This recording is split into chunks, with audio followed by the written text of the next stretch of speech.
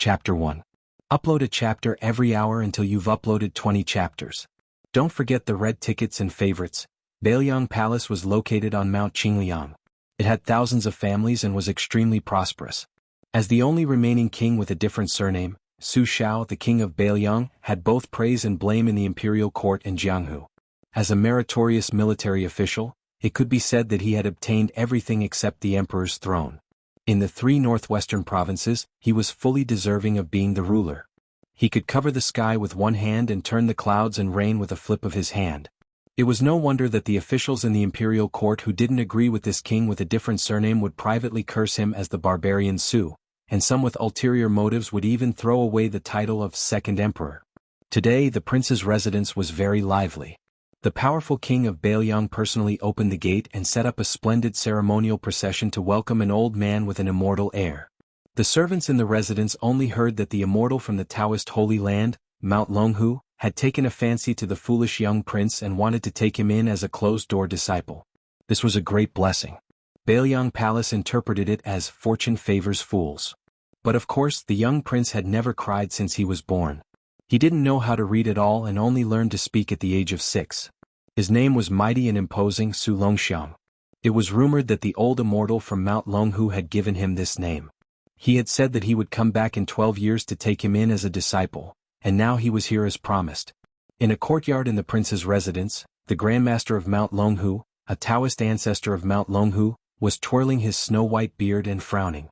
On his back was an uncommon small Zhongkue-style peachwood sword. Combined with his appearance, he was indeed worthy of the word otherworldly. Anyone who saw him would sincerely praise him as an otherworldly master. But this time the recruitment of a disciple had met with quite a lot of obstacles. It wasn't that the imperial residents had any objections, but that his future disciple's stubbornness had flared up. She had squatted under a pear tree and used her butt to deal with this cheap master who was ranked in the top 3 in the orthodoxy. As for martial arts, cough cough, she should at least be in the top 30. Even the dignified king of Bailiang, a pillar of the country, had to squat there and persuade him with kind words. Son, go to Mount Longhu and learn some skills. In the future, if anyone dares to say you're stupid, just beat them up. Don't be afraid even if they're beaten to death. Father will support you. Son, you have great strength. It would be a pity if you don't learn martial arts and become one of the top 10 experts in the world. When you return from your studies, Father will make you a senior cavalry captain. You will be able to ride a multicolored horse and wear heavy armor. How impressive. The little prince completely ignored her and continued to stare intently at the ground. Huang Manor, don't you like to eat candied haws? There are wild haws all over Mount Longhu, you can pick and chew on them as you please. Isn't that right, Celestial Master Zhao? The old immortal forced a smile and nodded repeatedly in agreement. It was too shameful to receive such a disciple. If word got out, wouldn't he be laughed at by the whole world? However, even though the dignified pillar of Bailiang, whose words carried weight in the 12 counties, had a dry mouth and a dry tongue, the young man still didn't react.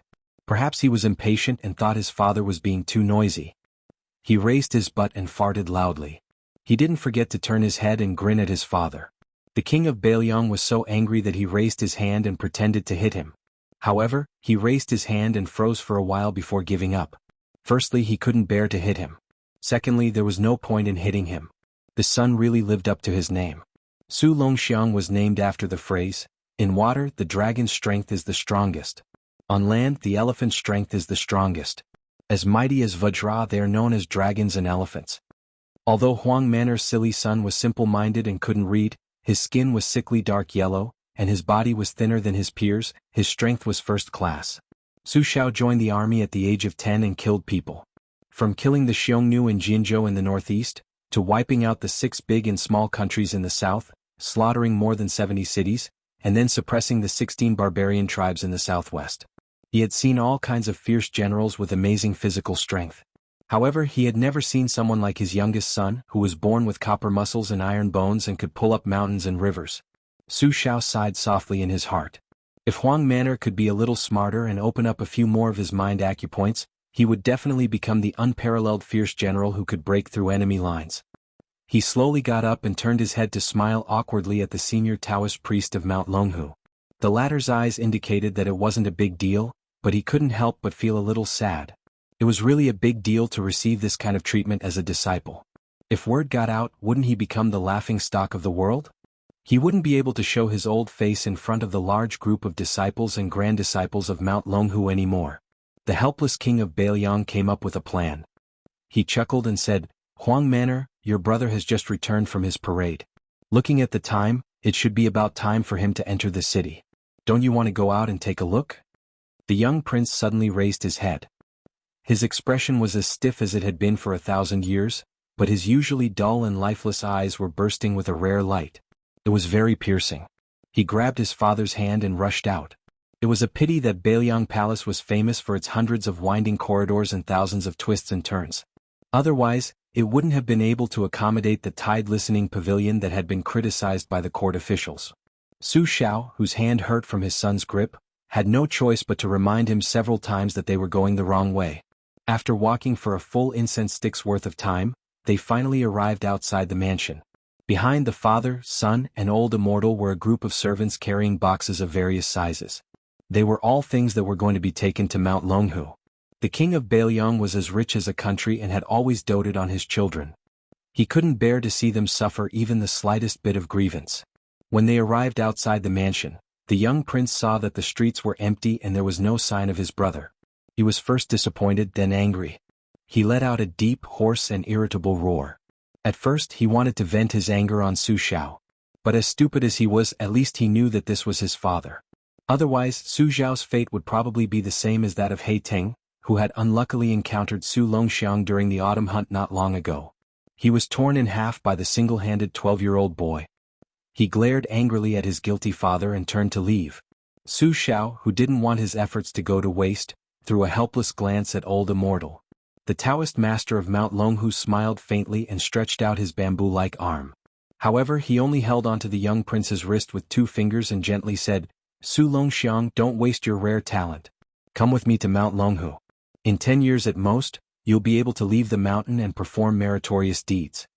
The youth didn't waste any more words. He snorted and continued on his way. But strangely, he found that he couldn't break free from the old Taoist's seemingly casual restraint. He couldn't land his foot on the ground no matter how hard he tried. The king of Bailiang felt as if a heavy burden had been lifted from his shoulders. This Taoist master, whose seniority was ridiculously high indeed, had some skills. No one knew a son better than his father. Su Xiao was well aware of his son's strength. He was so domineering that he didn't dare to arrange more servants for his son, for fear that he would accidentally break his son's arms or legs. Over the years, there had been countless broken tables and chairs in the courtyard. Fortunately, the Bailiang Palace had a solid foundation. If it had been an ordinary family, they would have gone bankrupt long ago. The young prince was stunned for a moment. Then he flew into a rage and shouted softly. He forced old immortal to take 1 step forward. 2 steps, 3 steps. The Taoist master, who wore a yellow crown and a Taoist robe, only made a slight sound of surprise. He wasn't angry but was instead delighted. He quietly increased his strength and stopped the youth from moving forward. With this, Su Longxiang was truly enraged. His expression was as ferocious as a wild beast's. He reached out with his free hand and grabbed the old Taoist's arm. His feet sank, creating 2 pits on the white jade floor. With a swing, he flung the old Taoist away. Su Xiao narrowed his eyes. He wasn't the least bit afraid of causing a murder. If that Taoist didn't have this ability, then so be it. Su Xiao had even flattened the insufferably arrogant West Chu dynasty with his cavalry. When had he ever held the Jianghu sects in the slightest respect? So what if they were the world's leading orthodoxy, Mount Longhu? Although the large sects under their jurisdiction couldn't compare to Mount Longhu, they were still considered first-rate within the dynasty. For example, Mount Wudong, which had been vying with Mount Longhu for hundreds of years, was already aloof enough in the Jianghu. Didn't they still take the initiative to send 3 or 4 batches of precious pills every year? The old Taoist floated lightly onto a white jade lion as tall as 2 men at the entrance of the king's mansion. He had the aura of an immortal. Just based on this move alone, if placed in the marketplace, wouldn't it win the cheers of the entire house? According to the popular saying of the king of Bailiang's heir, Su Xiao's eldest son, that was, "You should be rewarded. This job isn't simple. It's a skilled job." Perhaps he would reward several hundred or even several thousand silver notes. Back in the days when His Royal Highness hadn't left Bailiang and harmed others, how many brothels and Jianghu swindlers had received his generous rewards? Chapter 2. The highest record was a foreign wanderer who fought with a local swordsman on the street because of a disagreement. They fought from the vegetable stall on the street to the lakeside and finally fought all the way to the rooftop of Liangzhou's largest sparrowhawk fragrant building. He woke up the crown prince who was having sex during the day. The crown prince couldn't care less about the beautiful lady who was as white as jade and cheered loudly at the window. After the incident, with the help of His Royal Highness, not only did the government not pursue the matter, they even almost gave the wanderer a big brocade of Liangzhou's best man. He even asked his servant to quickly send over a stack of banknotes worth 100,000. Without His Royal Highness who liked to play with eagles and dogs, the great Lingzhou was really lonely. The ladies of decent families finally dared to go out and buy rouge prettily. The second-rate playboys finally didn't have the devil who bullied men and took women with them. The brothels, big and small, also couldn't wait for the #1 crown prince to spend a lot of money. The king of Bailiang, Su Xiao, gave birth to 2 daughters and 2 sons. They were all weirdos. When the first commandery princess got married, she defeated 3 husbands in a row and became the most beautiful widow in the dynasty with the most dowry. Her beauty spread far and wide in the 5 counties of Gangnam-do, and her style was unrestrained. Although the second commandery princess's appearance was average, she was knowledgeable. She studied under Master Han Guzi of the Shangyin Academy and became the junior sister of Su Huang, who was a master of the art of war, and the warlock Sima Can Su Longxiang was the king of Bailiang's youngest son and was relatively unknown. His eldest son was a guy who was famous even in the capital. When the great pillar of the country Su Xiao was mentioned, the crown prince Su Fengnian would definitely be brought up. It was a pity that Su Xiao was brave on the battlefield, but his son was a prodigal son. 3 years ago, His Royal Highness Su Fengnian was rumored to have been chased out of the palace with a sword on his neck. He was forced to learn the routine of the younger generation of the Guanzhong noble families before their coming of age. In a flash, 3 years had passed and there was no news of him at all. Lingzhou still remembered the touching scene of tears in the eyes of the dozens of playboys and dozens of courtesans on the city wall when His Royal Highness left the city. However, there was an inside story that when His Royal Highness left, the Red Sparrow House's banquet lasted all night. Too much good wine was poured into Hanoi, and the entire city could smell the wine. Returning to the palace, the young prince, whose heart was blocked, ran towards the Jade Lion. It seemed that throwing the old man was not enough. This time he wanted to throw the eyesore old Taoist along with the lion that was said to be heavy. However, just as he started to shake the lion, the old Taoist from Mount Longhu floated down and grabbed one of the youth's hands. Using his true martial arts, he used the Taoist's obscure moving mountain technique to cleverly pull the half-squatting youth up. He lightly smiled and said, "Huang Manor, don't make a fuss. Come with me." The youth held the corner of the lion's base with one hand. His 5 fingers were like hooks digging deep into the jade. He was unwilling to let go. His arms stretched out like an ape as he shouted hoarsely, "I want to wait for brother to come back. Brother said he would bring back the world's most beautiful woman to be my wife. I want to wait for him." The great pillar of the country, Su Xiao, did not know whether to laugh or cry. There was nothing he could do. He looked towards the yellow-crowned Taoist and sighed heavily, "Forget it. Let's wait a little longer. He'll be back soon anyway." Hearing this, the old Taoist's smile became strange. However, he still let go of the young prince's arm. He clicked his tongue inwardly. This little guy was not only born with divine strength, he was basically Venus descending to the mortal world. However, that little bastard Su Fengnian was really coming back? This was not good news. When he first came back to the palace he suffered a lot. First he was treated as a Jianghu swindler. Then, that 7 or 8-year-old brat released a pack of vicious dogs to bite him. Later, when he finally managed to explain himself and entered the palace, that little bastard was up to no good again. He sent 2 delicate beauties to knock on his door in the middle of the night, saying that the weather was cold and that he needed to warm his blanket. If it was not for this poor Taoist's extraordinary willpower, he really would have fallen into their trap. Now that he thought about it, he regretted that he did not chat with the 2 girls all night long about the Dadong Sutra and the Huangting Sutra. Even if they did not talk about this, they could have talked about the Pure Maiden Heart Sutra. In the evening, the shadows of an old man and a young man were elongated by the afterglow. The old man was carrying a long bag wrapped in rags.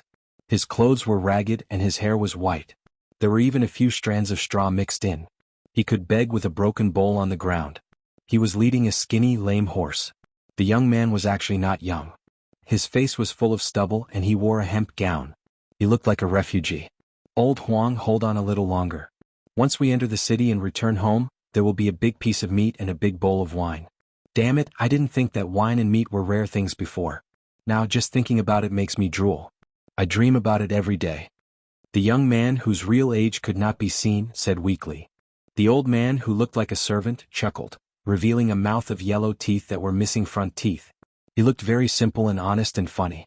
What are you laughing at? I can't even cry now. The young man rolled his eyes. He really did not have the energy to torment himself. The journey of 2,000 miles back home was just short of begging along the road. Along the way he caught fish in the water, played hide-and-seek with rabbits in the mountains, climbed trees and dug out bird nests. As long as there was some meat and cooked it, regardless of whether there was salt or not, it would be the most delicious meal in the world. During this period he tried to steal some chickens and ducks from villages. There were several times when he was chased by strong men carrying hoes and wooden sticks for dozens of miles. He almost died of exhaustion. Which rich man's son did not wear beautiful clothes and ride a majestic horse? Then he looked at himself. He was dressed in a tattered hemp gown, a pair of straw sandals and a lame horse. He could not bear to kill it for meat or even ride it. Instead he had an extra mouth to eat. He did not have an evil servant.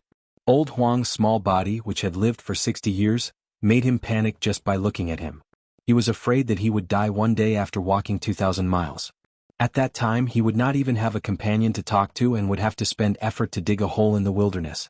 Before entering the city, there was a stall selling apricot wine not far from the city walls. He was truly exhausted.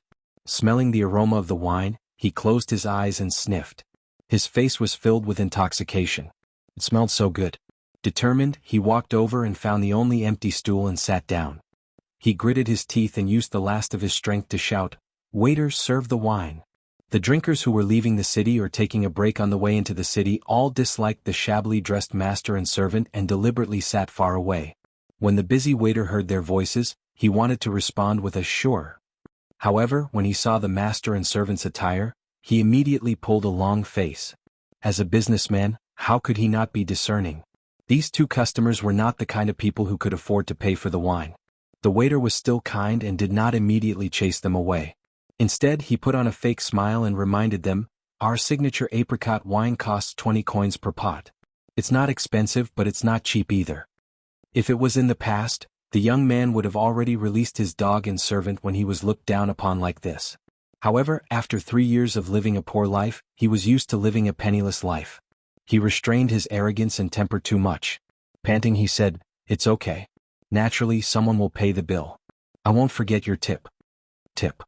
The waiter raised his voice with a look of disdain. The young man smiled bitterly. He put his thumb and index finger to his mouth and used the last of his strength to blow the whistle. Then he lay down on the simple table and snored. He actually fell asleep. The waiter was baffled. Only those with sharp eyes could vaguely see a shadow flashing over their heads. An eagle-like bird swept over the city like an arrow. About the time it took for the drinkers to finish a bowl of apricot wine, the ground began to rumble without warning, and the tables began to shake. The drinkers widened their eyes as they saw the wine shaking with the wooden tables. They carefully picked it up and looked around. They saw a group of cavalry charge out of the city gate. They formed two black lines as if there was no end to them. In the midst of the flying dust, tall and big horses could be seen. These were the heavily armored valiant horsemen of the northern Liang region who had shaken the world by themselves. Looking at the flag in the hand of the general who was carrying the flag, it was as bright as blood, with one word written on it, "Su." Oh my, the king of Bailiang's direct army. In the world, who could compete with the Bailiang cavalry that had galloped through the dynasty's 13 prefectures? In the past, the West Chu dynasty felt that its 120,000 great halberd warriors could go against them. But in the end, in the Battle of Jianghu, the entire army was wiped out. The surrendered soldiers were all killed and their cries were like thunder. 200 elite cavalry charged out. They were majestic and imposing. Above their heads, an eagle full of spiritual energy seemed to be leading the way. The 200 cavalry instantly stopped, their movements exactly the same. This level of proficiency far exceeded the range of ordinary soldiers who had been through hundreds of battles.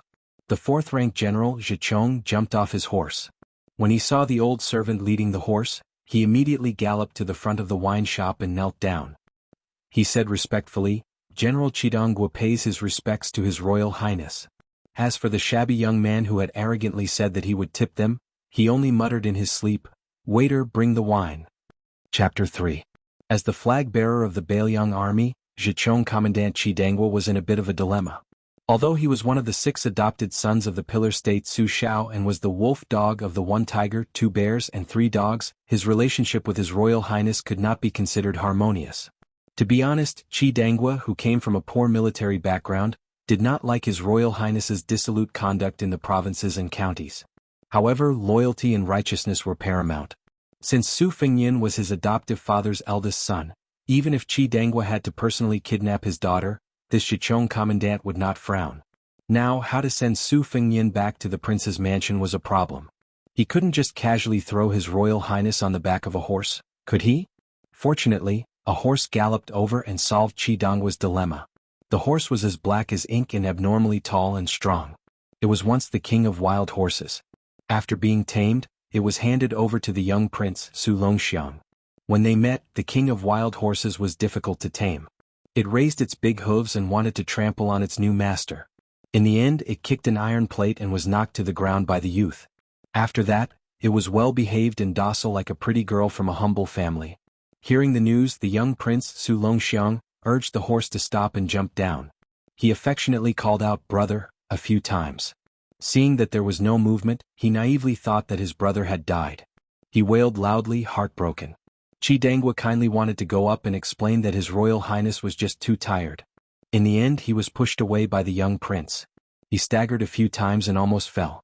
Qidangwa was a fierce general of the Bailiang army who carried the flag for the Pillar State. It was enough to show that the youth's strength was extraordinary. The old servant called Old Huang, by Su Fengyin, trotted a few steps and whispered a few words in a heavy Shishu accent. Only then did Su Longxiang smile through his tears. He heavily slapped the old servant's shoulder and directly slapped the old man's butt into the dust. The young prince did not know how to control his strength, but when it came to his older brother, Su Fengyin, he was very careful. He crouched on the ground and carried his sleeping older brother on his back as he slowly walked towards the city gate.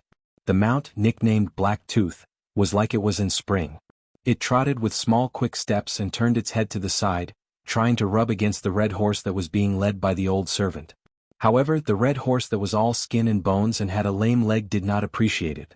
It opened its mouth and bit, scaring Black Tooth into quickly running away. However, it was unwilling to run far away, appearing reluctant to part. At first, the people in Lingzhou City were not sure who it was that could make the young prince, Su Longxiang, carry him into the city. Furthermore, there were 200 wolf-like personal guards following behind him. Later on, someone cried out, "His Royal Highness." This was great. Lingzhou City's main road that could drive 3 horse carriages side by side was immediately thrown into chaos. Especially those young ladies who were dressed up beautifully. They did not care about their elegance as they screamed and ran away while holding their skirts. Some of the large shops that were displaying treasures to attract customers immediately hid their things. The news of His Royal Highness is back spread like wildfire. It spread through the entire Lingzhou City at a shocking speed like thunder. The 20 or so brothels in the city all became spirited. The old pimps and pimps all cried tears of joy. Some of the enchanting courtesans all held their hearts as they sat by the windows and stared at the autumn water. "My enemy, you're finally willing to come back. Do you want to kill this servant?" A person followed the 200 Liangzhou iron cavalry into the city from afar. She had a slender figure and was dressed in a white robe. Her eyebrows were like a painting and her phoenix eyes were like peach blossoms. She was narrow and charming, her skin was as white as jade, and she had a standard oval face. She was extraordinarily handsome and did not seem like she was from the secular world. If it was not for the 2 blades on the left side of her waist, her unknown background, and her arrogant expression, as well as the terrifying news of His Royal Highness returning to the city, some of the ruffians and hedonistic young masters on the streets would have already taken liberties with her. This woman was too beautiful. She was even prettier than all of the courtesans in the city added together. Some of the beautiful women and young ladies from rich families who were running in panic saw her. At first, they were jealous, then they were in admiration and shyness. They thought that if this girl was a young master, they would even be willing to elope. The white-robed beauty with the blade on her waist was slightly surprised. She hesitated for a moment before choosing an old fortune-teller and asked, "Old mister, which family's young master is the one who was protected by the Bailiang cavalry into the city?" The old man, who was lamenting that he would not be able to do business in the future, was shocked by the beauty of the girl in front of him. After all, he had been here for many years. It was not easy for him to calm down. He forced a smile and said, "Miss, you are not from here, right? There is only one His Royal Highness here. He is the eldest son of the King of Bailiang. Ordinary sons of rich and powerful families would not dare to call themselves young masters. They would be beaten black and blue by His Royal Highness if they did not like him." Hearing the old man call her Miss, the woman frowned subconsciously, but she did not refute. She looked at the slowly moving cavalry in front of her and narrowed her peach blossom eyes. There was a faint murderous intent in them. She muttered to herself, "I didn't expect him to be a young master. Su Huanghua, is this what you always say when you say that 9 lies and 1 truth are easy to swindle?" The king of Bailiang, Su Xiao, is known as the butcher who destroyed hundreds of cities and killed 300,000 people. How could he have such a disappointing son? Bailiang Palace. The crown prince's courtyard was even more luxurious than Prince Su Xiao's. Just the decoration on the large red sandalwood table by the window could be seen. Other than the 4-foot-tall dark green bronze cauldron, there was also a large green dragon painting that was waiting to be leaked. There were also several rosewood marble tables with the 4 treasures of the study and wine cups. There were also piles of famous people's books. There were more than 10 square meters of ink stones, all of which were priceless. The pens in the sea of brushes were as dense as a forest. In the corner of the tables, there was a huge flower sachet filled with crystal balls and white chrysanthemums. There was also a pair of golden unicorns and auspicious beasts. Inside the prince's mansion, there were several earth dragons that consumed countless charcoal. Therefore in the early winter the room was still as warm as late spring. It was okay to walk barefoot on the carpet. The so-called big room of a rich and powerful family was just like this. At this time the young master, Su Fengyin, was sleeping soundly on the big bed. He was covered with a large quilt with autumn fragrance and looked haggard. Su Xiao and the young prince, Su Longxiang, were sitting beside the bed. Other than the only outsider, Heavenly Master Zhao of Longhu Mountain, who was standing beside him, and the old servant surnamed Huang, who was sitting at the door with a long luggage bag on his back, there was no one else. At the head of the bed, there was an ancient bronze Schwanda stove sprinkled with golden spots. There was a strange incense burning in it that could wake people up. Chapter 4. Taoist Master, is my son all right? Su Xiao had asked the same question for the umpteenth time. How was this still the decisive Su Zhuguo on the battlefield? He was clearly a father who spoiled his son to the point of absurdity. He's fine. His Royal Highness is just tired from the long journey. After sleeping for half a day and recuperating for half a month, he will be full of energy again. The old Taoist priest said confidently, but he felt a pang of pain. When the prince saw how thin his son was, he immediately ordered the housekeeper to bring out several furnaces of top-grade elixirs from Mount Wudong and the treasured tribute medicine. He wanted to pour all of them into his son's mouth. Heavenly Master Zhao looked at him with fear and trepidation. He talked for a long time about the principle that medicine was half poison and half medicine. Moreover, he had the selfish intention of competing with Mount Wudong. He personally took out the small Jindan of Mount Longhu, which was a waste of talent. Only then did he dispel the prince's worries. Crown Prince Su Fengyin slept for 2 days and 2 nights before waking up. His younger brother Su Longxiang did not eat or drink for 2 days and 2 nights. When the servants went to report the good news to de Zhugua, he hurried over to visit him. He saw his son pick up the Schwanda burner at the head of the bed and smash it at him. He jumped off the bed and cursed. "Su Xiao, you bastard, you chased me out of the prince's mansion for 3 years. No wonder you always say I'm not your biological son." Su Xiao tilted his head and dodged the burner, apologizing with a calm face. But how could Su Fengyin let go of the main culprit who had caused him to eat and sleep in the open for 3 years? After smashing everything in the room that could be smashed, he chased him all the way out of the room. When he saw a broom lying in the corner of the corridor, he picked it up and chased after it. The poor de Zhugua didn't forget to remind him, put on your shoes, put on your shoes. It's cold, don't catch a cold." There was a chase in the courtyard and it was very lively. The few people who walked out of the prince's mansion, who were more popular than the governor, all put their hands in their sleeves and looked up at the sky. They didn't hear anything and didn't see anything. Su Fengyin was exhausted after all. After chasing and hitting for a while, he began to pant. He bent over and glared at his father. Su Xiao stood far away and smiled apologetically. "Have you calmed down? If you're not angry anymore, eat first. You can only vent your anger when you have the strength." The little prince, Su Longxiang, and the servant, old Huang, were sitting on the threshold of the door. The two of them were grinning from ear to ear. One of them was drooling and the other was missing his front teeth. They were both quite silly. His Royal Highness was panting heavily. He pointed at the king of Bailiang, Su Shao, who was high and mighty in the eyes of outsiders. Motherf asterisk her, I'll let you off today. Just you wait.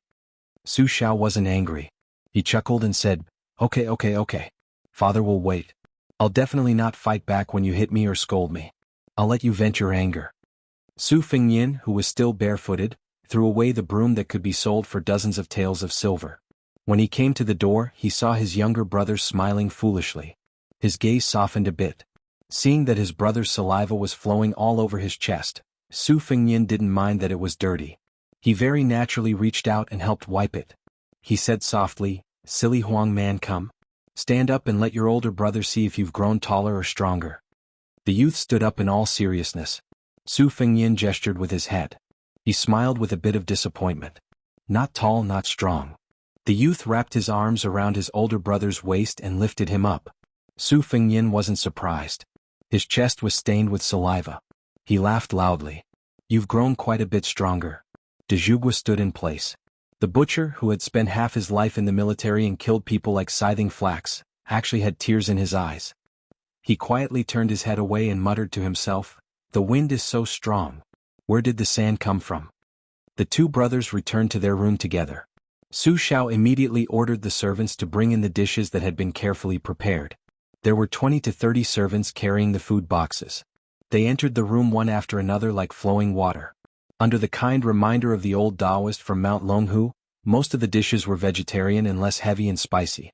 After eating, drinking, and sleeping well for 3 days, Su Fengyin went to the most popular place in the estate, the Tide Listening Pavilion. He carried a purple bamboo fishing rod and had his younger brother, Su Longxiang, carry a few embroidered stools. He also had the servants prepare a large long tea table and a variety of rare fruits and delicacies. He even had the housekeeper select 4 or 5 beautiful maidservants in their prime to massage his shoulders and massage his back. This was the comfortable life that His Royal Highness should have. Tide Listening Pavilion. Just by looking at the name, one could understand its meaning. Bailiang Palace sat on the entire Mount Qingliang. The original lake on the mountainside was doubled in size, with the intention of expanding the lake into the sea. They built pavilions, terraces, and pavilions. The tallest pavilion in the center, the 9 stories tall, was named Tide Listening Pavilion. Crown Prince Su Fengyin's hobby was to fish on the first floor. There were tens of thousands of books in the pavilion, including countless rare and unique books. There was no lack of martial arts manuals that had lost their inheritance.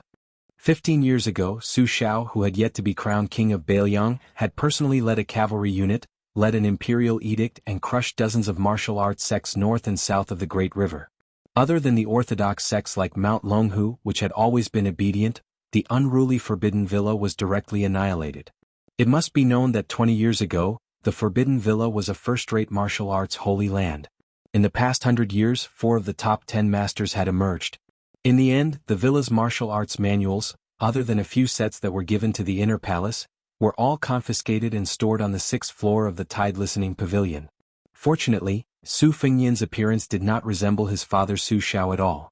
After leaving his territory, he did not dare to call himself the crown prince of the king of Bailiang.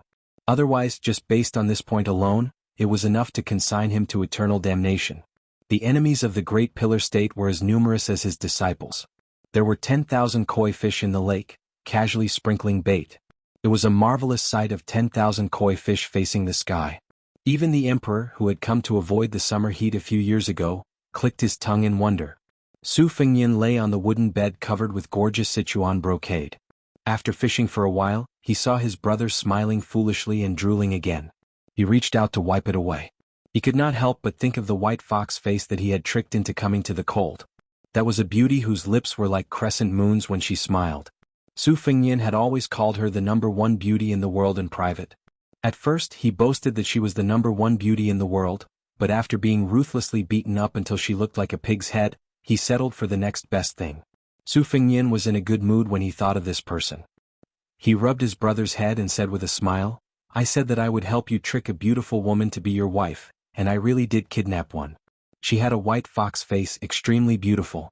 She wore 2 sabers, one embroidered winter, and the other, spring thunder. Both were famous sabers in the world. Unfortunately, she was a man." Chapter 5. After taking a comfortable bath, Su Fengnian took off his beggar's hemp clothes and straw sandals and changed into the rich family's clothes. He shaved off his stubble. In reality, Su Fengnian was a rather handsome and eye-catching young master. Among the 6 or 7 popular courtesans in Lingzhou, there was no lack of prideful ones who had extremely high standards. They were fighting for his favor not just because of the king of Beiliang's generous rewards. Although His Royal Highness often did unscrupulous things like spending money to buy poems, he was proficient in romance. He could play Go, talk about needlework, listen to zither and watch dance music. He was a close friend who could warm a woman's heart. In the Prince of Northern Liang's mansion, which maidservant with slightly bulging breasts had not been molested by him? But in private no one really hated him. At least, this young master was not the kind of person who would beat a servant to death, throw them into a well or chop them up and feed them to the dogs. Young Master Li of Fengzhou, which was adjacent to Lingzhou, was the son of the governor who claimed to have grown up together with His Royal Highness. He liked to throw people into animal cages to be eaten. In comparison, the Wangfu was especially grateful to His Royal Highness. If there was anyone in the Wangfu who dared to glare angrily at Su Fengnian without hiding their hatred, it would be the servant girl Jianghu, who was pulling away from the servant girls who were trying to curry favor with her with smiles. She entered Beiliang Palace at the age of 12. At that time, the Zhou state had just destroyed the insufferably arrogant West Chu dynasty and was the first to break into the palace. Unlike the great general who later set up camp in Dahuang City and enjoyed the women of the palace, Su Xiao was not fond of women. He was not interested in the concubines of the West Chu emperor. He did not even stop the chaste empress who followed the West Chu emperor to hang herself. There were even rumors that it was Su Xiao who personally gave her a piece of white silk. In West Chu, Jiang was the surname of the country and belonged exclusively to the imperial family. Therefore, it was inevitable that people would speculate about the origins of this young girl. However, following the destruction of West Chu, all kinds of speculations faded away. Dust was dust. Of course, Su Fengnian knew the secret identity of this maid surnamed Jiang better than anyone else. He glanced at the graceful maid Jianghu and raised his hand to signal the other maids to leave. When they were far away, he laughed and said, "What? Is Princess Taiping disappointed that I didn't die in a foreign land? Don't worry, I really don't want to die before I help you break the melon. It's a princess, your chest is rising and falling more and more. I think you should be called Princess of Injustice." Jianghu, who was a princess in the past and was now a maid, was indifferent. She had a straight face and gloomy eyes. She couldn't wait to bite this lecher to death. Hidden in her sleeve was a dagger, god talisman, that was said to be worth 12 cities. If there was only a slight chance, she, who couldn't even bear to kill a chicken, would cut off Su Fengnian's head without hesitation. However, she saw a middle-aged man in casual clothes from the corner of her eyes. She had to resist the urge to fight with her life. The man was in his 30s. He was 9 feet tall and had a handsome appearance. He squinted his eyes all year round and seemed to be drowsy. He was one of the 6 adopted sons of the king of Beiliang, Zhuxiong Yuanzhuozong. He rode a white horse and wielded a silver spear. He had never met a worthy opponent on the battlefield. He was definitely one of the top 3 masters in the entire dynasty. Some people even said that he was only 1 step away from the top 10 masters. Jianghu didn't dare to act recklessly in front of this murderous god who was used to using people's heads as wine bowls. Su Fengnian shamelessly said before his travels, "I will only give you 1 chance to kill me. If you can't kill me the second time, I will kill you." Unfortunately, that year when she had just grown up, she had put on makeup and put on beautiful clothes to seduce him. After much difficulty, she had tricked him into bed. When they were intimate, she had stabbed him with a knife, but it had only pierced his shoulder. It had penetrated his bone, but it was not fatal. This fellow had only slapped her in the face. After getting dressed, he had said 2 sentences. The first sentence was, "Next time you won't be so lucky. Don't waste it. Your Highness, I finally see you. For the past 3 years I didn't even want to eat or drink." A fat man dressed luxuriously ran over. To be exact, he rolled and crawled over. His face was covered with tears and snot. He looked very shameless. Jianghu's face didn't lose to Su Fengnian's disgust. Yuanzhuozong, who was the personal bodyguard of the crown prince, turned his head away. His eyes were full of disdain. Since this fat man was able to pass through the heavy defenses and arrive in front of Su Fengnian, his status was naturally extraordinary. In truth, he was just like the number 1 brute of the Northern Liang army, Zhuxiong, the adopted son of the Pillar of the Great. His surname was Chu and his given name was Lushan, and he was one of the 3 dogs. Su Fengnian's snow-white spear falcon, the most handsome of the 360 winged insects, was trained by this fat man. He was more attentive to it than raising a son. This man had a bad reputation in the Bailiang army. He was a hypocrite and lecherous person. The first time Su Fengyin went to the brothel, he was the one who led the way. He always said that brothers were like hands and feet and women were like clothes. In the past few years, he would encourage Su Fengyin to sleep with his beautiful concubine every few days. He was really loyal. Can't eat or drink. Fatty Chu, why do you look like you have put on a few pounds? Su Fengyin sneered and strangled the fat man's neck. The fat man who was strangled by the neck shouted with a red face, "Your Highness, I have lost weight. I have lost a lot of weight. If your Highness doesn't believe me, I will go weigh it right away. If I put on 1 pound, I will cut off 1 pound of meat. If I put on 10 pounds, I will cut off 10 pounds. Su Fengyin loosened his neck and patted Chu Lushan's fat cheeks. He smiled and said, "You are indeed a good brother." Now, Fatty Chu, who had stolen the title of the Dragon General of the Thousand Bulls, was being slapped on the face. As long as the person was not an official with a superficial title, the Dragon General of the Thousand Bulls was one of the top officials in any province, let alone the Dragon General of the Thousand Bulls who held the Tiger Seal for 3,000 elite troops. However, this fat man did not feel ashamed. Instead, he looked extremely honored. He leaned forward with his head as big as a pig's head and said with a smile, "Your Highness, I just took in a beautiful concubine. Her skin is so soft and tender that I can squeeze water out of her with a pinch. I haven't dared to enjoy her yet, so I've kept her for your Highness. Would your Highness take some time to come and drink some wine and listen to some songs first?" Su Fengyin nodded and said, "Sure, sure." The two of them looked at each other and smiled. They were as treacherous as they could be. As the saying went, wolves and villains colluded with each other. Just as Fatty Chu was asking about His Royal Highness's situation in the past 3 years, the king of Bailiang slowly walked over. There were several pillars of state in the dynasty, but there was only one pillar of state in the dynasty. He was second only to the General of Heavenly Strategies who would only appear when the country was in danger. Su Xiao had been in the military all his life. When he was young, he would even take the lead in leading the troops. The previous emperor had even issued an imperial edict that he did not need to personally lead the troops. Later on, when he was fighting in West Chu, his left leg was hit by an arrow from Lu Shi, which left him with a slight limp. Su Xiao did not mind those people mocking him, but if anyone dared to criticize lame Su, they would definitely not rest until they were dead. The Marquis of Wuhan, who had once fought alongside him against West Chu, had a trusted subordinate. He was young and impetuous, but he paid the price. Su Xiao casually found an excuse to behead him in public. His head was hung on the walls of the imperial city of West Chu, along with the heads of other famous generals of West Chu. The Marquis of Wuhan was angry, but he did not dare to say anything. He did not even protest to the emperor after the incident. Su Xiao, with white hair on his temples, was not tall, and his appearance was even more inconspicuous. When he was middle-aged, he had a slight limp. Now, he was slightly hunchbacked as if he was carrying the burden of 300,000 ghosts. Fatty Chu was an observant and alert person. He immediately restrained his expression and knelt on the ground. Although he was also an adopted son, Yuan Zhuozong had more backbone. He just bowed according to the common etiquette. The king of Bailiang, Su Xiao, gently waved his hand and let Chu Lushan take a stool to sit down. He tried to sit on the wooden couch with his son, but was kicked in the butt by the angry Su Fengyin. He had to awkwardly take a stool and sit aside. Fatty Chu was sweating cold sweat. He felt like he was sitting on pins and needles. He did not dare to wipe it off. Yuan Zhuozong smiled knowingly. Su Fengyin whistled, picked up a piece of Sichuan brocade and wrapped it around his arm. He called down the spear falcon that Fatty Chu cooked. He took a glass full of grape wine and pretended to sigh. Little white, you have suffered in the past 3 years. You can't drink wine or eat meat. You were almost killed to be stewed. I am sorry."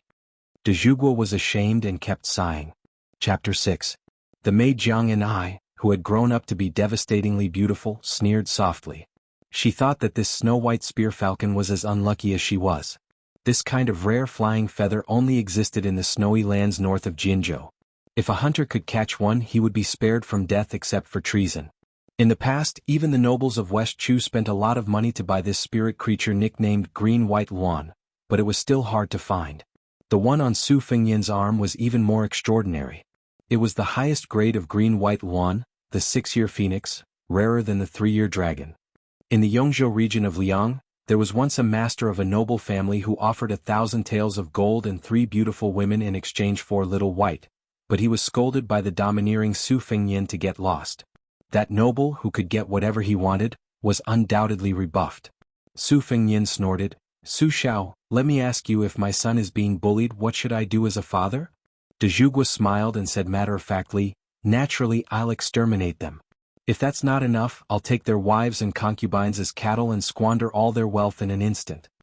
Jiang and I, who hadn't left the tide-listening pavilion, had a gloomy expression, unable to hide the bone-piercing hatred in her limpid eyes. Su Fengyin took out a small piece of paper from his bosom. On it were written surnames, clans, and sects of the martial arts world. He patted his father, the king of Bailiang's shoulder, gritted his teeth and said, "Father, didn't you always say that it's never too late for a gentleman to take revenge? These guys are my enemies. Take care of them immediately." Su Xiao took the paper and praised his son's good handwriting before even looking at it.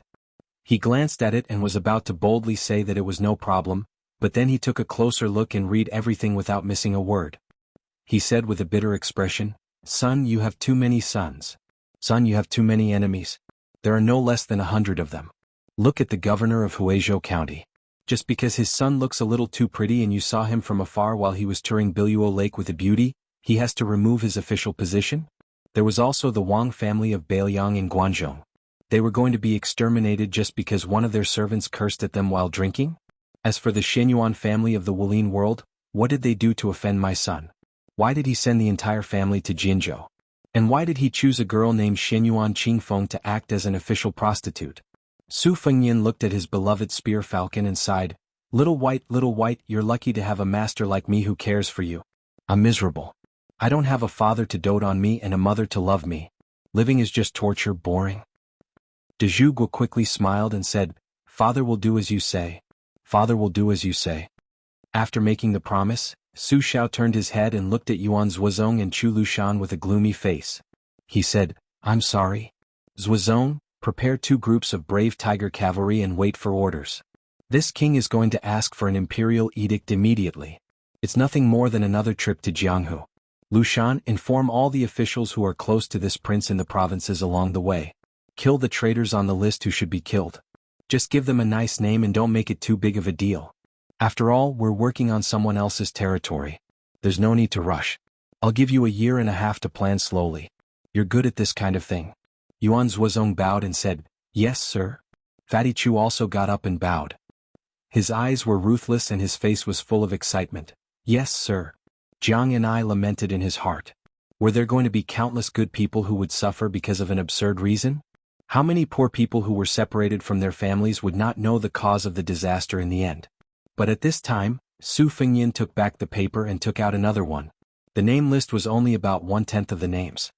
He smiled and said, "Father, how can I really let you become enemies with more than a dozen noble families and half of the Jianghu? Look at this one. It's enough that these people are unlucky.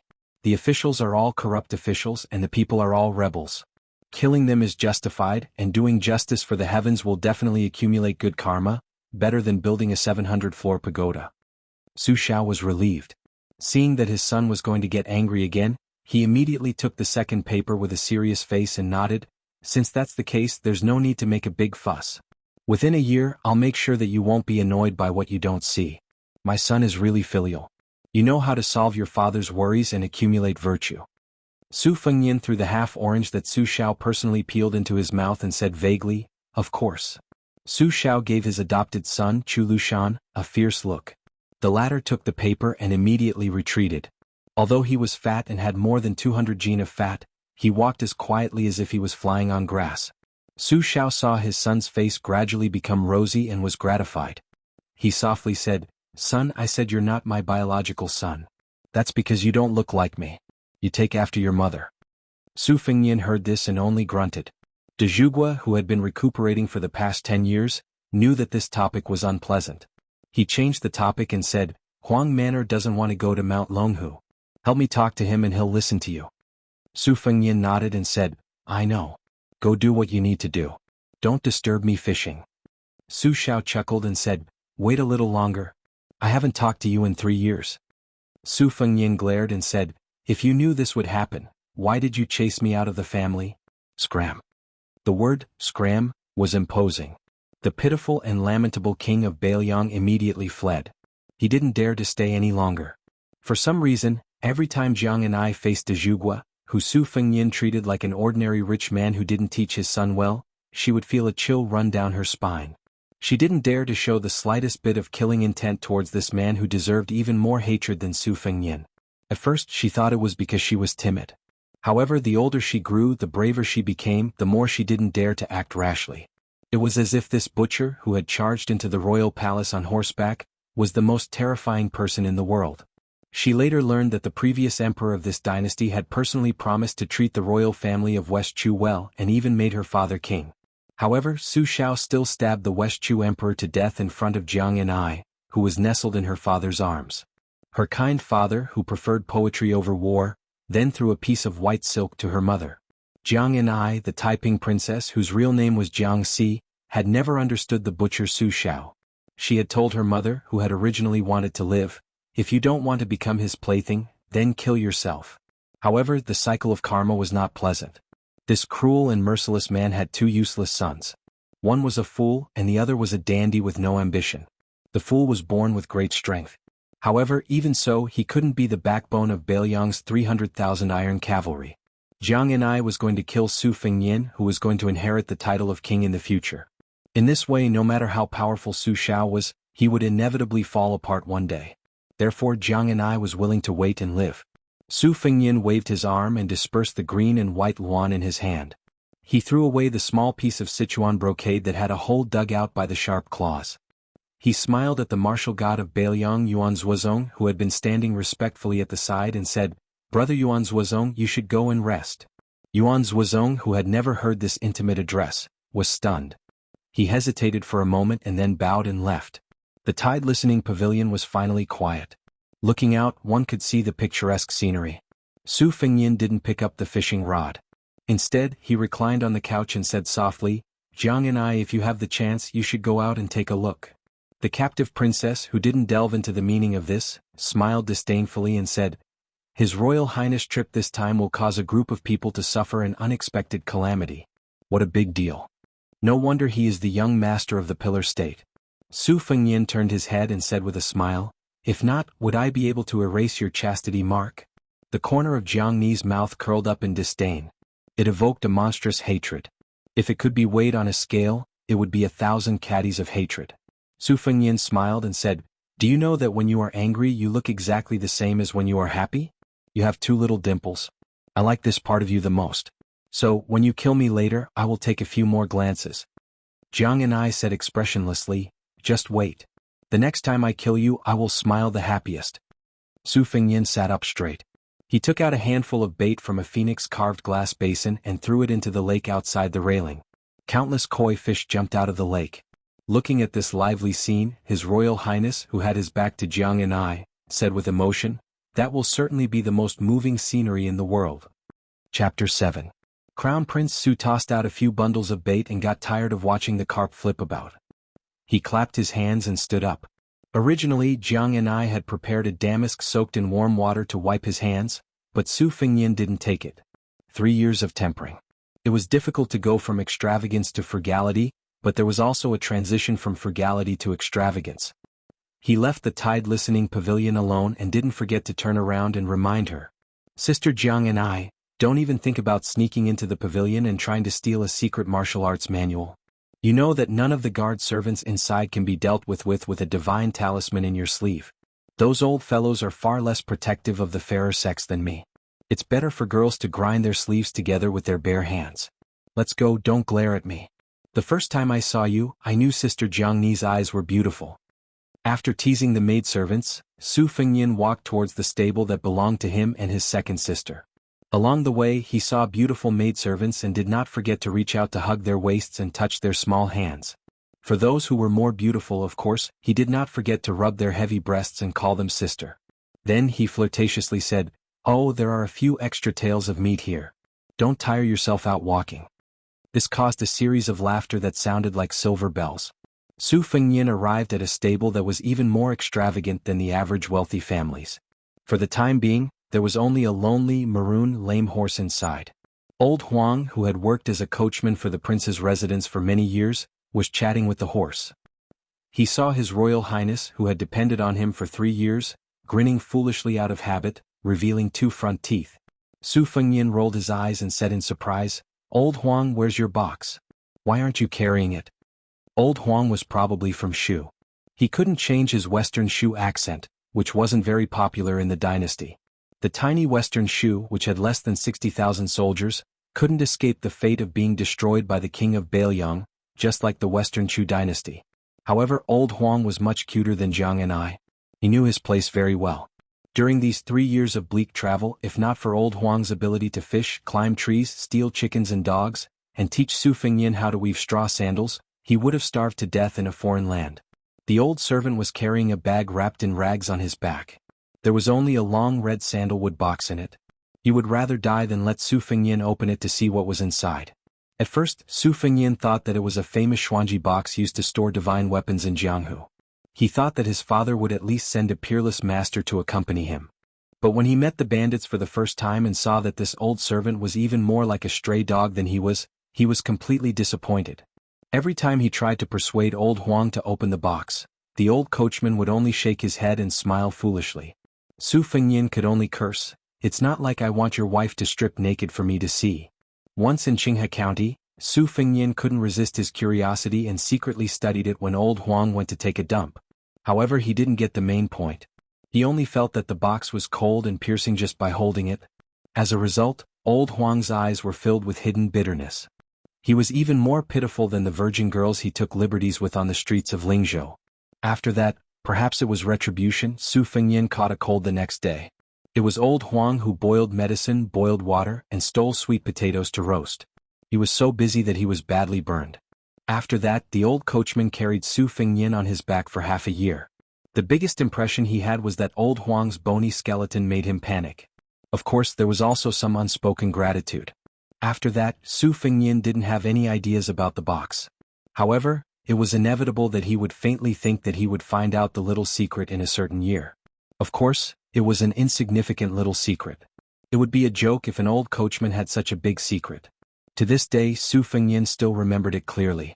After escaping the pursuit of the grassland bandits, he asked the old servant, "Old Huang, are you a master?" Old Huang nodded with a shyness that would only appear on a beautiful woman's face. Su Fengnian asked again, "The kind that's very tall?"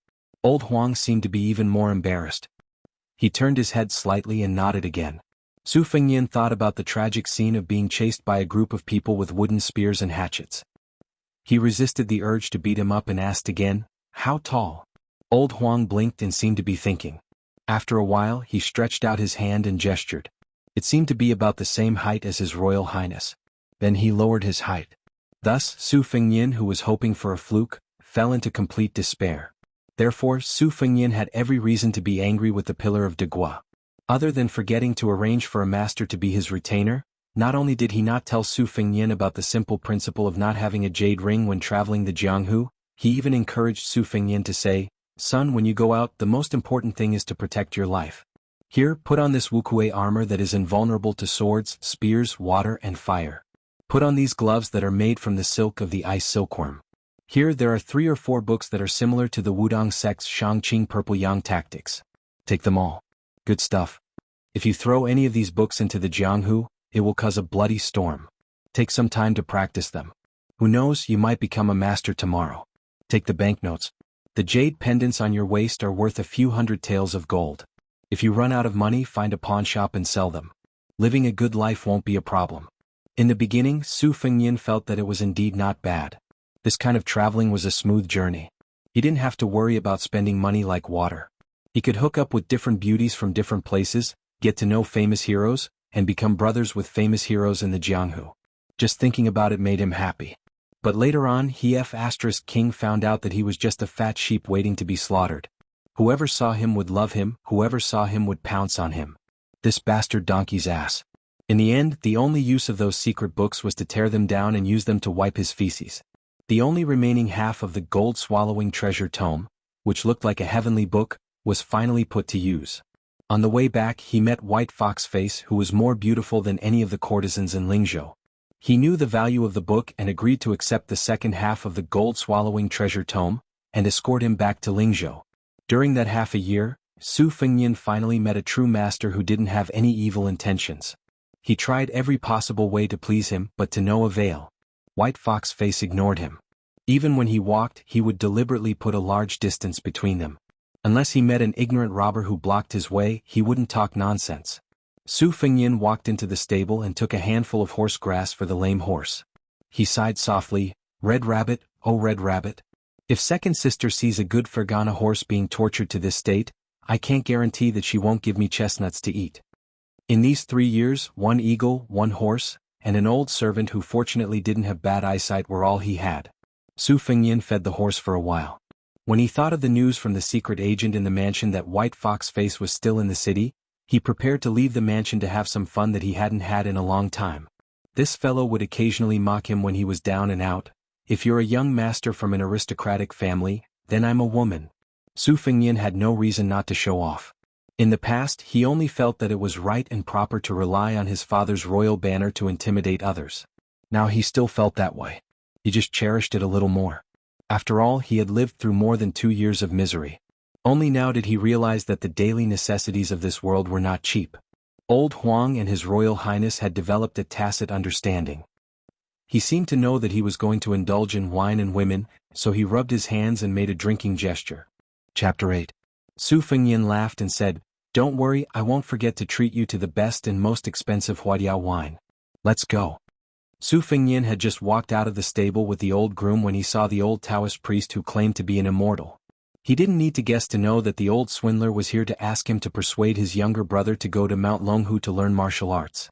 12 years ago, it was Su Fengnian who let his dog bite the old Taoist priest.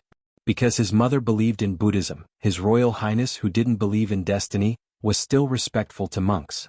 However, when he saw a fortune teller on the street, he would definitely make a mess. The old Taoist priest of Mount Longhu was really unlucky.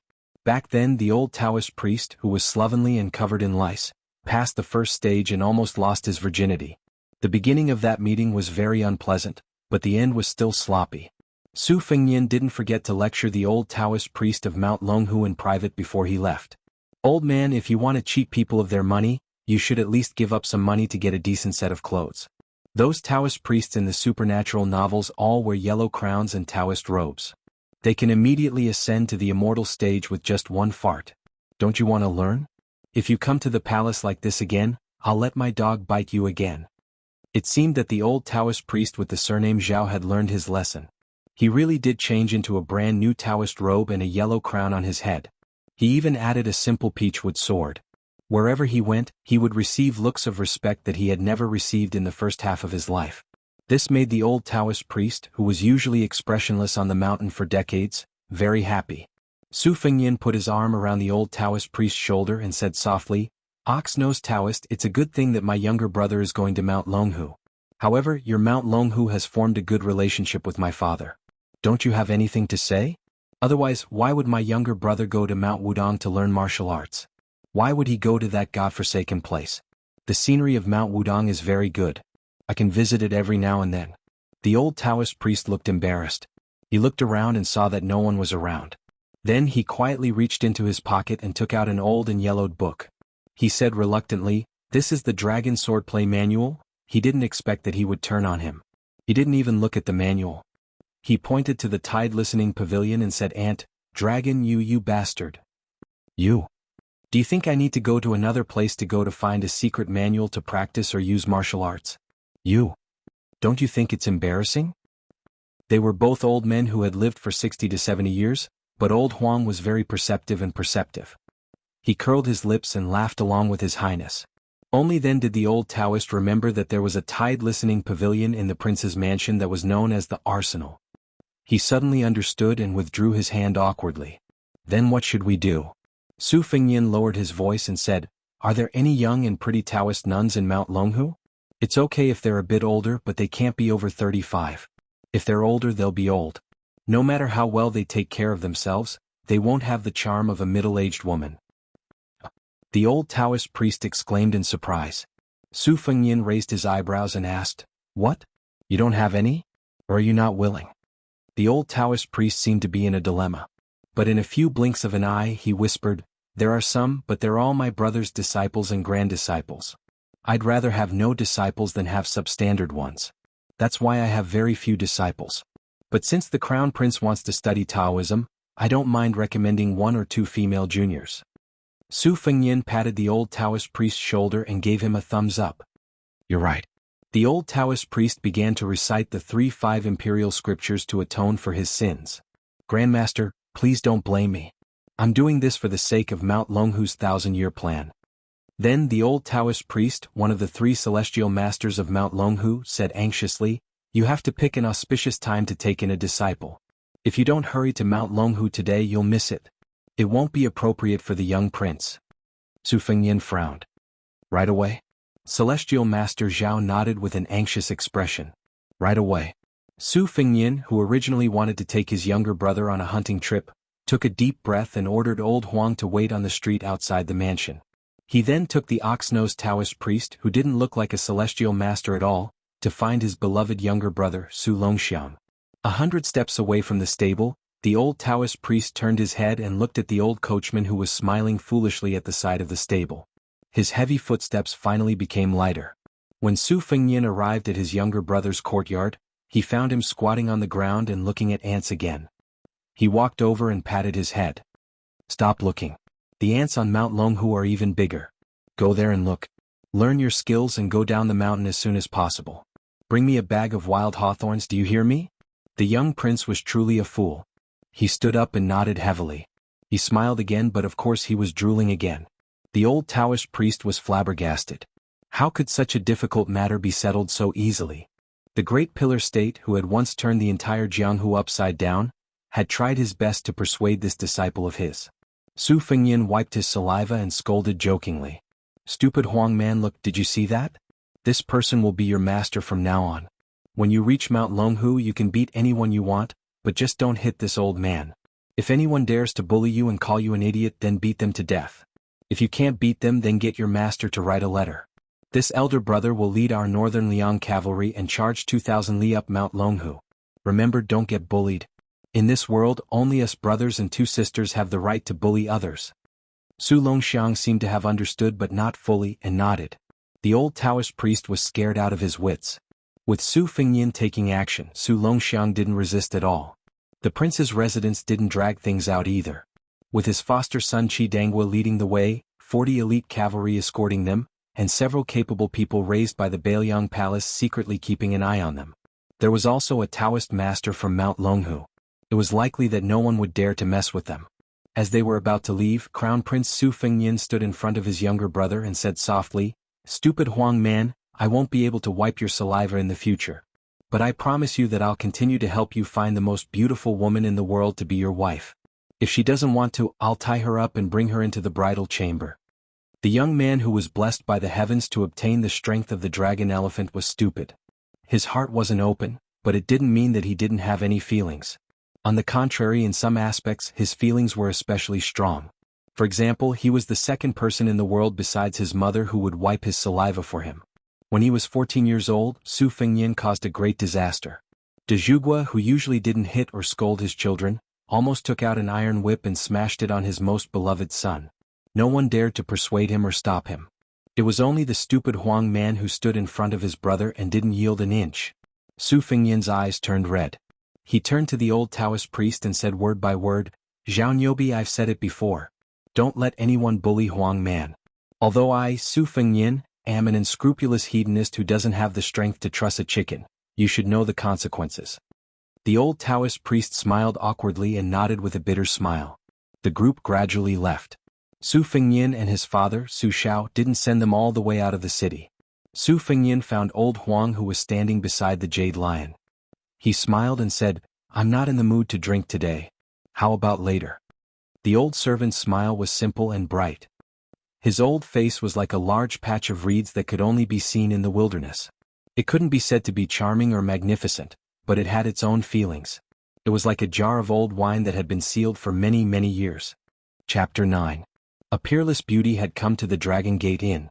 This news was second only to His Royal Highness returning from his travels in Lingzhou City. The number of people who came to hunt for novelty almost broke the inn's door. Business was booming.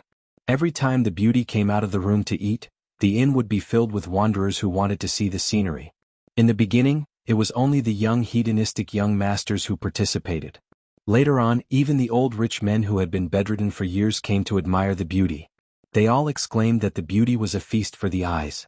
The busybodies all said that this girl was even more moving than Lingzhou's #1 courtesan, Yue Lady Yu. Some of the old masters who had left Lingzhou and seen the world also said that they had never seen such a beautiful girl in their lives. There were even scholars who threw in large amounts of money and squeezed their heads to get a good seat in the inn. They took a sip of wine and had the thought of getting drunk even if the wine did not intoxicate them. They spread out the rice paper on the table and began to draw. The beauty who came from outside did not say anything. She treated everyone like they were nothing. She only drank the best-aged Huadiao wine in Lingzhou. When she ate, she chewed slowly. However, she was not as shy and reserved as a pretty girl from a humble family. She had a different style. However, there were 2 blades of different lengths on the table, which made many lechers who had bad intentions back off. How could a girl from a decent family go out alone with blades, and 2 at that? The more beautiful a flower was, the harder it was to pluck it. This was the awareness that a rich man's son had to have. It was also the truth that he had pondered for many years in his hometown. Just like the 2 princesses in Bailiang Palace, who dared to take a second look. Were they not afraid of having their eyeballs cut out? The head of the hedonistic young masters in Lingzhou, young Master Su, had long said, "Everyone coming out to be a hedonistic young master is not as easy as the commoners think. We have to pay attention to the rat holes and snake paths and rules. We have to be worthy of the head on our shoulders. The head is not used for shit, the butt is." Therefore, when the hedonistic young masters of Lingzhou went out to the neighboring provinces, they were especially proud. They looked down on the children of the local officials and always liked to boast about their family background, money, and brains. Since His Royal Highness had returned to the city, then when the beauty appeared, would His Royal Highness' figure be far away? The answer was somewhat different from what they had expected. The hateful but respectable His Highness the Crown Prince had arrived 3 days later than what they had expected, but he had still arrived. When he appeared, everyone consciously left the inn. Nonsense, who didn't pay the price of blood when fighting with His Highness the Crown Prince over the top courtesan? Young Master Tang from the neighboring Dengzhou had a strong family background. Not only did he have a 3rd-rank official as his father, but he also had a 2nd-rank official as his grandfather. He overestimated himself and tried to steal a courtesan from His Royal Highness. Didn't he break an arm and return to Dengzhou? After that, it was said that his father, who was the Dengzhou magistrate, personally came to apologize. In the end, he was not even allowed to enter the palace. His Royal Highness had only one word: scram. The inn was suddenly empty. There were no sparrows outside, but the innkeeper still had a flattering smile on his face. He offered the best flower carving that he had kept for many years with both hands, saying that he was bold enough to give His Royal Highness a welcome dinner. His father, His Royal Highness, who used to never give half a penny for drinking, suddenly turned around and tipped him with a 5,000 silver banknote. The innkeeper quickly hid behind the counter, his hands trembling as he held the banknote. He was not worried that His Royal Highness was just pretending to be forthright in front of the beauties, because no one had ever heard of the Crown Prince asking for a single cent back after leaving his pocket. He was definitely the Wang family style of not taking back what was given.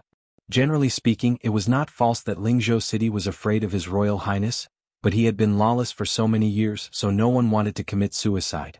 For example, those young ladies who were lucky enough to be invited into Bailiang Palace all said afterwards that they were only going to admire the scenery with His Royal Highness, leaving behind undergarments and other personal items. At most, they would just rub it a little, but they were not forced to do that kind of thing. At first, no one believed it, but after a few beautiful virgins left the palace and had their bodies checked, they found out that what they said was true. This made some of the dissolute women secretly angry that His Royal Highness did not kidnap them into the palace. Was it because they were not beautiful enough? Su Fengyan sat opposite by Hu and personally opened the flower carving. The fragrance of the wine instantly filled the air. He took a bowl of wine and did not take it. Su Fengyan put down the bowl and laughed. "Don't worry, I have done the shady business of using knockout drugs, but I know that you are a master of profound internal strength, so I won't embarrass myself. Usually I would try it, but today I only brought old Huang. I was afraid that you would hit my head with embroidered winter and spring thunder. What's more, I'm not gay. What's there to be afraid of? Are you afraid that I'll take your 2 sabers?" You're underestimating me, aren't you? Bai Hu smiled and finally picked up the bowl and took a sip. These few ordinary subtle movements almost made Su Fengnian, who had seen countless beauties, dazzled. He wanted to beat his chest and stomp his feet to ask God why such a beauty was a man. Bai Hu's voice was soft and sweet. Someone who can give away the gold-swallowing treasure book of the dark sect so casually doesn't look like someone who would covet embroidered winter and spring thunder. Su Fengnian added, "It's not doesn't look like, it's isn't." In the 5 months since they met by chance and barely knew each other, Bai Hu had always been a woman of few words. She was only slightly better than mute, but she was not as willing to talk as she was today. He remembered that the first sentence she said was a bolt from the blue. "I'm a man." Su Fengnian did not believe her at first, but after getting along with her for a long time, His Royal Highness, who was experienced in women, had no choice but to believe her. Although Bai Hu did not talk much, she was used to doing what she said. For example, when she killed the bandits, she said that she would kill all of them without leaving a half-dead one. She said that she would escort Su Fengnian to Lingzhou City after getting the secret manual. Even if she could go back on her words and leave, she still followed him to Lingzhou. Chapter 10. Then there was the feeling that White Fox's face gave people. He was indeed not a woman. He drank wine like he was drinking water and killed people like he was picking up grass. Su Fengnian trusted his intuition. He was the first to not be able to stand White Fox's condescending gaze. He solemnly vowed, "I am a young master, a big silk pants, not a beggar in your eyes." White Fox's face lightly replied with a hair-raising sentence. "I don't lie, but I also don't like people lying to me. If you lie to me after I enter Lingzhou, I will kill you and place the gold-swallowing treasure tome on your corpse." Along the way, Su Fengnian thought that White Fox's face was an out-and-out lunatic. He was a lunatic that was so beautiful that there was no limit to it. He was a lunatic that was so beautiful that there was no limit to it. He was a lunatic that was so beautiful that there was no limit to it. The key point was that he was also a man. Su Fengnian's heart was broken. He had already agreed that he would marry the world's most beautiful woman for Huang Man. If it was a woman, how simple would it be? Once they were in his territory, even the world's top 10 experts would have to obediently stay. Now he only hoped that before his younger brother went down the mountain, he would meet the news that was circulating in Jianghu. He only hoped that the 4 sisters who were known as the world's 4 most beautiful women would not disappoint their titles. He would give his younger brother one, keep 2 for himself, and let the entire Jianghu fight for the last one. White Fox's face held a bowl in one hand and stroked a winter-embroidered saber in the other. The saber was publicly recognized as the head of the 9 short weapons among the 18 types of weapons. Those who practiced the sword were smarter and were too lazy to fight for the head of the 9 short weapons. They directly gave themselves the title of the Emperor of Weapons. The winter-embroidered saber was 3 feet and 2 inches long and the handle was 2.5 inches long. It was exquisite beyond compare. Compared to the simple and clumsy spring thunder, it was more beautiful. It was very in line with His Royal Highness's aesthetic. When he was traveling in Lingzhou, he liked to go to the armory and pick a pleasing-looking sword to hang on his waist. As for the winter embroidery saber, he estimated its weight to be about 2 caddies. However, White Fox's face once revealed that the saber weighed about 10 caddies and 9 taels when she was in a good mood. Su Fengnian did not have any strong points. He was born in Bailiang Palace and spent his childhood climbing up and down in the tide-listening pavilion of the Martial Library every day. He had seen the world, so he believed it immediately. As for the short and narrow spring thunder saber, it had never been unsheathed, and the face of the White Fox had never been mentioned. For Su Fengnian, it was a pity that it was neither big nor small. Su Fengnian raised his glass and said, "A toast to you." White Fox's face tilted its head slightly, but Su Fengnian knew that this meant that White Fox's face was inquiring. Hence he replied with a smile. "I'm not thanking you for sending me back to Lingzhou. This is not a favor. I'll give you half of the gold-swallowing treasure tome and we're even. However, you've made me certain that there are masters in this world who can single-handedly overturn hundreds of bandits. Otherwise, my 3 years of suffering would have been in vain." White Fox's face continued to maintain that angle. Su Fengnian, who had a photographic memory, was not stupid. He took the initiative to explain again, "Whether you believe it or not, I have to tell you that there are masters like you in the prince's mansion, and there are bound to be more than 1 or 2. However, no one has ever shown their skills in front of me. It's probably because of Su Zhao's warning. This has led me to suspect that flying over eaves, vaulting over walls, and stepping on snow without leaving a trace is just a boast from Jianghu people." White Fox's face lowered her head and drank a mouthful of wine. Su Fengnian smiled and said, "Say it. When I come to find you, what do you want me to do?" White Fox's face, who was teasingly called the most beautiful woman in the world by him, revealed a smile for the first time. Very in line with his style, she went straight to the point and said, "I want to enter the Tide Listening Pavilion and read half of the martial arts manuals in the world." Su Fengnian was startled and said, "What do you want to do? Isn't it boring to learn martial arts? Back then, I refused to learn martial arts no matter what. I practiced in winter and summer. Perhaps I wouldn't be able to take a break for the rest of my life. How can it be more comfortable than being an idle playboy?" White Fox's lips curled up slightly, but she did not say a word. Apparently, people who walked different paths could not make plans together. Su Fengnian frowned and said, "Just to become the most powerful master in the world?"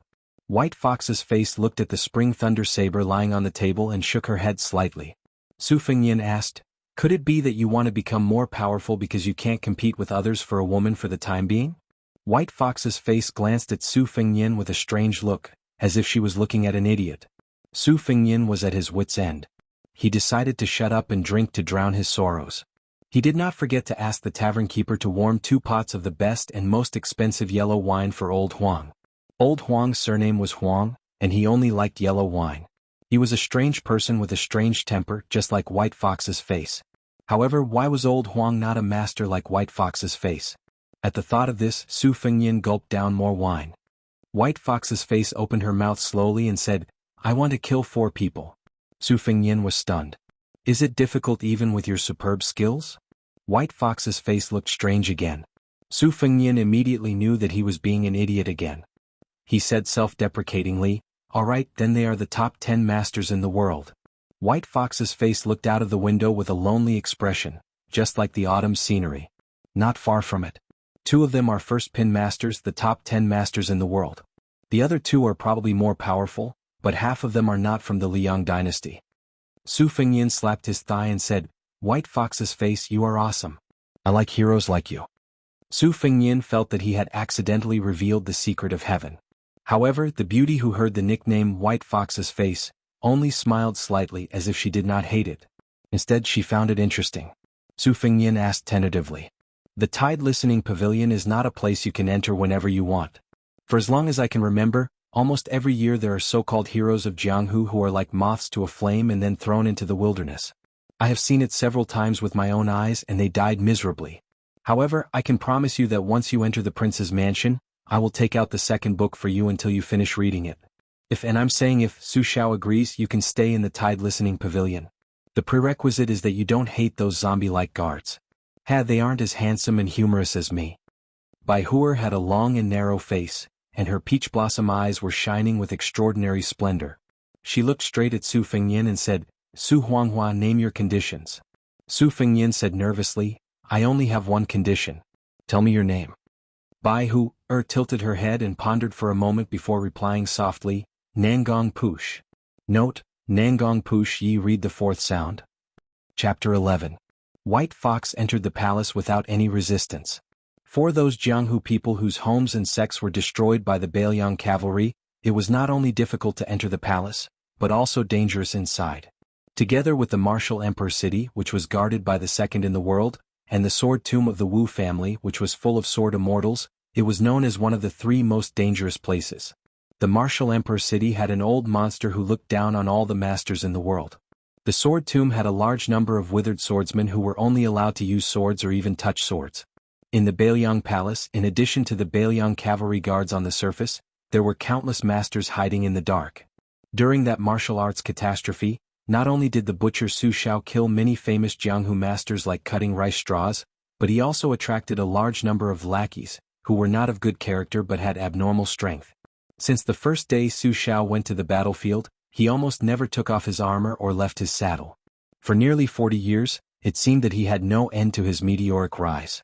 It was enough for Su Xiao, the great devil who was feared by all the Jianghu people, to keep countless henchmen, lobbyists, chivalrous men and assassins, and to bestow them with great wealth and beautiful maids, fame and power.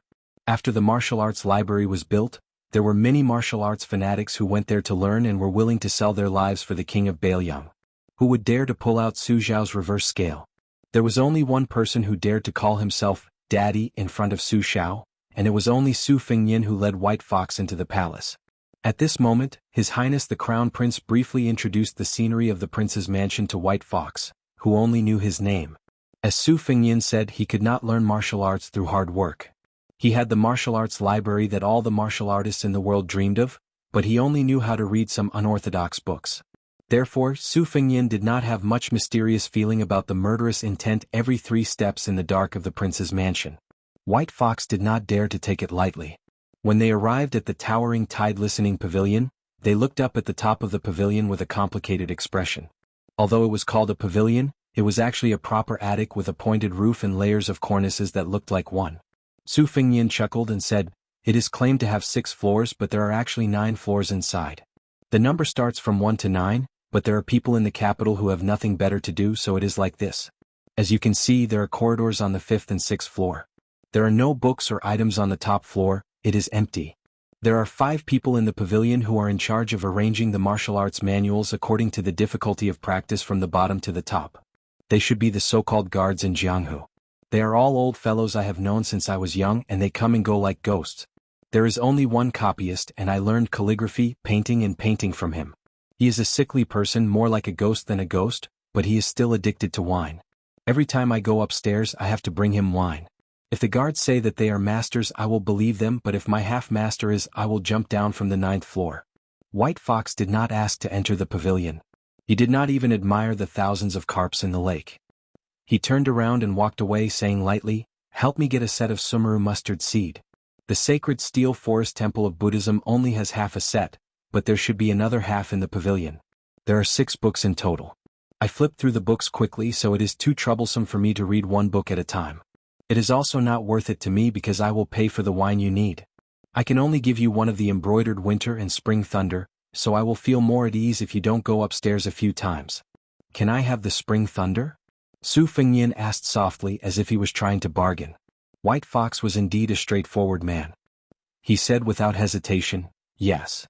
Su Fengyin was surprised. "Are you really willing to give it to me?" White Fox, who was leaving, said calmly, "There is nothing in this world that I can't bear to let go."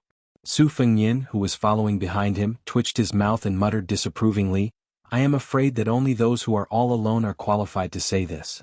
White Fox's face lived in a secluded courtyard not far from the Crown Prince's courtyard.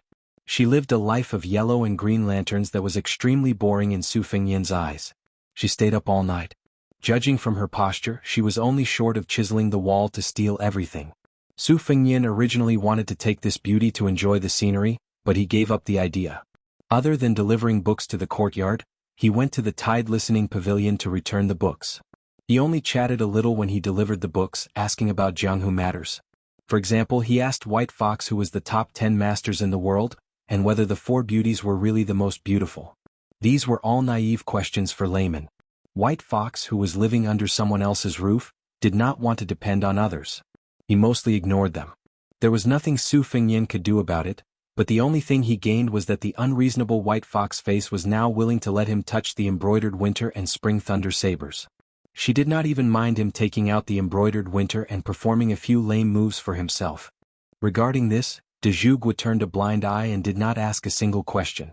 As soon as the news of His Royal Highness returning to the city spread, many rich playboys from Lingzhou who were close to Su Fengyin rushed to his door. At that time he was still sleeping and de Zhuge chased them all away. Chapter 12. Until now there were people who could enter the manor to disturb him. One was Yan Qiji, the second son of Yan Jieshi, and the other was the notorious young master Li of Fengzhou, Li Hanlin. Due to the unfortunate homophony of his name, the former was called Grandpa Eating Chicken by the nearby provinces and counties. However, he was a rare gentleman. He was a bookworm, but his scholarly style was rather cute. He was vague on small matters, but he was clear on important matters. Young Master Li, who had an elegant name, was a complete bully. Throwing living people into cages to watch the tragedy of their bodies being dismembered was just one of the perverted interests of this #1 dandy in Feng province. He also liked both men and women. He especially liked young husbands with red lips and white teeth. He always had 1 or 2 handsome young boys in green clothes by his side to play with. He knew Yan Jieshi because young Master Yan was used to being His Royal Highness's follower since he was young. Su Fengyin also liked to tease this peer who always talked about the teachings of saints. As for Li Hanlin, this scum, he was cruel and merciless when it came to others, but he treated his friends well. Moreover, Li Hanlin had a sister who was extremely beautiful. Su Fengnian had been drooling for a long time, so he didn't want to be close to her. Other than the bookworm Yan Qiji and young master Li Hanlin, there was also a good official's son whose surname was Kong. He followed his father to become an official in the capital and hadn't seen him for 4 years. He was a martial arts fanatic. When the four of them got together, the division of labor was basically Su Fengnian coming up with bad ideas. Yan Qiji, who was meticulous, was responsible for cleaning up the mess, and Kong was responsible for martial arts fanatic. If the matter was exposed, then Li Hanlin would be the scapegoat. It was a perfect plan. Brother Feng, Yan Qiji, who had been Su Fengnian's follower for more than 10 years, was already an elegant young master. However, when they met, he looked like he was about to cry. After he called out to Feng Zhou affectionately, his eyes became wet. Sigh, this guy was good at everything, but he was spoiled, sentimental, and sad like a girl. No wonder Li Hanlin felt that this guy was as good as him. However, he was a man and played with little husbands while Yan Qiji was in love with Brother Feng. Brother Feng. Li Hanlin's greeting was much more domineering. He wanted to hug Su Fengnian, who had not seen him for a long time.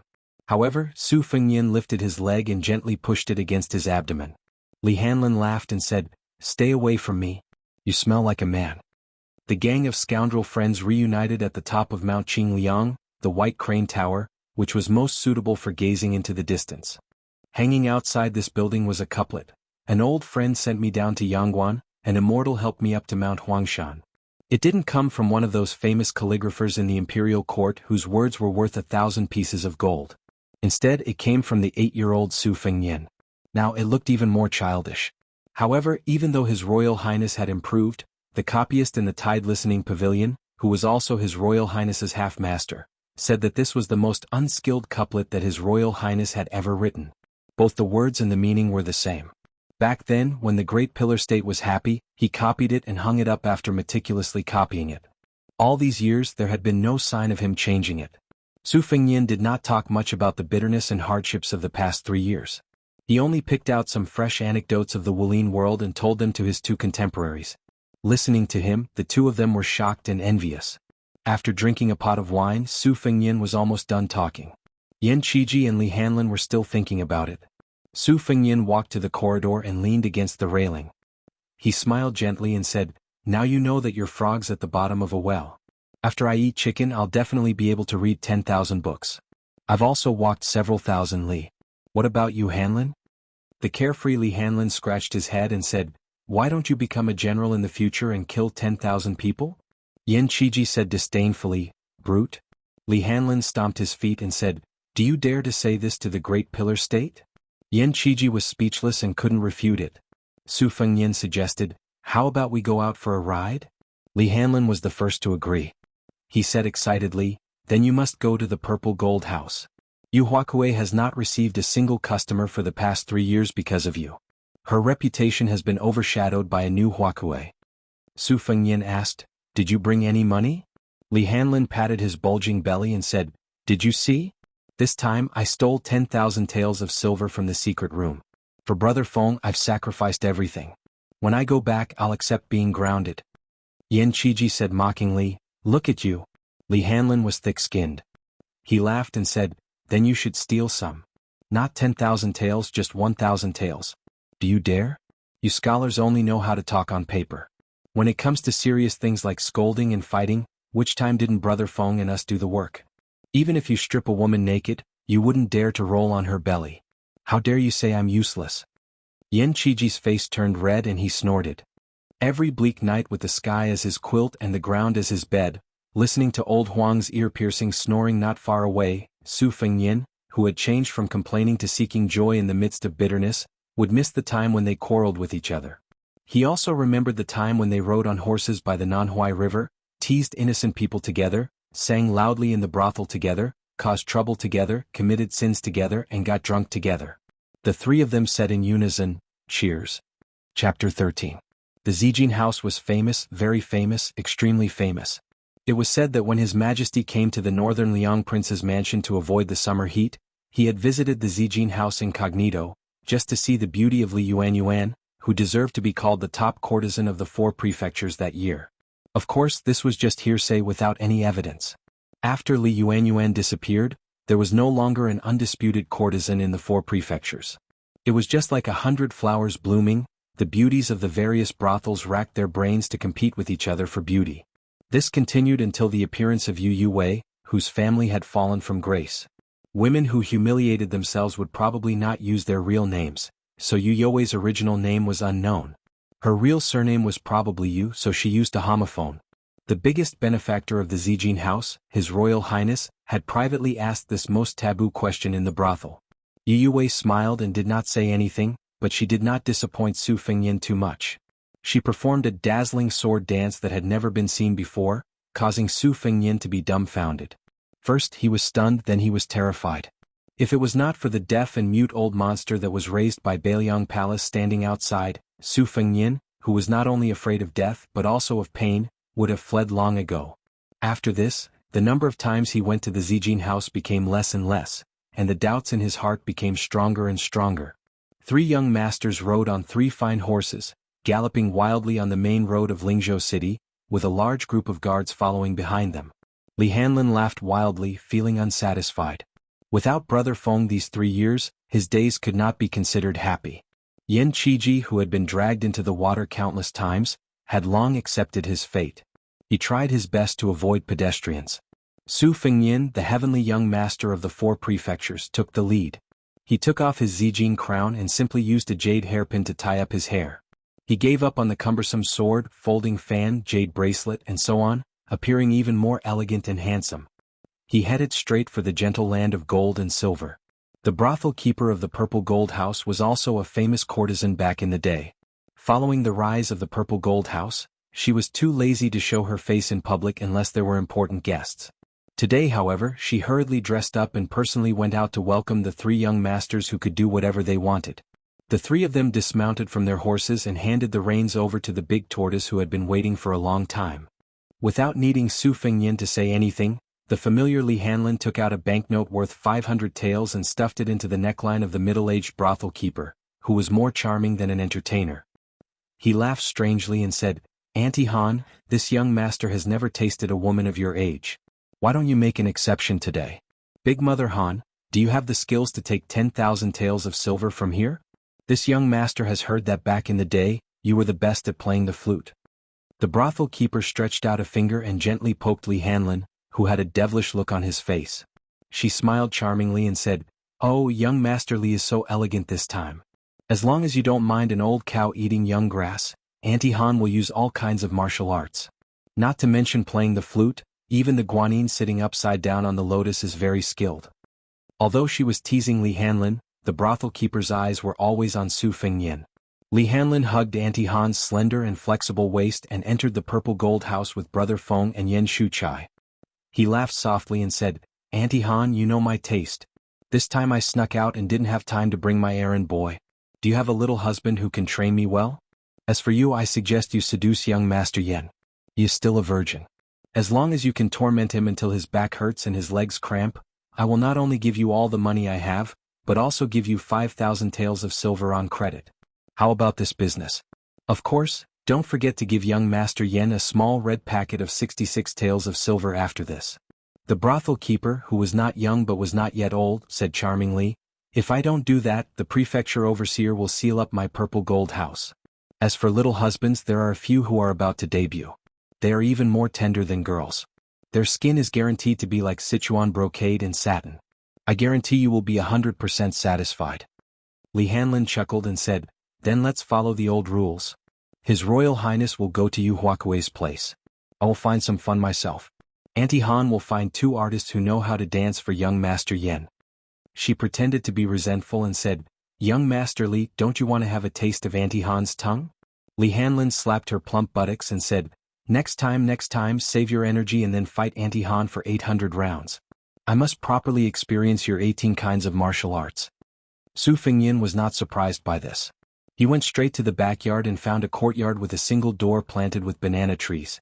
He pushed open the door and entered.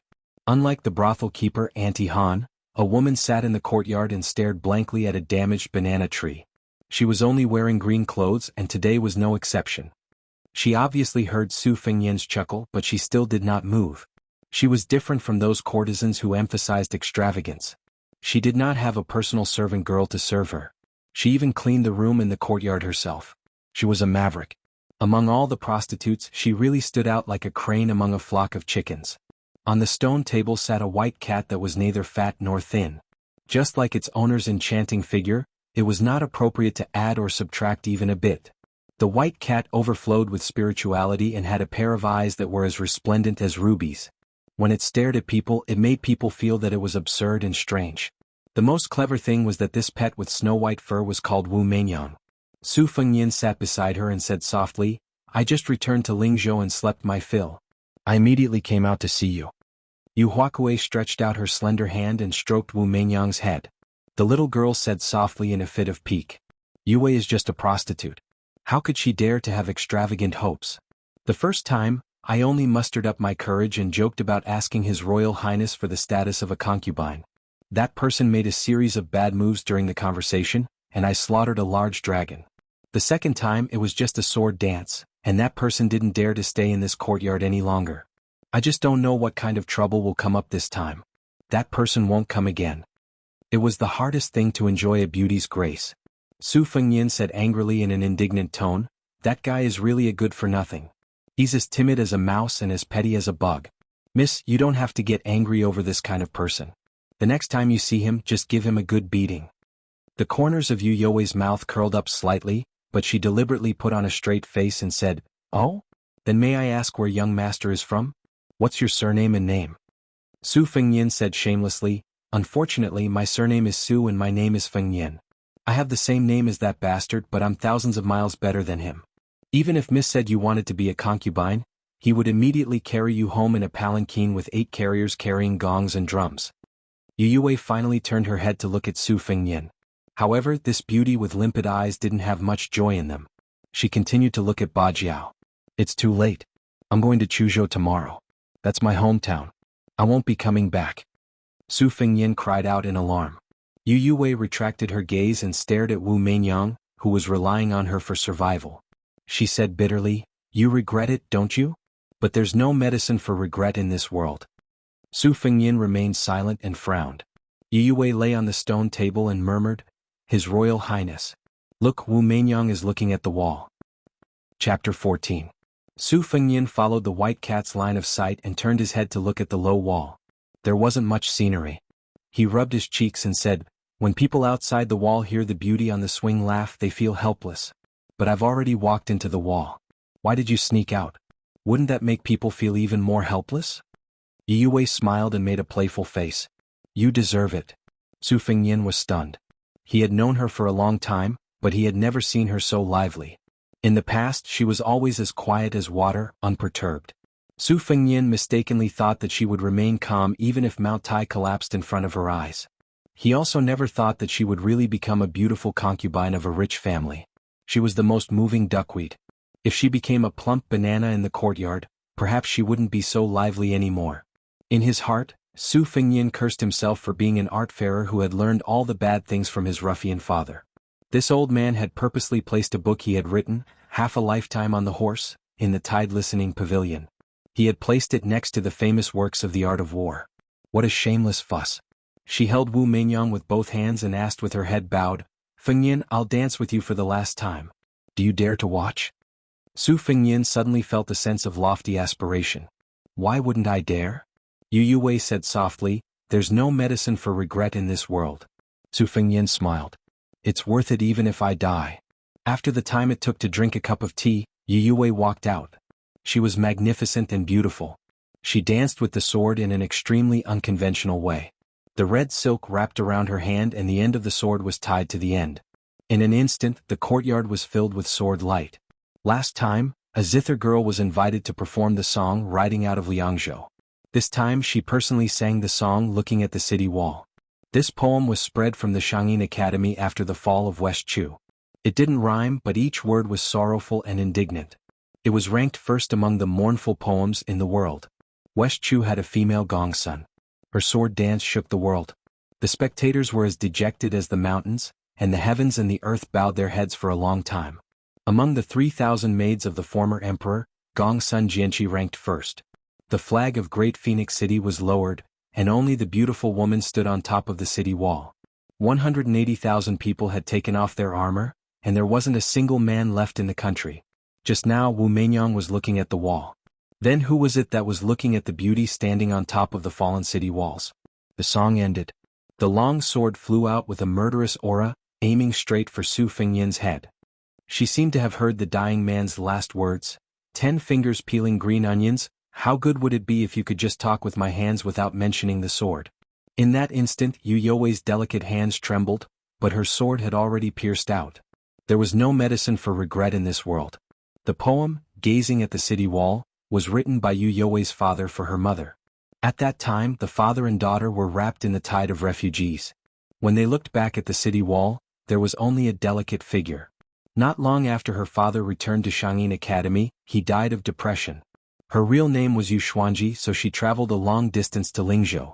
First, she learned the most authentic Fengzhou accent, then became the most unbearable prostitute in the 3 religions and 9 schools. Fortunately, she was beautiful and was trained to be a courtesan from the beginning. She did not have to do the disgusting sex business. Then, naturally, she met His Highness the Crown Prince, who liked to flirt with women. They spent most of their time playing chess. This butcher's son was really unlike his father. He didn't know any martial arts. He was lustful, but he wasn't lustful. He didn't even mind telling her that many of his poems were bought with money from scholars to keep up appearances. Yu Xuanji only learned the basics of Gongsuan's sword dance, but she was confident that it was enough to kill Su Fengyan. The premise was that there were no lackeys of Bailiang Palace standing outside the room. She did not get the chance to kill him for 5 years. Then Su Fengyan disappeared for 3 years. In another half a year, it would be his mother's death anniversary. Yu Xuanji was prepared to leave everything behind and guard the tomb for the rest of his life. But he came back, and there were no bodyguards guarding the entrance of the courtyard. Was this the will of heaven? She asked him if he dared to watch the sword dance. He said that death was worth it. Assassinating His Royal Highness, the most beloved son of the pillar state Su Shao, she must die. No one in the world could survive after doing such a thing. Well, there was a companion on the road to the netherworld. When the time came, he could beat and scold her as he wished. Yu Xuanji could not bear to watch any more. There was a clang. The sword that was an inch away from Su Fengyan's forehead broke into 2. Yu Xuanji opened her eyes in a daze. She did not know when, but there was a woman in a white robe in the courtyard. Even she had to praise her beauty. Failed the assassination? Yu Xuanji did not know if she was sad or lucky. She still had a sword in her hand, which was originally meant to kill herself to escape the humiliation. She raised her hand and was ready to slit her throat and die a clean death. Unfortunately, Wu Menyang was going to become a stray cat. That man also said that when the snow covered the ground, standing in the tide-listening pavilion of the prince's mansion, one could see the most beautiful scenery. How beautiful was the most beautiful? Without Su Fengyan saying anything, Yu Xuanji, who was determined to be a dead man, was grabbed by the peach blossom-like woman, with one hand and snatched the sword away. With a casual toss, she cut off a large piece of banana leaves. That was not enough. She hit Yu Huakuei's abdomen with her knee, making this pitiful beauty bow like a shrimp. Su Fengyan wanted to mutter, "Why does a beauty have to make things difficult for another beauty?" But after witnessing the ruthlessness of the white fox's face, he tactfully kept his mouth shut. Then he saw the dazed Yu Youwei. Although Su Fengyan was certain that he would not die here, he could not help but want to curse her, "Bitch," and then rush up to her and give her 17 or 18 slaps. But he thought to himself, a little impatience will spoil the great plan of sharing the same bed. He exhaled a mouthful of foul air. Outside the 4 provinces of the cold land, it was easier for Su Fengyan to die than to live. But in the cold land it was much more difficult to die than to live. You bunch of assassins are like carps crossing the river. Do you really think that my father, who is the pillar of the country and the king of Bailiang, is an embroidered pillow? Moreover, Su Fengyan had experienced the hardships of being at the bottom of society for the past 3 years. His mind had matured a lot. Back then he was only puzzled by Yu Huakuei's inexplicable sword dance. He was now hanging out with his father, Yuan Zuozong, and a group of first-class martial artists who had walked on the battlefield every day. His Royal Highness did not know martial arts, but even if he had never eaten pork, he had seen pigs run. When he returned to Lingzhou, he had made up his mind to take the risk and confirm what medicine Yu Youwei had in her gourd. If it was an aphrodisiac, that would be the best. He could take it home and enjoy it. If it was a poison, sorry, he could survive it. But as for the result, what else could a man who had suppressed his anger for 3 years do to a beautiful woman who he wanted to pounce on in her sleep? The only unexpected thing was that the one who made the move was White Fox's face. She was not the most powerful and domineering master in the residence that he had told his father in advance. Of course, looking at the situation, even if White Fox's face was not that high, it was quite high. Su Fengyan said shamelessly, "White Fox's face, do you have any techniques to make her lose her resistance? Like sealing her acupoints or something like that?" White Fox's face nodded and said, "There is something even simpler." She directly chopped Yu Huakui's fair neck with her hand and knocked her unconscious. Su Fengyan's face stiffened. He ran over to check her breathing. After confirming that she was not dead, he sneered proudly. When he raised his head to look, White Fox's face had already disappeared. She indeed had the demeanor of a master. Su Fengyan carried the delicate body on his shoulder and carried it out of Zijin Tower. On this day, the news of His Royal Highness forced himself on Yu Huakui began to spread like wildfire in Lingzhou City. Chapter 15. The rich playboys in Lingzhou City were in awe of His Highness' domineering attitude. After 3 years of seclusion, he had just returned to Lingzhou for a few days and he had already desecrated Yu Huakui. Su Fengyan carried the lame assassin, whose real name was Yu Xuanji, back to the prince's mansion, followed by Li Hanlin, whose clothes were disheveled. Yan Qiji did not like to visit prostitutes. Just now he was sitting upright and still, chatting with the elegant Hong Yan in the building. When he saw Brother Feng carrying Yu Huakui out after staying in the banana courtyard for a while, he secretly praised him for his domineering attitude. When they arrived at the prince's mansion, Li Hanlin took Yan Qiji to the White Dragon house. Su Fengyan threw Yu Yue onto the big bed in the inner room. He took a handful of satin and tied her hands and feet. Still worried, he tied another layer. He rummaged through the drawers and found the jade mud powder that Li Hanlin had used in the flower field. It was of a higher level than the knockout drugs and softening powder that were commonly used by flower thieves in Jianghu. The woman would be clear-headed after taking it, but her body would be as soft as a warm jade. It would be difficult for her to commit suicide by biting her tongue, but it would not stop her from moaning. After melting it in a wine cup, he pried open Yu You's mouth and poured it in. After that, Su Fengyan gave her a slap. A bright red handprint appeared on her tender cheeks. She did not wake up. Su Fengyan slapped her again and finally woke her up. Yu Xuanji opened her eyes. She did not struggle or resist. She closed her eyes again and softly said something that almost made Su Fengyan fly into a rage. "His Royal Highness, move faster. I'll just pretend that I was bitten by a beast." Su Fengyan bent down and caressed her cold face that was red from the slap. He said with pity like a lover, "Does it hurt?" Yu Xuanji remained motionless. Su Fengyan did not put on any pretense. He picked up a book of erotic paintings that he had prepared in advance and drew them on silk. Accompanied by erotic words and intimate sentences, the paintings were vivid and lifelike. He flipped open one of the paintings and explained how to play with a delicate foot. Su Fengyan removed Yu Xuanji's socks.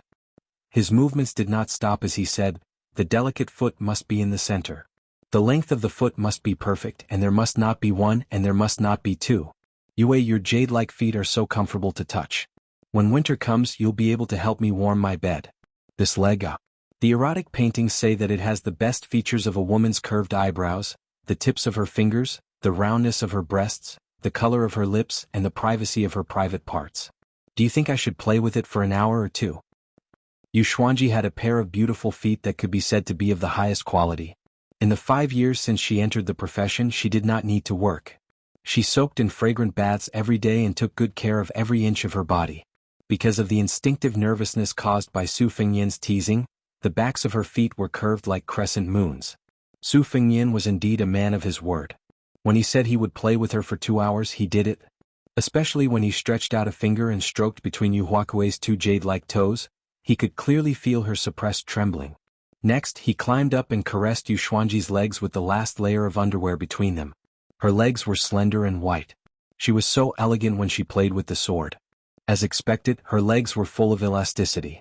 After another hour, he did not take off his doo-doo to get straight to the point.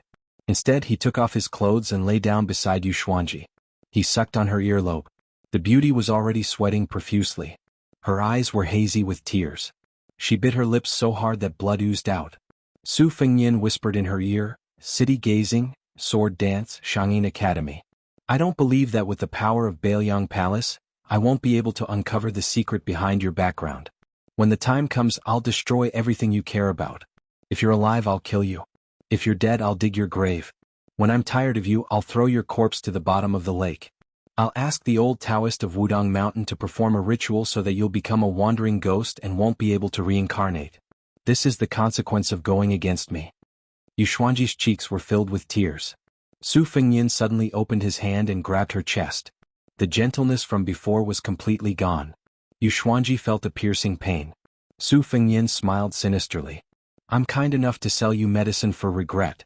As long as you're willing to serve me until the day you're old, I'll promise you that you'll still be Yu Wei. I don't care if you're the orphan of the old officials of West Chu or a rebel trampled by the Bailiang cavalry. I won't look into it. Everything will be fine. You can be my canary. In this world, is there a cage more beautiful than Bailiang Palace? Yu Xuanji sobbed. Su Fengnian suddenly said, I remember now. There's also that Wu Meinyang. What a lovable little thing. How pitiful and sad. She's about to become food for the wild dogs. I'll get up now and go to the banana courtyard to pick her up. I'll chop her up in front of you and throw her to the hungry wild dogs. Yu Xuanji fainted. Su Fengnian was speechless. She fainted just like that? There's still more vicious medicine in my plan that I haven't revealed yet. I'm not done yet. Su Fengnian pinched 2 pinches of the pink jade pigeon. It was very satisfying. However, Yu Huakui was as stiff as a corpse. After touching her a few times, Su Fengnian lost interest. If it was just a beautiful body, Su Fengnian could have as many as he wanted. He sat up, put on his clothes and looked down at Yu Wei who was sleeping. The resentment in Su Fengnian's chest and the viciousness in his eyes faded a little. She's just a silly girl. It's not strange. Isn't there a Princess Taiping in the residence? Su Fengnian covered her head with a quilt. His Royal Highness had a scale for the beauty of a woman in the world. 100 copper coins, 1 tael of silver, was the limit.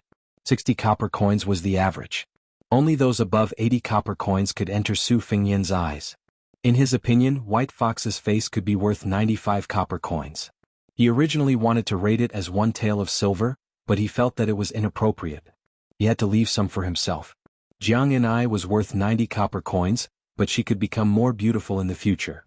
Chapter 16. Yu Wei in front of him was 86 won, which was about the same as his elder sister.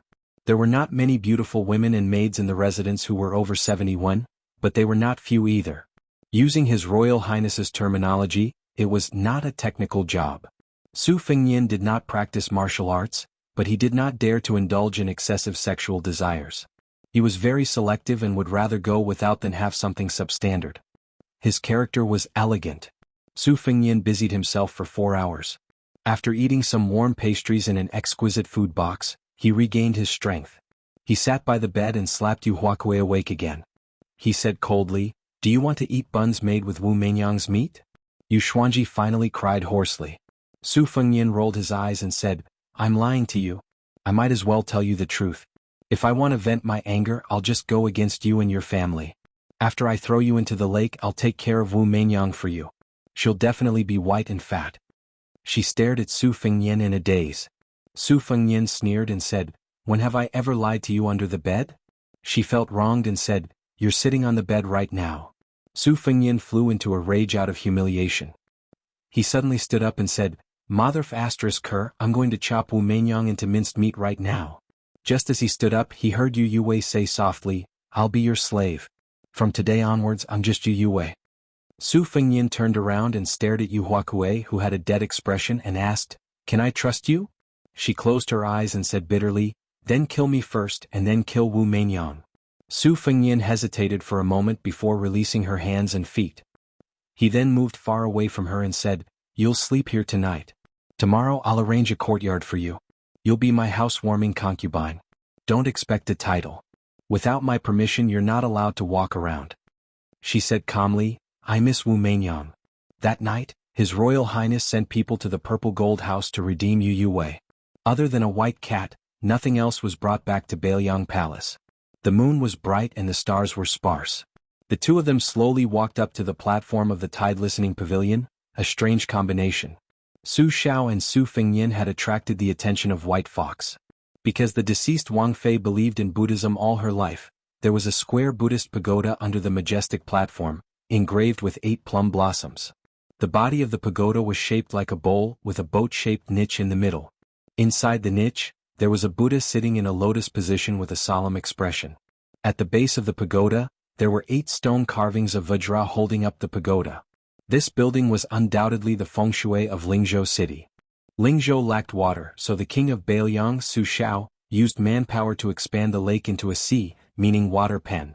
The listening to the tide pavilion was tall and majestic, built near the water, gathering the spiritual energy of heaven and earth and absorbing the essence of the sun and moon. There were 3 horizontal plaques under the eaves of the first floor of the main pavilion.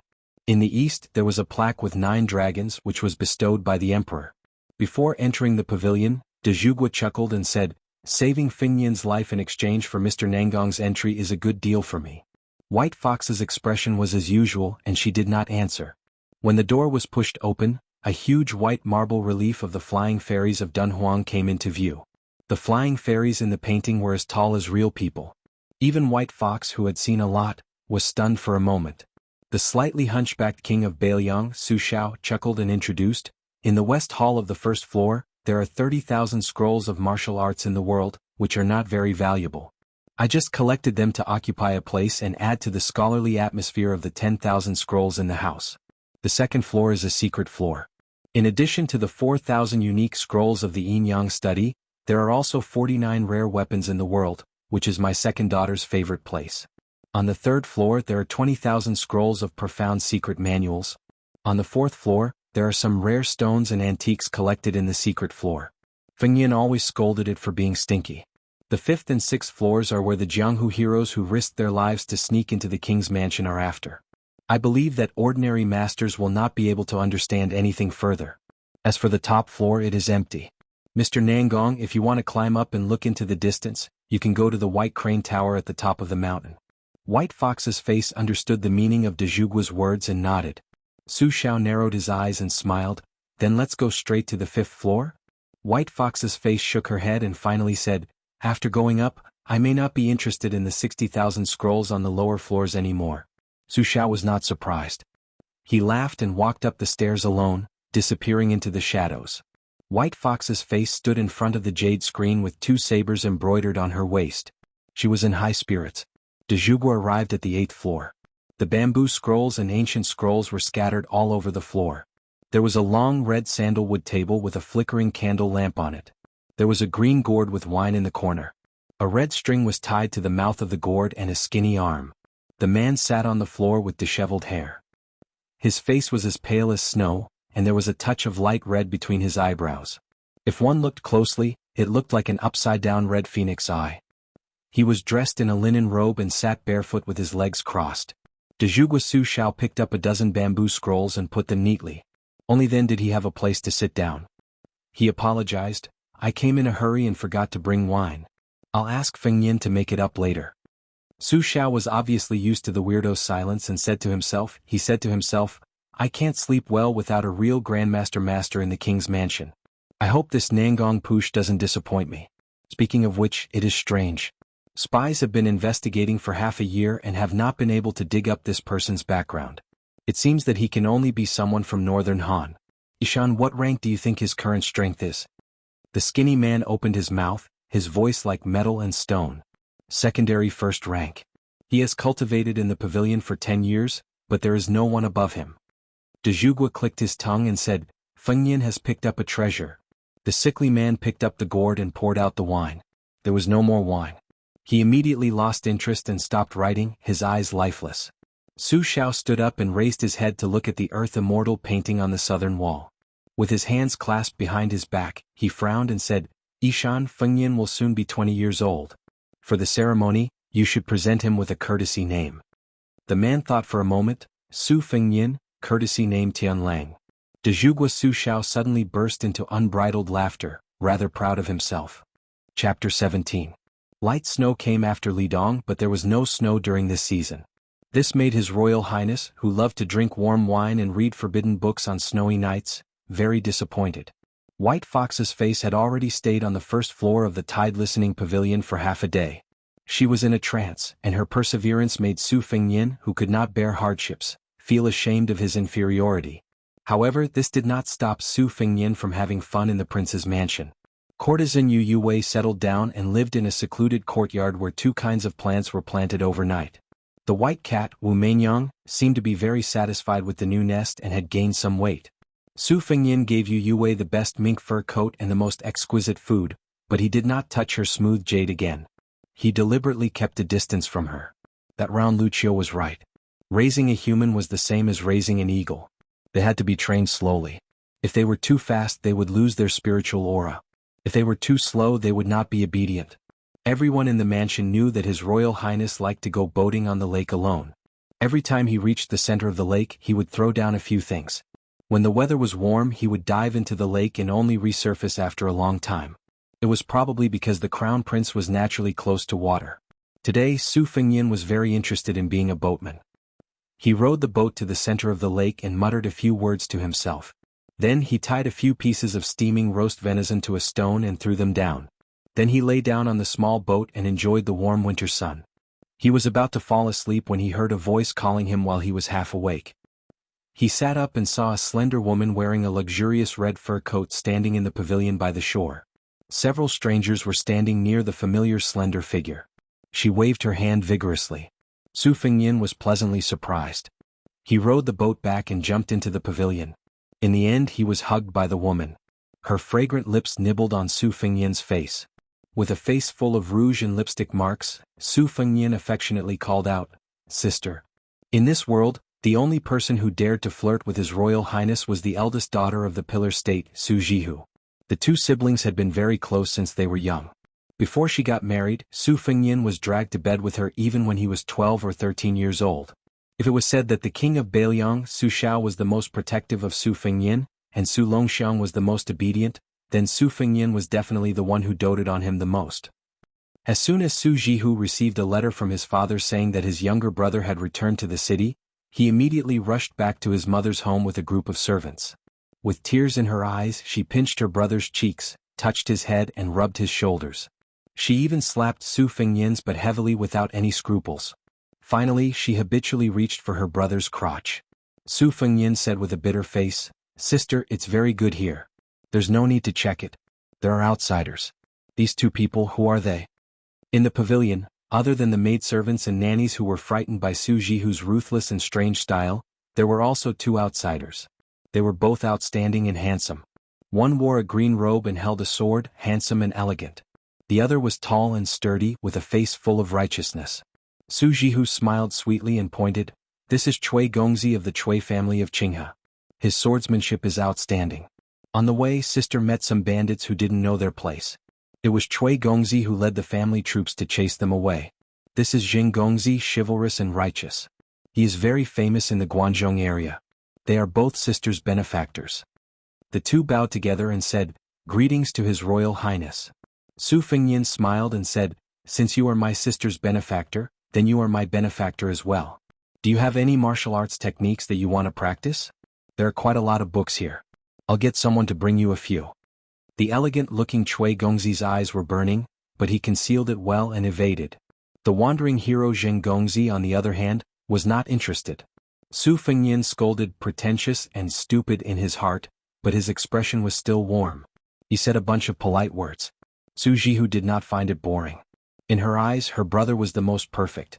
Even when he fell flat on his face while learning from a horse, it was still a very elegant posture. Su Fengyin waved his hand and called Jiang and I over. He had her lead the two Gongzi to walk around the mansion. Then he dismissed all the servants, leaving only the sister and brother who had not seen each other for many years. Su Fengyin said bluntly, "Sister, this Cui Gongzi's appearance is not bad, but his heart is not good. He is the same kind of person as me. Don't be cheated of your money and body. As for that Luobao, he is either really stupid or very shrewd. He is not a good person either. You can play with them, but don't use your true feelings." Su Jihu stretched out a finger and pointed at Su Fengyin's forehead. She smiled charmingly and said, "Do you think I need you to teach me? When it comes to men, I only need to glance at them to know whether the bird in their pants is big or small, good or bad." Su Fengyin held his sister's hand and picked up a tribute yellow mandarin. He peeled it and gave the sister and brother half each. Su Fengyin threw a piece into his mouth and said, "Your sister seems to be in good shape. Elder sister seems to have gained some weight. That's good. If you've lost weight, I'll go to Jiangnandao and start a massacre." Su Jihu suddenly burst into tears without any warning. Su Fengyin thought that his sister had been bullied over there. He gritted his teeth and said, "Sister, tell me who made you unhappy. I will bring people to kill them." Su Jihu wiped her tears and stopped crying after a long time. She pulled Su Fengyin's hand and looked at the calluses on his palm and fingertips. She choked with sobs again. "I know that your 3 years of travel have not been easy. In the past, you would not have been willing to swallow an entire piece of mandarin. Even if I was willing to tear off the shredded mandarin, you might not have been willing to eat it. I have never had to worry about food and clothing, so how could I have suffered? Even if I was a widow who had been stabbed in the back, to me, it was nothing more than an itch. But you have traveled for 3 years and traveled thousands of miles on foot. I don't even dare to think about it. What a heartless father. I will find him and settle the score. If he doesn't love you, you can follow me to Gangnam-do. It is rich and the girls are beautiful." Chapter 18. Su Fengyin made a pig's face which made his sister laugh. He laughed and said, "Sister, I'm not a child anymore." Su Jihu hugged Su Fengyin and pressed his head against her chest, which all Gangnam-do men coveted. She snorted and said, "Even if you're not a child, you can still sleep with me. Don't even think about running away tonight." Su Fengyin said shyly without any sincerity, "Sister, that's offensive." Su Jihu twisted her brother's ear and threatened, "Do you believe that I won't tell everyone about your heroic deeds of wetting the bed when you were 8 years old? Also, you were lying on the same bed as me when you were 12 years old. Every time you woke up in the morning, your hand would be on me." Su Fengyin glanced at his sister's chest from the corner of his eyes. He wanted nothing more than to dig a hole and crawl into it. He said flatteringly, "Sister, let's not kill each other, okay? Come, let me massage your shoulders." Su Jihu, who was enjoying His Royal Highness's skillful massage, squinted her eyes and looked at the lake. She sighed and said, "When you came back, Huang Mana left. I don't know if it's because I left, but that girl came. The 4 of us never had a reunion." Su Fengyin asked, "Sister, when it snows, do you want to go to Wudong Mountain and enjoy the scenery?" Su Jihu smiled and said, "Since that heartless coward asked for the heavenly Tao, I'll just let him be alone for the rest of his life. I'm not so shameless as to beg him. If you didn't mention it, I would have forgotten that there was such a person." Su Fengyin said, "Oh," and didn't touch on the pot that didn't boil. Su Jihu fiercely kissed Su Fengyin's face and sweetly said, "Elder sister is narrow-minded and has a narrow vision. Therefore, as long as younger brother is around, all men in the world are vulgar things that cannot be seen." Su Fengyin pretended to be sad and said, "It's a pity that we're siblings." Su Jihu twisted his ear and scolded him, "Stupid. When a woman got married, it was like spilled water. There was heavy snow during the heavy snowfall. No matter how reluctant she was to leave, half a day of reunion passed by in a flash." Her sister, Su Jihu, finally decided to return to Gangnam-do. She said that it was snowing and that she would not be able to bear to leave if she did not leave now. That day, Su Fengyin sent him off for 30 li on horseback, and then rode alone back to the city. Returning to the Wang Fu, Su Fengyin, who was in a bad mood, called his maidservant Jiang and concubine Yu Wei to the lakeside pavilion to admire the snow. The surface of the lake had long been frozen, but heavy snowflakes continued to pour down, covering the vast expanse of white land. Su Fengyin shook his head, stood up, and drank a mouthful of warm wine to warm his stomach. He muttered something that no one understood, "Old Lake Kuei, don't freeze to death at the bottom." Su Fengyin turned to look at the tide-listening pavilion across the lake. White Fox's face had not shown up for a long time. Inside, she was reading the vast martial arts scroll. Was she well? Finally, he looked in the direction of Mount Wudong. Su Fengyin did not understand those martial artists who spent their whole lives pursuing the great realm of martial arts. As for those lunatics who pursued the illusory and supreme way of the heavens, he did not understand at all. He only knew that if that young Taoist who rode the green ox was willing to nod his head, his sister would be happy. Therefore, Su Fengyin did not have the slightest good impression of Mount Wudong, which had been passed down for thousands of years. His sister was narrow-minded, but he was narrow-minded. Su Fengyin poured a cup of warm wine for Jiang and handed it to her. She responded with a sneer. It was true that she was the princess of a fallen country, and her master even said that she was the favored one who carried the world's fortune. However, in Bailiang Palace she was only a female servant. She had to follow the rules for food, clothing, housing, and transportation. Therefore, she shivered in her thin clothes and glanced at the fog of wine several times. Su Fengyin mocked, "You want to drink wine but you don't want the one I gave you. You can't take it yourself either. You and I are both tired. I'm just a good-for-nothing prodigal. If you have the ability, go assassinate His Majesty the Emperor or my father. What kind of hero are you to make life difficult for me? Jianghu said coldly, I'm just a weak woman. I only have a handful of divine talismans. I can only kill you. If I don't kill you, who else can I kill? Su Fengyin was speechless. He drank a mouthful of wine and curled his lips. Scoundrel. We're a good match. Jianghu simply closed her eyes to rest. Yu Wei, who was holding Wu Meinyang in her arms, was very curious about the identity of this beautiful female servant. A white rainbow flew out of the pavilion. It landed in the lake not far from the tide-listening pavilion. For the first time, the white-robed white fox's face pulled out the embroidered winter, spring and thunder blades at the same time. The embroidered winter blade was 3 feet and 2 inches long and weighed 5 kilograms. The person who made the blade did not seek sharpness. On the contrary, he sought to blunt the blade. The spring thunder blade was 2 feet and 4 inches long and weighed only 1 kilogram and 3 kilograms. Its entire body was bluish-purple. It could easily cut through heavy armor. The embroidered winter blade rolled up 1,000 layers of snow. It was as if the heavy snow in the world was moving like a shadow, slanting toward the white-robed person who was moving swiftly on the lake. It was majestic and magnificent. The spring thunder blade was cold. The ice on the lake's surface split into nearly 100 astonishingly huge grooves. The wind and snow were confusing to the eyes. Su Fengyin, who had just picked up a cucumber and was gnawing on it, froze. He stared at the person and the 2 blades in the lake as if he was looking at an immortal. Gnawing on raw cucumbers and corn was a habit he had developed after traveling back and forth for 6,000 miles. To cater to His Royal Highness's tricky taste, he had prepared many raw cucumbers that were washed but not peeled. There were also some sweet corn. It was not a small expense to play with these things in this season. Jianghu murmured, what a beautiful woman. Compared to the female servant who had no lethality except for a divine talisman, Yu Wei, who had roughly learned the sword and had stayed in Shangyin Academy for some years, had better eyesight. The handsome person who was moving with the blade in the lake was definitely the most outstanding bladesman. The scenery in front of her was not inferior to the sword dance she saw when she was young. The white shadow moved forward in the snow. The 2 blades were incomparably powerful. Su Fengyin took a bite of the cucumber and said cheerfully, this is the demeanor of a grandmaster. The wind and snow in the lake suddenly stopped. A resheathed short blade was thrown out. It drew a mysterious arc and stabbed into the snow in front of Su Fengyin. This year, during the heavy snow season, White Fox abandoned a spring thunder and went up to the 2nd floor. Chapter 19. Yu Wei went into seclusion again.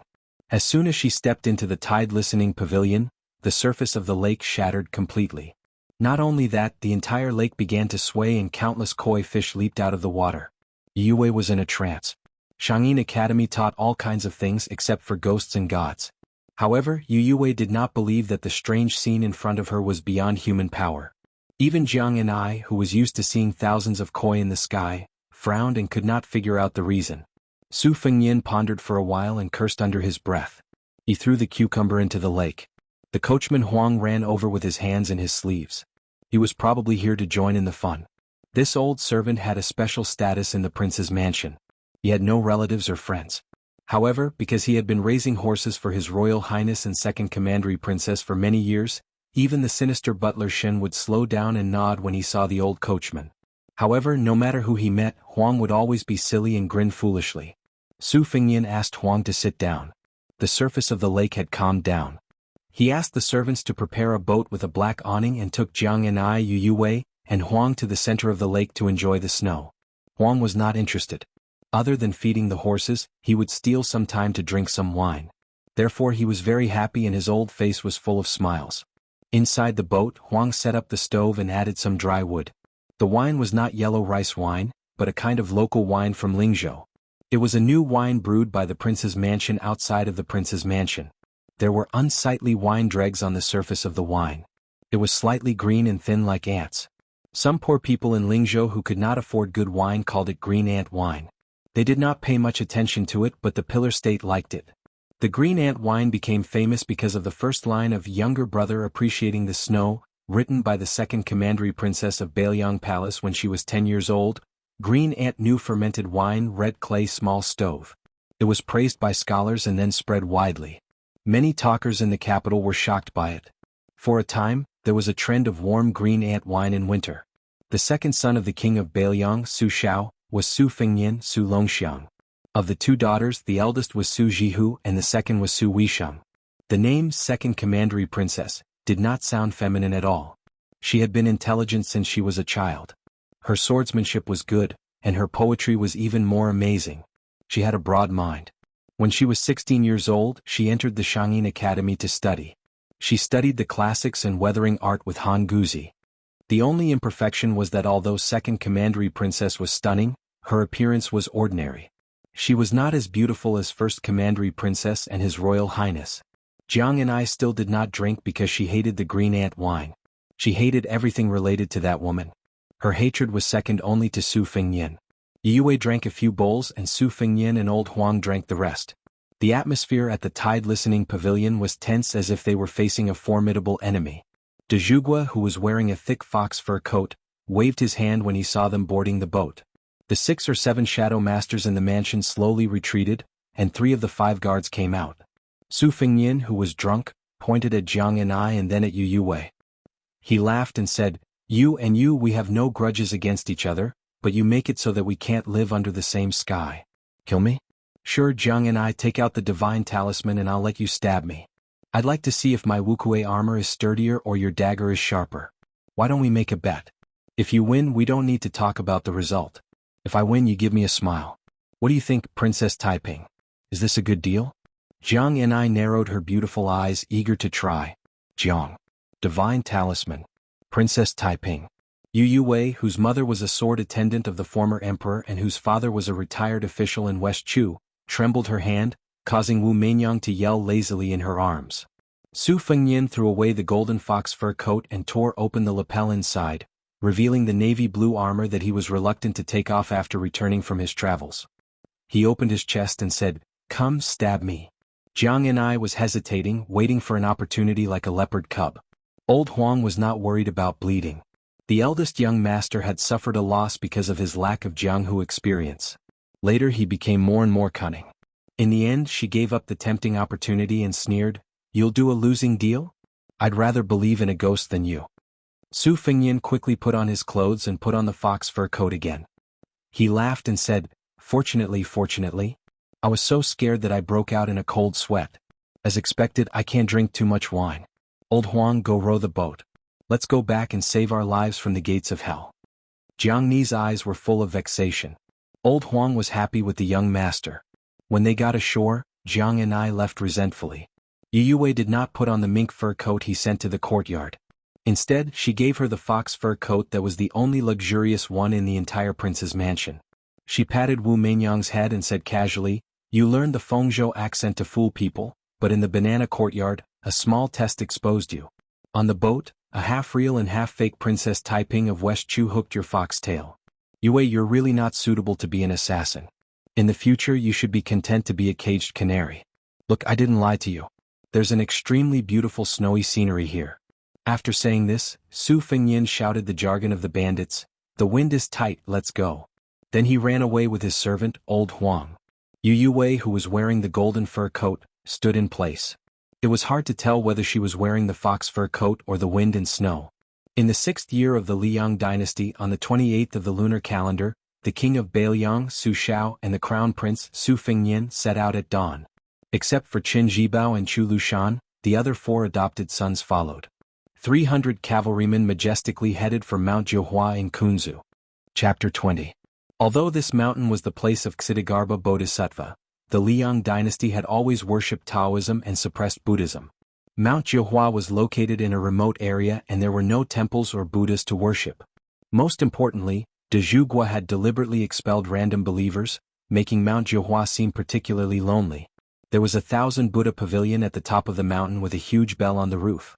The ringing of the bell here was very particular. It was rung 108 times a day, not more, not less. There were also bells in the morning and evening.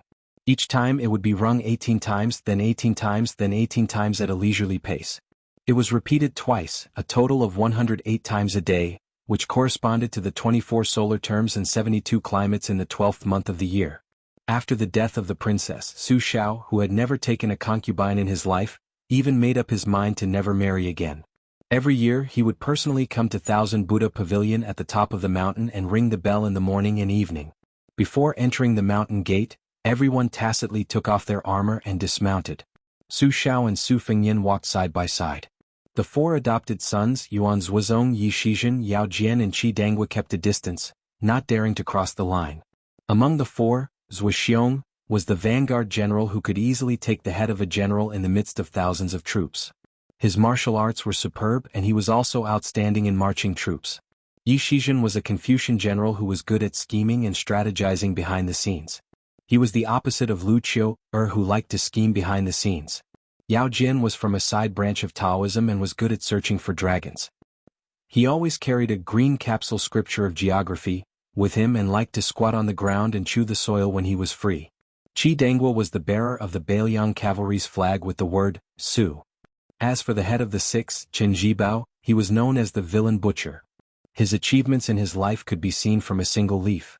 That night, the six of them stayed at the ancient temple at the top of the mountain. On the 29th day of the lunar calendar, de Zhu Gua Su Xiao rang the bell 108 times. Before going down the mountain, Su Xiao and Su Fengyan stood in the corridor of Thousand Buddha Pavilion at dusk.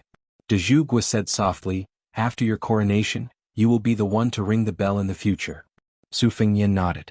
The mountain wind suddenly rose, and the sea of clouds drifted away in the twilight. The mountain ranges and ridges were like immortal islands in the sea. The mountain wind rose again, and they were hidden in the waves of the sea of clouds. The atmosphere was majestic. Occasionally, dozens of mushroom-shaped cloud pillars would be stirred up from the sea of clouds. They would soar into the sky and slowly fall down, turning into wisps of floating clouds. This was a unique scene of Mount Jiuhua. Su Xiao stretched out his hand and pointed at the mysterious scene. Very few people can live a smooth life for decades. Ups and downs are the norm. The few officials in the imperial court who already have one foot in the coffin are no exception. Your father's glory and splendor was obtained through countless gambles, so the most taboo was for others to say that the higher one climbs, the harder one falls. He was afraid that if he fell, he would implicate the few of you and not be able to get up. Being a military general and being bestowed the title of king is already the pinnacle. Being a civil official and being a pillar of the country is also the pinnacle. This kind of monstrous honor can be counted on one's fingers in the Liang dynasty's history. In the eyes of the father and son, the scene was like the waves of the sea, like a snowball rolling on the ground. The voice of the country's pillar of the country was mellow and honest, revealing a strong flavor unique to the green ant wine. There are only you and me here, and at most your mother in heaven. There are no outsiders, so I'll be frank. Li Yishan was right. It's easy to succeed but difficult to retreat. I'm already riding a tiger and can't get off. 3 years ago the imperial court wanted to summon you to the capital. His Majesty even wanted to betroth the most favored 12th princess to you. At that time you would enter the capital and become the prince consort, but in reality you would be a hostage. However, I declined and asked you to travel for 3 years and walk 6,000 miles to shut the mouth of the imperial court. But this was still a temporary solution. I'm waiting. If His Majesty still refuses to give up, humph. Su Xiao killed people at the age of 10 with a knife. After 40 years of military service, he hasn't read many moral articles. At that time, don't blame Su Xiao for being disloyal and unrighteous. There are 300,000 Bailiang cavalry under the banner of Su Wang. Who would dare to fight them head-on? With a bitter laugh Su Fengyan said, "Old father, I have no interest in the emperor's throne. You're already so old, don't work so hard to conquer the world so that your son can be the emperor. How foolish. If I become the emperor, it won't necessarily be more comfortable than being the heir apparent." Su Xiao angrily said, "Then you're willing to be the dog-fart prince consort? Like that woman surnamed you and become a caged sparrow?" Su Fengyan rolled his eyes and said, "Even if you rebel you can't be the old emperor. Liang Di has never had the feng shui of a dragon. When has there ever been a person who unified the world?" Su Xiao sighed and said, "Li Yishan also said the same thing. If you were just a good-for-nothing like Li Hanlin then father wouldn't care. There's no harm in being the prince consort. Living under someone else's roof, at least under the eaves of the imperial palace.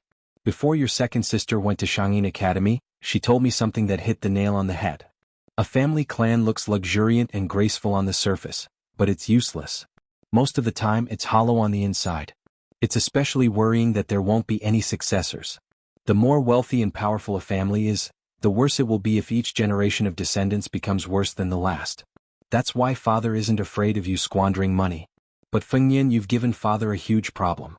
Tell father, do you have any plans to hold the Bailiang command seal in the future? When the time comes, your second sister will be the military advisor, and Huang Manor will charge and break through enemy lines for you. Together with father's 6 adopted sons, even if father dies, the 300,000 cavalry won't fall into chaos or disperse. Su Fengyan asked in return, what do you think? Su Xiao shamelessly said, father is already so old, and it wasn't easy for him to accumulate such a large family fortune. You unfilial son, no matter what, shouldn't you leave father with something to remember? Su Fengyan said boldly, well, that's not a problem at all. Isn't it just squandering money? That's my specialty. At that moment, De Zhugu's hunched back seemed to quietly straighten. Chapter 21. Usually, once he got bored of the women outside, Su Fengyan would go to the Tide Listening Pavilion to ask for advice from his master, Li Yishan, or go to the second floor to search for 1 or 2 secret manuals of the secret sect, and then go back to his room to learn. But after White Fox's face settled in, Su Fengyan did not disturb this guy's closed-door training. The prince's mansion was decorated with lanterns and colored banners, and it was very festive. There were no less than 600 big red lanterns. Therefore, Su Fengyan had been fighting for justice for those assassins. Even if they were good at Qinggong and managed to sneak into the prince's mansion, it was still not easy to find Su Xiao. With so many twists and turns, those with poor patience would probably jump up and down and curse. In the first month, there was an endless stream of visitors with expensive gifts, but those who were qualified to present gifts to the Great Pillar State could be counted with one's fingers. Most of them could not get past housekeeper Song Yu, and then most of them were stopped by housekeeper Shin Chun. The rest were high-ranking officials like Li Hanlin and Yan Qiji's father or family friends. These old foxes had always prepared double the gifts. It was obvious that they knew the rules of the northern Liang prince's residence. Unless it was a matter of national affairs, the crown prince's words were the most accurate. Su Fengyan naturally did not refuse any of them. He also called them uncle and uncle diligently, and became more familiar with the ways of the world. Lantern Festival. Su Fengyan brought a group of evil servants and evil dogs to the famous Kejia Alley in Lingzhou to see the colorful lanterns. The Lantern Festival had always been a good time to enjoy the lanterns, the moon, and the beauties. After 3 years of exile, Prince Su had gained a lot of knowledge. Not only did he master a lot of the vulgar slang of various provinces, he also heard a lot of wise sayings such as, where there are women, there will be Jianghu. The number of times that Su Fengyan had fought with others for the sake of a girl could not be counted with both hands and feet. One had to count Li Hanlin, Kong Wuxia, and a few other bastards to barely count. Over the years, the number of unlucky losers who had been defeated by Su Fengyan could be grouped into several rows. The Red Sparrow's brothel, which had overshadowed the Purple Gold brothel in recent years, was located in Kejia Alley. Therefore, Su Fengyan brought along Yu Wei, saying that he would bring her to smash the brothel. Kejia Alley was extremely crowded. Those ruffians who took the opportunity to take advantage of women on such occasions all had their eyes lit up. They touched their breasts and buttocks, which showed that they were very experienced. Some daring men even shouted, "Why are you squeezing? Are you in a hurry to reincarnate with your family?" While they were pushing the women in front of them. If they were lucky enough to meet a coquettish woman in heat, they might even cooperate with them. Life was full of all kinds of weird and motley things. When Su Fengyan was young, he often did this kind of thing with Li Hanlin. However, at that time, when his sisters turned around and saw that he was an elegant and handsome youth, most of them did not care. No matter where Su Fengyan went, they automatically made a path for him. No one was brave enough to take advantage of Yu Yokue. Su Fengyan was not interested in guessing riddles, but a couple in front of him had piqued his interest. The young man was dressed luxuriously. He was wearing a bright red and gold tunic with azure and silver embroidered sleeves. There was a suet jade belt around his waist, but he did not carry a sword. The woman had a graceful figure and her back was graceful. She did not speak much and it was the man who did the talking. "Sister Fan, you women are all made of water and the rest of the men are made of mud. Therefore when I see women I feel refreshed, but when I see men I feel turbid and pungent. Sister Fan, when will you agree to let me eat the rouge on your mouth?" When Su Fengyan heard this he was annoyed. "Damn it, coughing ghost," he sped up without saying anything and kicked the young master's butt. He was a weak man so he fell forward in an instant. Su Fengyan followed and stomped on him.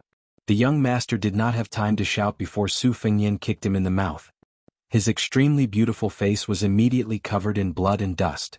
Su Fengyan did not stop moving his feet. He laughed and said, Don't you think that a body made of mud is unbearably filthy? Aren't you also made of mud? Why don't you go hang yourself? You still want to eat a woman's ruse?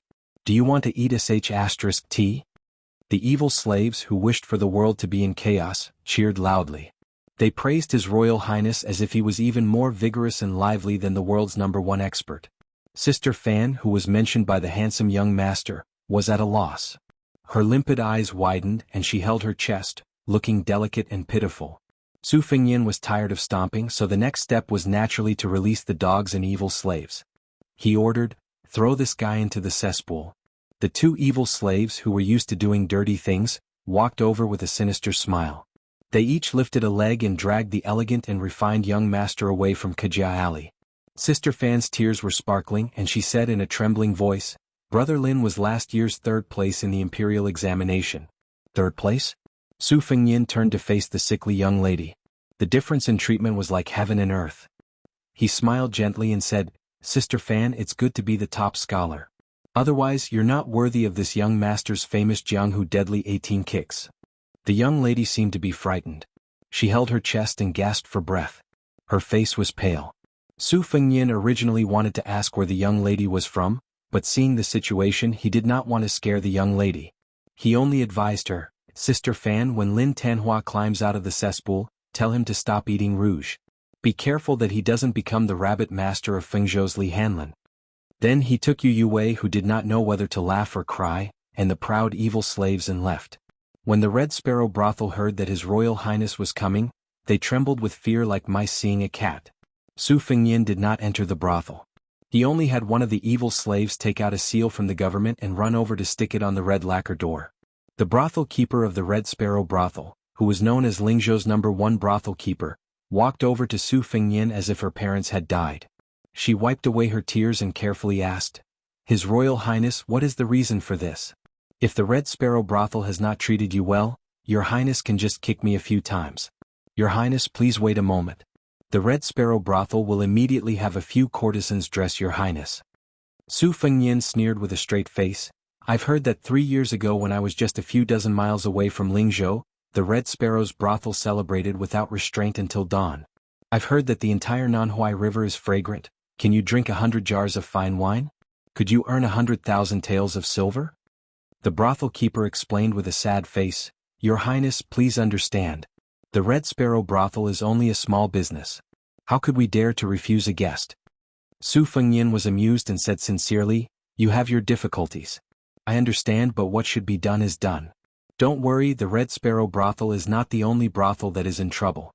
Those who drank wine and sought pleasure here 3 years ago will be dealt with one by one. If the Red Sparrow brothel wants to open its doors, first chase that Lucaire who mocked Yu Yue out of Lingzhou. After a year and a half, when my anger has subsided, you will be able to do business." The brothel keeper, who had learned from Gangnam-do to raise skinny horses to make money, still wanted to plead, but His Royal Highness impatiently turned around and left. He only turned his head and smiled at the awake Yu Huakue. "Did you vent your anger?" Yu Huakue had learned from her ancestor, Li Yuan. She left the brothel when she was at her most attractive. Her oval-shaped face was slightly plumper as she hugged Wu Meinyang, who had gained 5 to 6 caddies in just one winter, and did not say anything.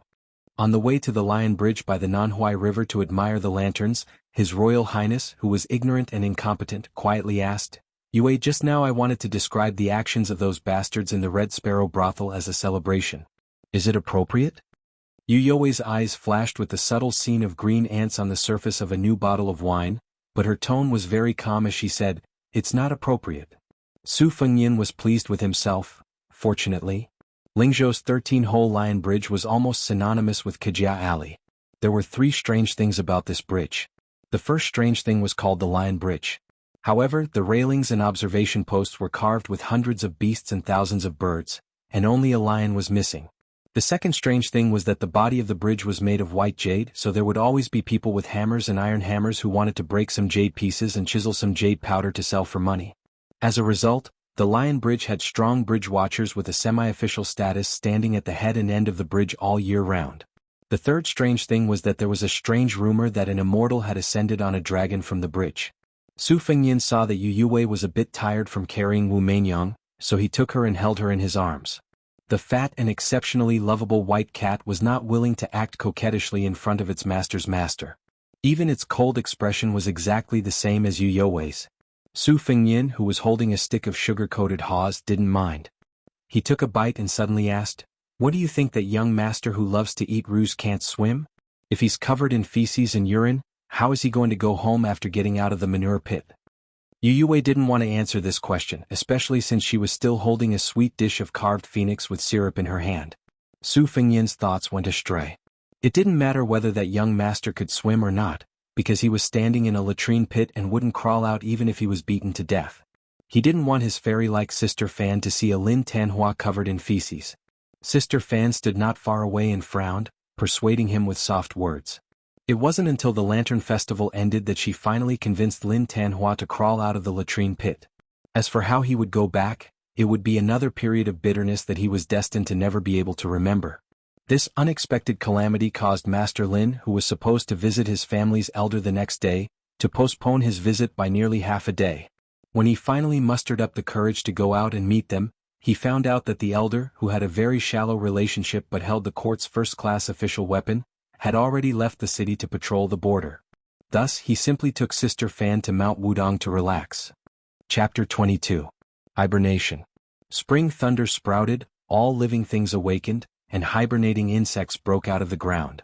The scenery of Bailiang Palace wrapped in silver was incomparably beautiful. The prince's mansion in the warm spring was also charming and gentle, with thousands of pink trees, peaches and white pears, overflowing with spring. At noon, Su Fengnian came to the lakeside alone. He rowed a boat to the center of the lake, took off his outer garment, took a deep breath and jumped into the dark green lake. This lake was flowing water, far clearer than ordinary lakes. Su Fengnian held his breath as he dove into the lake, but he was still some distance away from the bottom. He resurfaced and dove again. After repeating this 3 or 4 times, he was completely confident that he could reach the bottom of the lake. Only then did he continue to dive. The lake was rather deep. Logically speaking, a slightly deeper lake should be completely dark and unable to see anything. However, the mystery lay in the fact that this lake regularly removed silt. At the center of the lake, there was a huge luminous pearl that shone as bright as day. Su Fengnian held his breath as he hovered at the bottom of the lake. The scene in front of him was enough to be written into any fairy tale that would leave the common people speechless. A water kuei, about 3 meters tall, sat cross-legged in the silt. Its white hair was like seaweed, slowly swaying in the wind. The water kuei with its eyes closed in meditation had a robust physique. Through the light emitted by the luminous pearl the size of a goose egg, one could vaguely see that the water kuei's left hand and legs were bound by 3 iron chains as thick as arms. At the end of the chains were 3 iron balls weighing several thousand jin. Was there any prison in the world that was more unimaginable and cruel than this? The water kuei opened its eyes without any emotion. It looked at the only living person it had seen in more than 10 years. Su Fengnian made a hand gesture, roughly indicating that he would throw the cooked meat down later. The huge monster opened its mouth and sucked a koi into its mouth. It directly tore at the koi, causing its blood to seep out of its mouth. In a few moments, the fat red koi was swallowed whole. Su Fengnian's face turned from red to green. He couldn't hold on for much longer. After a moment of hesitation, he made a series of hand gestures that only he and Hu Kuei could understand. The old man, who looked more like a demon than a living person, widened his eyes and stared at Su Fengnian with sharp eyes, as if he was doubting and judging something. After being isolated from the outside world for so long, the old man's thinking was very slow, but Su Fengnian couldn't wait any longer. With a whoosh, he rushed up, or else he would die young and float on the surface of the lake. Climbing onto the boat, Su Fengnian wiped his body and put on his clothes. There was a stove in the boat, so it was quite warm. Su Fengnian waited for a moment, but the surface of the lake was as calm as a mirror. Su Fengnian felt a little regretful, so he retracted his gaze and glanced at the spring thunder dagger given to him by White Fox. Placing it on his knees, he stroked the scabbard and sighed, "Daughter of Spring Thunder, it seems that you have no place to use your skills. That old man is willing to stay down there like a coward. Let's see if I will still give him meat to eat in the future." When he was young, Su Fengnian had cramps while playing in the water and almost sank to the bottom of the lake. The old man, who ate live fish at the bottom of the lake day after day and year after year, did not swallow Su Fengnian alive. Instead, he used his supernatural power to lift His Royal Highness out of the bottom of the lake. Since then, Su Fengyan had developed the habit of throwing cooked meat into the lake as a way to repay his kindness. When he was in a bad mood, he would also dive to the bottom of the lake and look at the old man sitting at the bottom of the lake. He would feel that life was actually very beautiful. At first, he thought that the old man was a demon who was punished by the heavens, but when he grew up, he realized that he was a human who also needed to eat. However, Su Fengyan couldn't figure out how to breathe under the lake for more than 10 years. Wouldn't he suffocate to death? Then what realm did his inner strength reach? For this reason, Su Fengyan specially went to the Tide Listening Pavilion and flipped through the ancient martial arts books about holding one's breath. He only found the 2 words, embryonic breathing, in a Taoist secret scripture that corresponded relatively well. However, Su Fengyan was no stranger to Mount Wudong. He had never heard of any expert on the mountain who could achieve such a wonderful black tortoise fixation. His Royal Highness, who did not have a good impression of Taoist priests, believed that the Taoist scriptures, pulse stops, qi stops, embryonic growth begins, and if you want to live forever, your spirit and qi must converge, were just words used by the immortals to deceive the world. His master, Li Yishan, had clearly said that there were no ghosts or gods in the world. The limit for a Taoist priest was to abstain from eating for 3 years. There was absolutely no possibility of ascending to immortality. His Royal Highness, who had left in high spirits but returned in disappointment, carried the spring thunder ashore. He took out his saber and chopped off 4 or 5 willow branches full of yellow buds. He wrapped them around his head and swung the spring thunder back and forth in a leisurely stroll. Outside the prince's mansion, a handsome man with a face as delicate as a peach petal threw himself at the nameplate. The gatekeeper of the prince's mansion had long trained his discerning eyes. He immediately weighed the weight of the nameplate in his hand. He lowered his head and took a closer look. It was the young master of the Lin family from the Qiao kingdom of Hedong. This family was not considered a first-rate aristocratic family in the dynasty, but it had some connections with the prince's mansion. The Lin family's eldest son originally had the opportunity to marry the eldest princess, so the gatekeeper did not dare to neglect him. He withdrew his initial coldness and smiled slightly. He asked the young master to wait for a moment and immediately went to report. The young master of the Lin family had become a scenery along the way. Her delicate body could not be considered extremely beautiful, but the aura she exuded was a rare charm in the valiant cold land. It was unknown whether it was because she was weak or because she was walking too fast, but her smooth forehead was covered in sweat. The young master of the Lin family felt sorry for her, but he really did not have the courage to mention it to the housekeeper of the mansion. The Lin family from the Qiao kingdom of Hedong was not at the top of the county.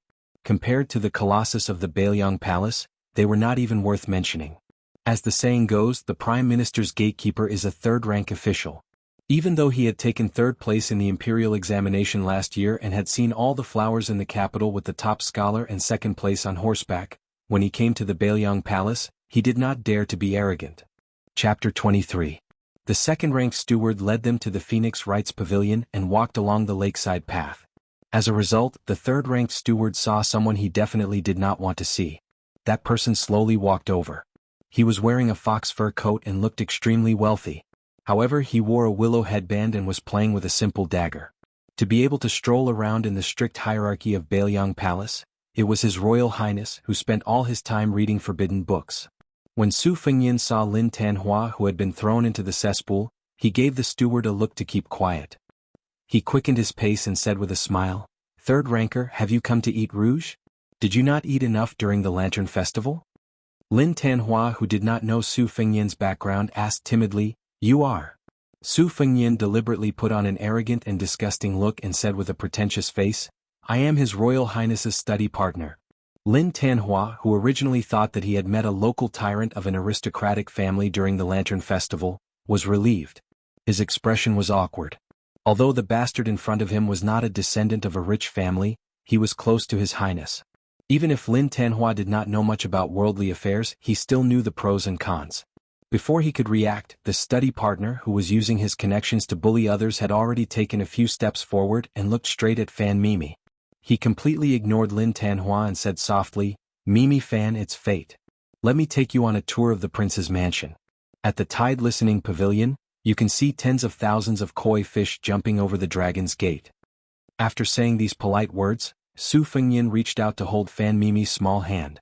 Lin Tanhua, who was full of heroism, quickly stood between the two and glared at them. Su Fengyan smiled and threatened her softly, You who eats rouge don't fail to appreciate my kindness. Since I'm His Royal Highness's study partner, it wouldn't be difficult for me to feed you 6 or 7 boxes of rouge. Or if I put in a little more effort, it's possible that you'll be rejected. Think about it. The man who came in third was pale. It was rare for him to act like a man. He refused to move, which made Su Fengyin have a whole new level of respect for him. The elegant Miss Fan sighed softly. She squeezed out a smile and comforted, "Brother Lin, it's fine. I've long wanted to see the scenery of the tide-listening pavilion." Su Fengyin walked forward with the beauty in tow. He quietly hooked his finger and called the second-class steward to his side, instructing, "Tell Su Xiao not to show himself. Let's wait for 3 or 4 days." The steward, whose back was facing the young master and young mistress, said flatteringly in a low voice, I know. It definitely won't affect His Royal Highness's important matters." Su Fengyin said softly, "I'll reward you later." The steward smiled like a flower. "Thank you for your reward, Your Highness." Su Fengyin patted him on the shoulder and led Fan Mimi, who was like a lamb in a tiger's den, to the embankment across the lake. He even took the initiative to put the willow ring on her head and threw a look of protest at the grief-stricken Lin Tanhua. On the embankment, which was named Colorful Z, there were many orioles and swallows brushing past Su Fengyin. They were just as quick-witted as the steward. With just one look from Su Fengyin, they knew that His Royal Highness was starting to tease the freshly minted girls again. Bailiang Palace not only had many servants, but there were also quite a number of officials who had received favors from the Great Pillar State. Each of them worked like an ox or a horse for the king of Bailiang's residence in Wutang'an, where Su Fengyin lived. The female servants were divided into 4 classes. There were 2 first-class maidservants. One of them was naturally fragrant and specialized in warming His Royal Highness's bed. The other was in charge of raising snow-white spear falcons for Su Fengyin. There were 4 second-class maidservants. One of them was skilled in poetry, calligraphy, and was especially good at writing beautiful characters. She was in charge of adding incense to His Royal Highness's bed. The other 3 had also been strictly influenced by music and singing since they were young.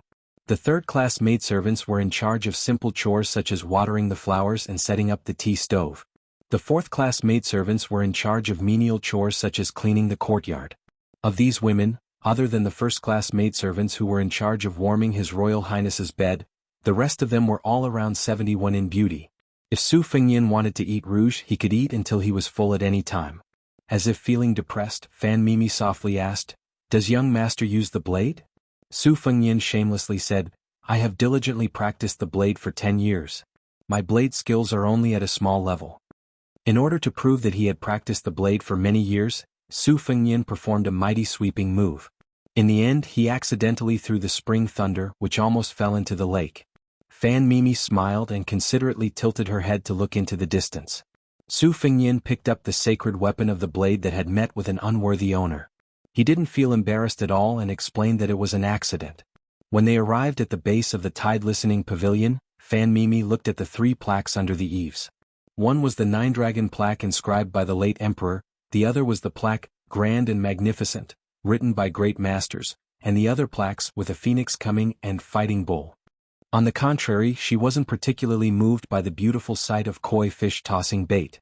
It was quite different from the young ladies and daughters who had been abducted by Su Fengyin in the past. Su Fengyin thought that it would be better if it was different. Always eating shark's fin and bird's nest would spoil his appetite. Occasionally eating autumn base and winter bamboo shoots would whet his appetite. Just as Su Fengyin was enjoying the beautiful appearance of the girl beside him, a strange phenomenon occurred. The lake water began to boil and undulate, exactly the same as that snowy day. Su Fengyin was pleasantly surprised. He waved his hand and had a servant lead the shocked Fan Mimi to the Phoenix Rites Pavilion.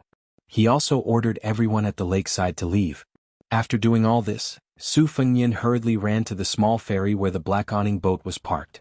Carrying the spring thunder saber that could cut iron like mud, he jumped onto the boat. Just as he was about to row the boat, he saw old Huang swaying his old body as thin as a bamboo pole and rushing over. He was even carrying the long cloth pouch that had once caused Su Fengyin so much suffering. Inside it was a rosewood box that was nearly 4 feet long. Su Fengyin rolled his eyes. What was this old Huang doing? What if the old man at the bottom of the lake turned hostile and refused to recognize him? Would the master and servant compete to see who could escape faster? After old Huang boarded the small boat, Su Fengyin rowed to the center of the lake. His palms were sweaty. His Royal Highness had always been a good gambler. This time he was going to bet big. Chapter 24. If Su Fengyin said that he was not afraid at all, he would be lying to himself. However, Su Fengyin believed in his intuition. The old man who had been trapped at the bottom of the lake for more than 10 years would not make things difficult for him. After all, they had interacted for so many years. Su Fengyin had thrown countless chicken drumsticks and barbecued meat into the lake. He would dive down every few days during spring and summer to get familiar with the old man. No matter what, they had a bit of friendship. Su Fengyin did not mention this matter to his father, Su Xiao. He believed that both father and son were well aware that Su Fengyin was at most grateful for saving his life. Even if he released this trapped monster from the lake, if Su Dezhugwu became angry, he would at most be whipped. Moreover, Su Fengyin was also curious about the strength of the capable people in Bailiang Palace. He also wanted to know if the old man who could survive for more than 10 years was a master on the level of the top 10 masters in the world. Su Fengyin pretended to be calm and said, "Old Huang, do you know what I'm going to do? Why are you following me? Can you swim? Don't drown." The old servant smiled shyly and did not say anything.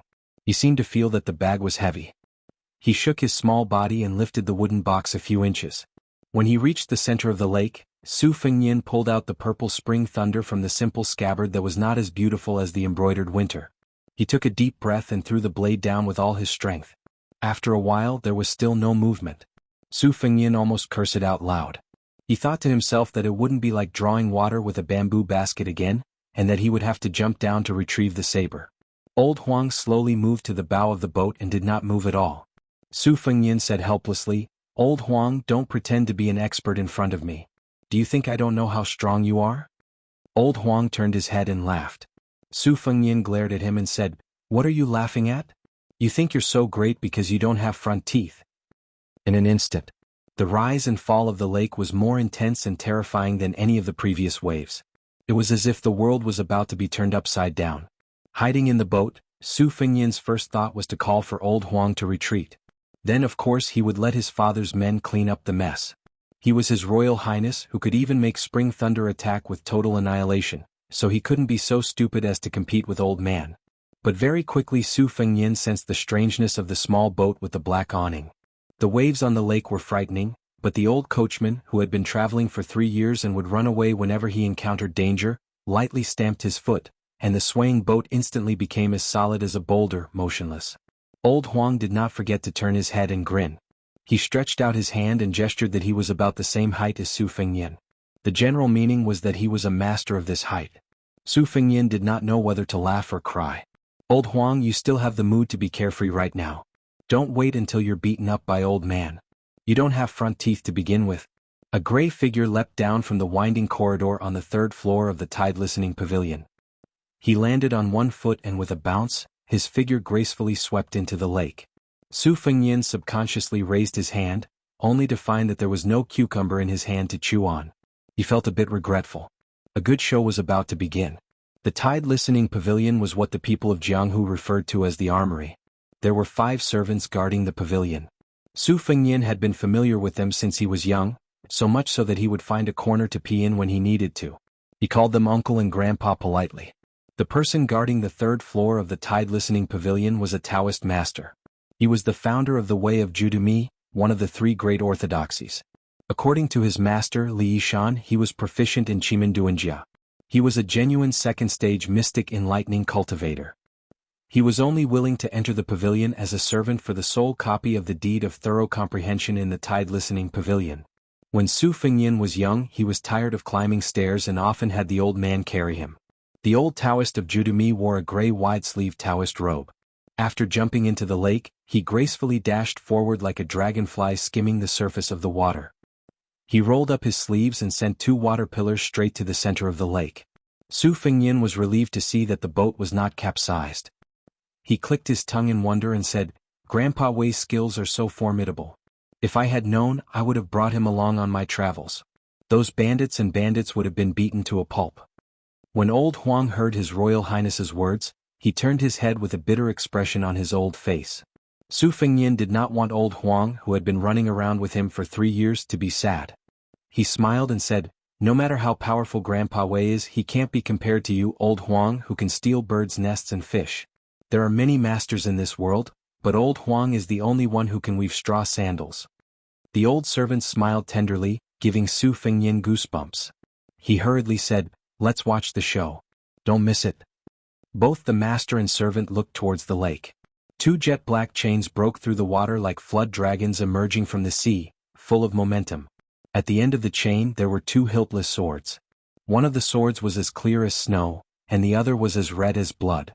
In the words of His Highness the Crown Prince, the swords were very attractive. At first glance, one could tell that they were masters of martial arts. Su Fengyin did not have a large stack of banknotes on hand. Otherwise he would have shouted, "You deserve it." The two blades broke through the two water dragons that old Taoist Mi had sent out, shattering them on the spot. The 10 feet tall Xiong Kuei's body rushed out of the lake. Without the restraint of the copper balls at the bottom of the lake, the white-haired Xiong Kuei who appeared out of nowhere laughed wildly, almost breaking Su Fengyin's eardrums. With a swing of the chains he drew an arc in the air. The scarlet blade chopped towards the old Taoist. The blade's momentum was peerlessly tyrannical. It cut through the air, bringing with it a whistling wind. Old Taoist Wei lightly shouted. He stepped on the water with one foot, stirring up 1,000 layers of waves that shot towards the long blade. The waves were cut in half. The huge blade was like a hot knife through butter. The old Taoist shook his sleeve, attempting to block this biting cold blade that he had never seen before in his life. However, it was futile. The wide sleeve of his Taoist robe was instantly shattered. He was defeated in one move. Chapter 25. His figure flew backward and fell into the lake. No one knew if he was dead or alive. It turned out that the old man in the lake also carried a blade. Both he and Bai Hur had two-handed blades. One blew snow and the other raised waves. Which one was more powerful? Su Fengyin, whose eyes were blurred, clicked his tongue and said, "Is this old man invincible? If I had known that masters were so powerful, I would have listened to Su Zhao's advice and practiced martial arts." Old Huang turned his head and shook his head with a silly smile. "Not invincible, not invincible." Su Fengyin looked at him attentively. He saw that the chains on the old man's hands were rooted in his bones and connected together. It was not an ordinary binding. This was too terrifying. Who would be so obsessed with martial arts and conceited to the point of becoming one with the blade? What if the blade was controlled by someone? Wouldn't it be extremely painful? Old Kuei leaped into a pavilion with 2 locks and 2 sabers. He waved his sabers lightly and the pavilion, which had cost him quite a lot of silver, collapsed with a loud rumble, almost turning into fine powder. Old Kuei looked up to the sky and laughed loudly, his white hair fluttering in the wind, making him look like a llama. The remaining 4 guards of the tide-listening pavilion moved together. They formed a triangle and stood far away with a solemn expression. On the top of Mount Qingliang, de Zhugua Su Xiao sat on a wooden bench and looked at the lake on the mountainside. He held a red clay teapot made by a famous craftsman, but it was filled with green ant wine. Beside him stood his adopted son Yuan Zuozong. Zuoxiong squinted his phoenix eyes. Su Xiao chuckled. "How many moves can you block?" Yuan Zuozong, who was riding a white horse and wielding a silver spear and killing people on the battlefield, said softly, "Father, Zuoxiong wants to try." De Zhugua shook his head. "Forget it. Someone will take care of this monster downstairs. He can't hurt Fengyin." In the corridor on the 2nd floor of the tide-listening pavilion, a man in a white robe stood in front of the railing with a winter blade at his waist. He looked at it for a moment, then put his finger on the hilt of the knife and pushed it out an inch, then retracted it back into its sheath. He rubbed it back and forth, then turned around and went back upstairs. Not only that, even Li Yishan, the most important advisor of the prince's mansion, walked out of the dark room. He clasped his hands behind his back and quietly observed the once-in-a-decade spectacle. As if the sunlight was too dazzling, he raised his hand to cover his eyes and muttered to himself, "Jianzhuang Chu Kuangnu, do we have to tear down countless pavilions again?" The old man did not pay any attention to the guards. In this world there were very few people who could make him take them seriously. He only roared, "Ninth brother Huang, come out and die." Su Fengyin was shocked. "Old Ninth Huang? Old Huang, are they calling you? Don't tell me you have a grudge with this old man." Old Huang reached out and tore off the tattered cloth, revealing the long rosewood box that made Su Fengyin's heart palpitate. He turned his head and smiled. He still looked like he had no front teeth. Every time Su Fengyin saw this scene, he always wondered if the old servant would let the wine leak into his mouth when he drank the yellow wine. The old man obviously saw the old coachman standing at the bow with the box on his back. His white hair danced in the wind and his face was ferocious. When Su Fengyin was so nervous that he did not even dare to breathe, old Huang reached out his withered hand and stroked the wooden box. He did not forget to turn his head and smile foolishly. He raised his head and made a gesture of pouring wine into his mouth, saying, "Young master, that?" Su Fengyin laughed angrily. "Look at you. Don't you have the demeanor of a master? If you really win by stepping on dog shit, I'll treat you to 100 jars of Dragon Cliff sunken vat yellow wine." The coachman, who was called Old Ninth Huang by Old Kuei and Jianju Huang by Li Yishan, smiled faintly. In that instant, Su Fengyin's eyes seemed to be dazzled. Old Huang was no longer simple and foolish. Instead, it was replaced by an indescribable feeling.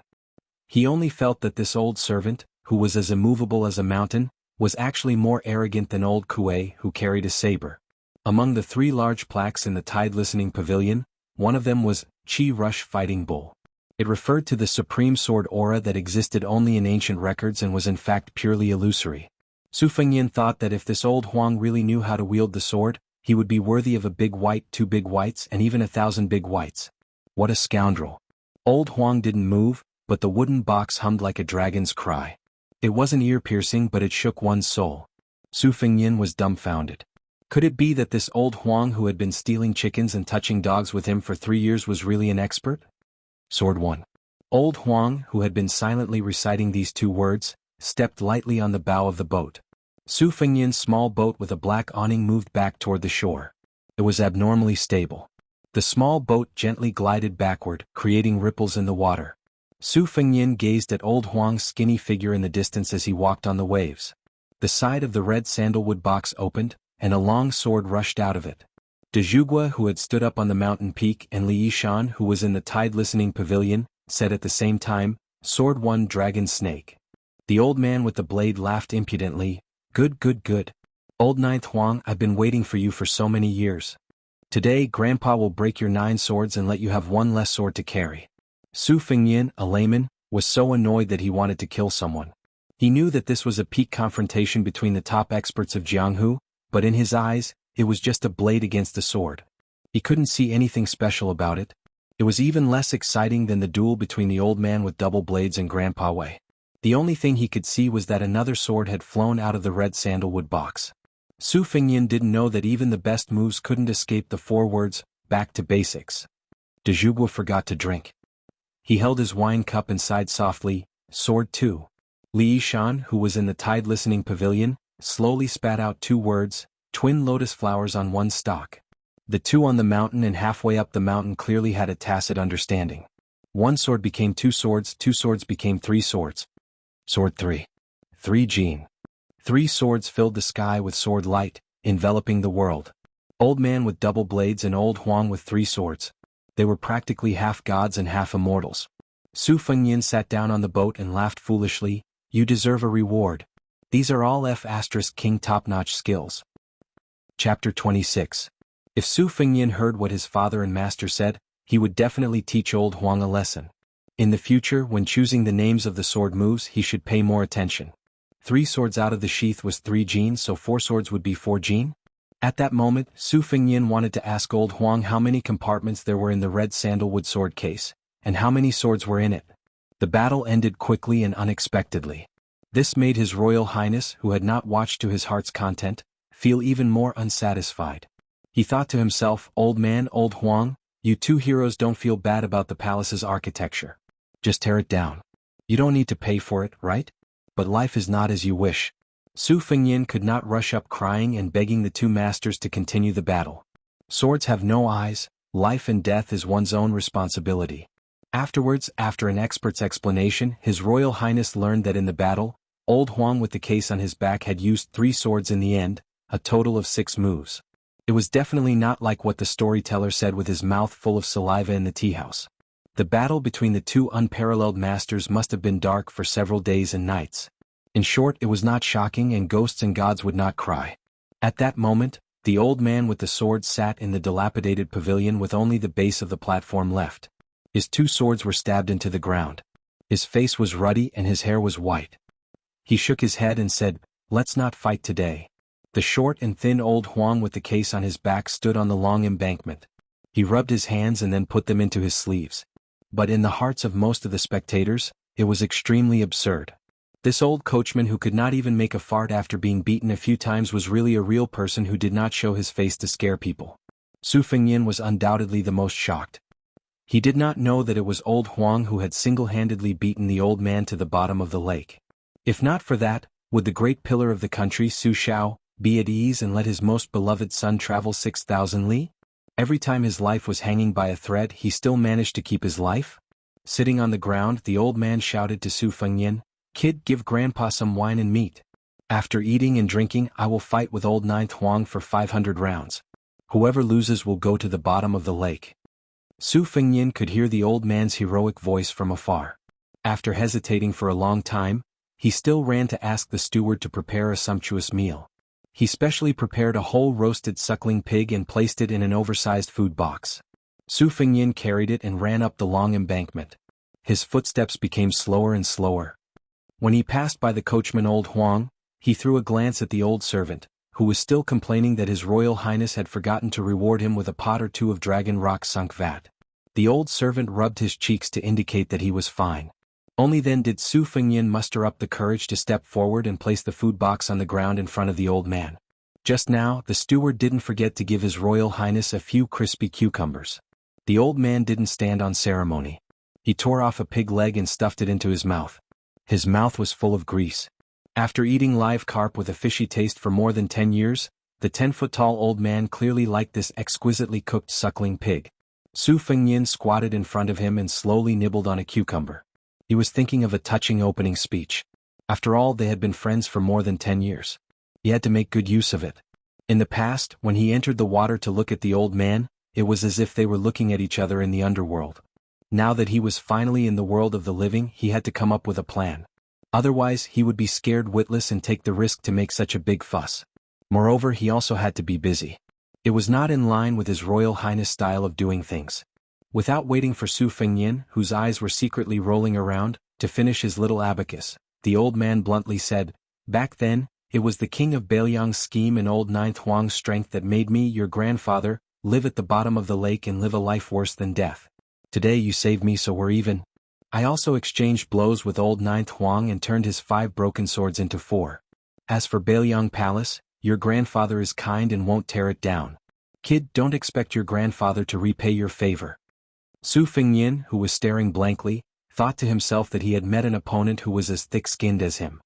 He carefully asked, "Old grandpa, there's wine and meat in the mansion and old Huang will fight with you. Why don't you stay?" The old man sneered and said, "There are many masters in the world.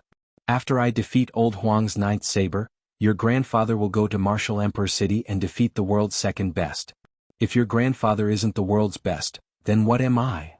A small prince's mansion is not worthy of your grandfather's attention." Old Huang, who had taken off the red sandalwood sword case to sit on, put a blade of grass in his mouth and chewed carefully. He imitated His Royal Highness and rolled his eyes. Su Fengnian looked embarrassed. He had no experience dealing with a hero like the old man, who killed people as if they were chopping melons and vegetables. He did not know what to say. The last cucumber in his hand was snatched away by the old man. He bit off half of it, spat a few times and threw it into the lake. The old man, who was busy dealing with a pig's trotter, glared at Su Fengnian and said, "Kid, you want to eat this tasteless thing?" Su Fengnian, whose face had been sprayed with saliva, lifted his sleeve and wiped it away. He asked tentatively, "Old grandpa, can you help me teach someone a lesson? He's a martial granduncle from Mount Wudong, a master." The old man thought for a moment and nodded. "I've been indebted to you all these years. I've tasted some cooked food, but if you ask for more, your grandfather will beat you up. But if you want to fight and kill, your grandfather is willing. Wait until I defeat old Ninth Huang, then I'll leave immediately." Old Huang did not give him any face and slanted his mouth. He held the stalk of grass in his mouth and his old face was full of ridicule. The old man angrily shouted, "Old Ninth Huang, you don't accept it? If you don't accept it, let's fight again." Old Huang simply turned his body around and turned his back to the old man, out of sight, out of mind. Su Fengnian, who was covering his ears, felt a headache. If the old man had not promised to go to Mount Wudong to teach that bastard Taoist priest a lesson, he would have let old Huang beat this untactful old man to the bottom of the lake. In this lifetime, other than those servants who jumped into the lake to commit suicide, there would be no hope of seeing another living person again. Su Fengnian softly exclaimed in surprise. Since old Huang's skills were so valiant, why did he choose to go to Mount Wudong with the sword case on his back? Wouldn't it be easier to just bring old Huang, who was carrying the sword case, to Mount Wudong? Why did he have to look at the old man's face and listen to his roar? Su Fengnian weighed the pros and cons. His face was gloomy and uncertain. The old man's appearance was boorish, but his mind was as meticulous as hair. The whole suckling pig, including the meat and bones, entered his stomach. He patted his stomach in satisfaction and said with a hee-hee, "Child, as soon as I saw your eyes turn, Grandpa knew that you were thinking of something. What, you want old Ninth Huang to throw me back to the bottom of the lake? To tell you the truth, it's easier to invite Buddha than to send Buddha away. If I hadn't fallen into Li Yuanying's evil scheme, even if I didn't defeat old Ninth Huang, Grandpa would still be able to come and go as I please." At the bottom of the lake, there were 4 iron balls weighing 4,000 caddies. 2 of the twin sabers were poured into the balls, and that was how Grandpa was trapped. Now that I have the twin sabers in my hands, the world is mine. Wah, child, aren't you afraid? His Royal Highness, who was being roared and spat again, squeezed out a smile and muttered, "How could I?" Fengnian's admiration for old Grandpa is like the great river flowing east, like the stars in the plains. The old man said with a smile that was not a smile, "Child, you're different from that butcher Su, you're more to my liking. Arrange a comfortable room for Grandpa, and prepare a table full of wine and meat." Su Fengnian stood up and said, "This is a small matter." Chapter 27. Old Huang spat out the grass root and said, "Not fighting anymore?" The old man said arrogantly, "What's the hurry? You'll get to fight later." Old Huang carried the sword case on his back and said flatly, "Forget it if you don't want to fight. I'm going to the Martial Emperor City to get the yellow cottage back." The old man was shocked. "Really?" Old Huang nodded. The old man sighed and shook his head with a bitter smile. "Then I won't fight anymore. It's a waste of my energy." Su Fengnian was confused. He arranged the huge old man Yuan Zuozong, who was more than 9 feet tall, to stay in a yard. Su Fengnian went to the stable. Old Huang was carrying the sword case in a cloth bag. He was chatting with the date-red horse as if he was saying goodbye. Su Fengnian was surprised. "Old Huang, what's going on?" The old groom said softly, "I've been watching Chu Kuangnu at the bottom of the lake all these years. Since he's been released by the young master, there's nothing for me to do. I was defeated by the old monster Wang Xianji and left the yellow cottage sword in the Martial Emperor City. I couldn't let it go these years and wanted to get it back." Su Fengnian said bitterly, "Is it the giant sword stuck in the wall of the Martial Emperor City? The yellow cottage, that ranks 4th in the top 10 famous swords?" Old Huang smiled and nodded. The Martial Emperor City was located at the edge of the Eastern Sea. The city was built with stones to watch the sea. Wang Xianji was almost 100 years old, but he had been famous for 80 years. He was a martial arts genius that only appeared once in 100 years. He was famous for not carrying any weapons when he was young. He always fought with one hand. At 25 he was promoted to the ranks of the Peerless Masters. At 40 he challenged the sword god Li Chungang and broke the wooden ox and horse, that could cut iron like mud with 2 fingers. He was famous all of a sudden. Wang Xinji obviously had the qualifications to be the first in the world, but he claimed to be the second. This made the top 10 masters in the Wulin Jianghu ranked 11th. The first place had been vacant for 20 years. In the past 50 years, there were 2 peerless masters who used swords. The new sword god Dong Tai held a peach branch and fought with Wang Xinji 3 times. He neither won nor lost. He was ranked 3rd in the top 10 masters. The other one was elusive. People only knew that he was from Western Shu. He was a nameless swordsman. After 30 years of swordsmanship, he comprehended the way of the sword and traveled Jianghu alone. He collected all the famous swords in the world and put them into his sword box. The world only knew that he fought with someone and became famous. Although he lost and left a sword on the city wall, no one doubted that this mysterious swordsman did not lose honorably because he lost to the old and strong Martial Emperor City's master Wang Xianji. Who would have thought that such a swordsman who could shake 40 provinces with one sword was a coachman in Bailiang Palace? He talked and chatted with horses all day long. At most, he would ask His Royal Highness for a pot of yellow wine to satisfy his cravings. Therefore, when the old man heard that 9th brother Huang had returned to the Martial Emperor City to challenge Wang Xianji, he knew that he could not beat him 10 years ago. Su Fengnian, who was holding a cucumber, smiled bitterly and said, "Old Huang, tell me how many swords are in this sword box." Everyone in the world is guessing. Old Huang, who had a few stalks of horse grass stuck to his head after lying in the stable for a while, scratched his head and said, "There are 3 levels and 6 compartments in the sword box. Originally, there were 6 of the 10 famous swords in the world, but now there are only 5. Su Fengnian was speechless. Old Huang, you're an expert. Can you be any better? Old Huang said naively, if young master wants to play with swords, I'll leave 3 or 4 for you. Su Fengnian shook his head and said, no, I'd rather you carry 180 swords and stab that Wang Xinji into a hornet's nest. Then, when you go out to flirt with the heroines of Jianghu, I'll be proud to say that I stole chickens and ducks with you, Old Huang. Isn't that right, Old Huang? Old Huang grinned foolishly. Old Huang, who had no front teeth, was so cute. How could it be the 9th saber, who was thousands of miles above an expert? Su Fengnian could not figure it out, so he decided not to think about it anymore. He asked the servants to prepare a pot of Dragon Cliff's sunken vat yellow wine and brought an inferior horse over. Su Fengnian personally held the reins and sent them off to the outside of the prince's mansion. He even stuffed a few banknotes of small denominations into Old Huang's hands. Old Huang did not refuse and said, young master, please go back. I know the way. Su Fengnian did not agree and said, at least send it to the city gate, right? The horse was an inferior horse. It was not that His Royal Highness was stingy, but whether it was the multicolored horse that had its mane cut into petals to look like celestial objects or the rarer and more precious Fergana horse, they did not conform to the principle of not being a fat sheep when going out.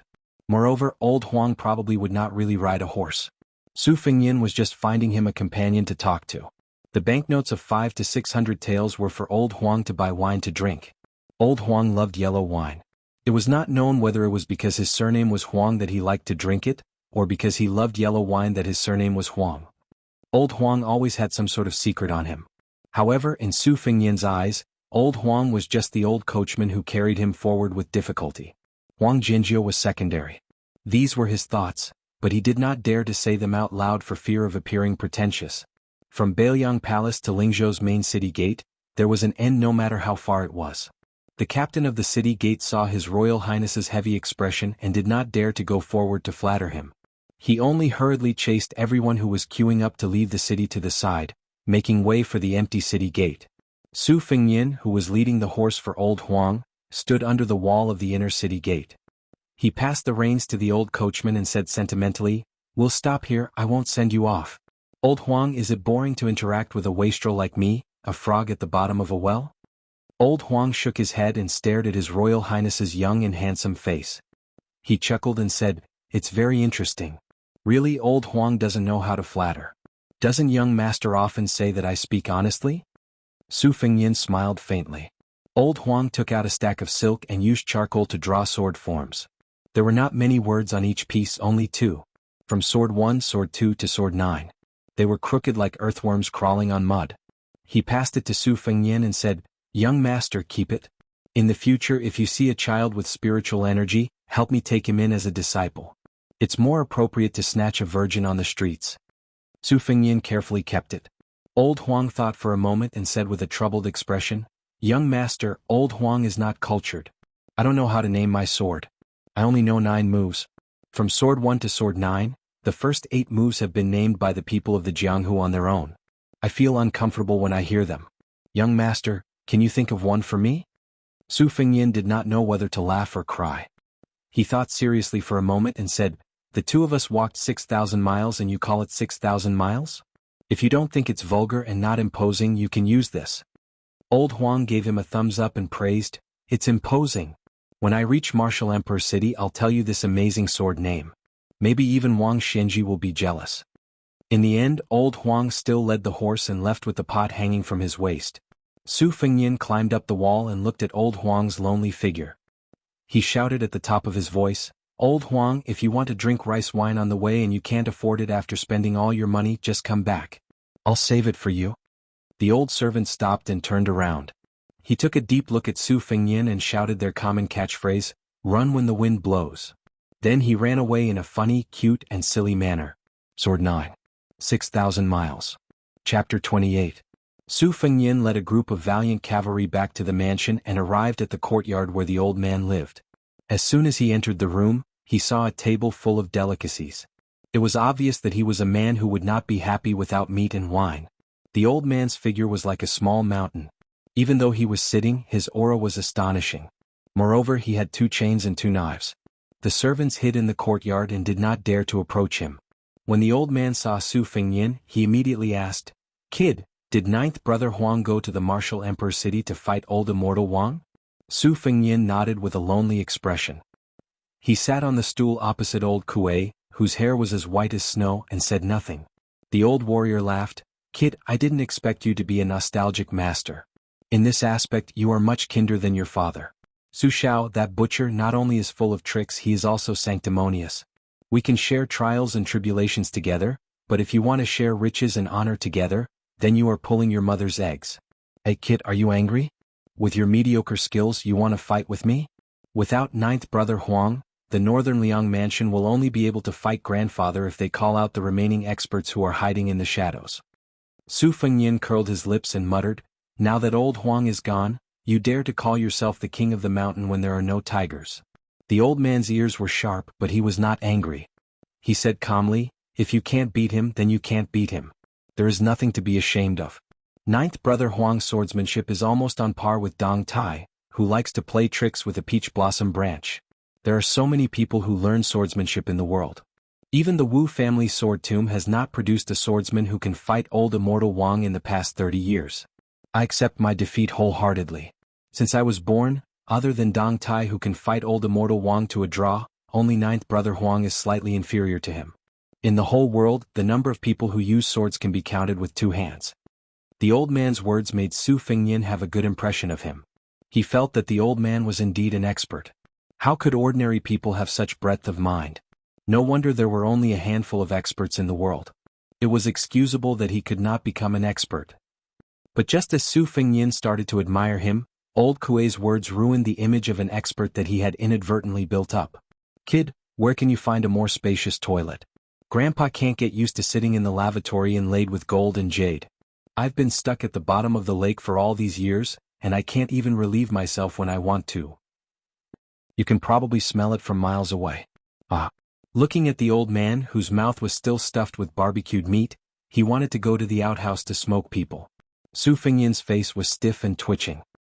He got up and called for the servants to lead the old man, who was mopping the floor with chains and giant sabers, to the outhouse. His Royal Highness quickly ran away like the wind. Along the way he kept cursing, "Expert your mother." Wudong Garden was the place where Su Fengyin grew up. Because of the ancient saying, "A phoenix does not rest unless it is a tree." The great pillar of the country, Su Shao, always liked to say earnestly, "Son, when your mother gave birth to you, she had a dream that a phoenix entered her stomach. You are a natural talent. If I don't love you, who should I love?"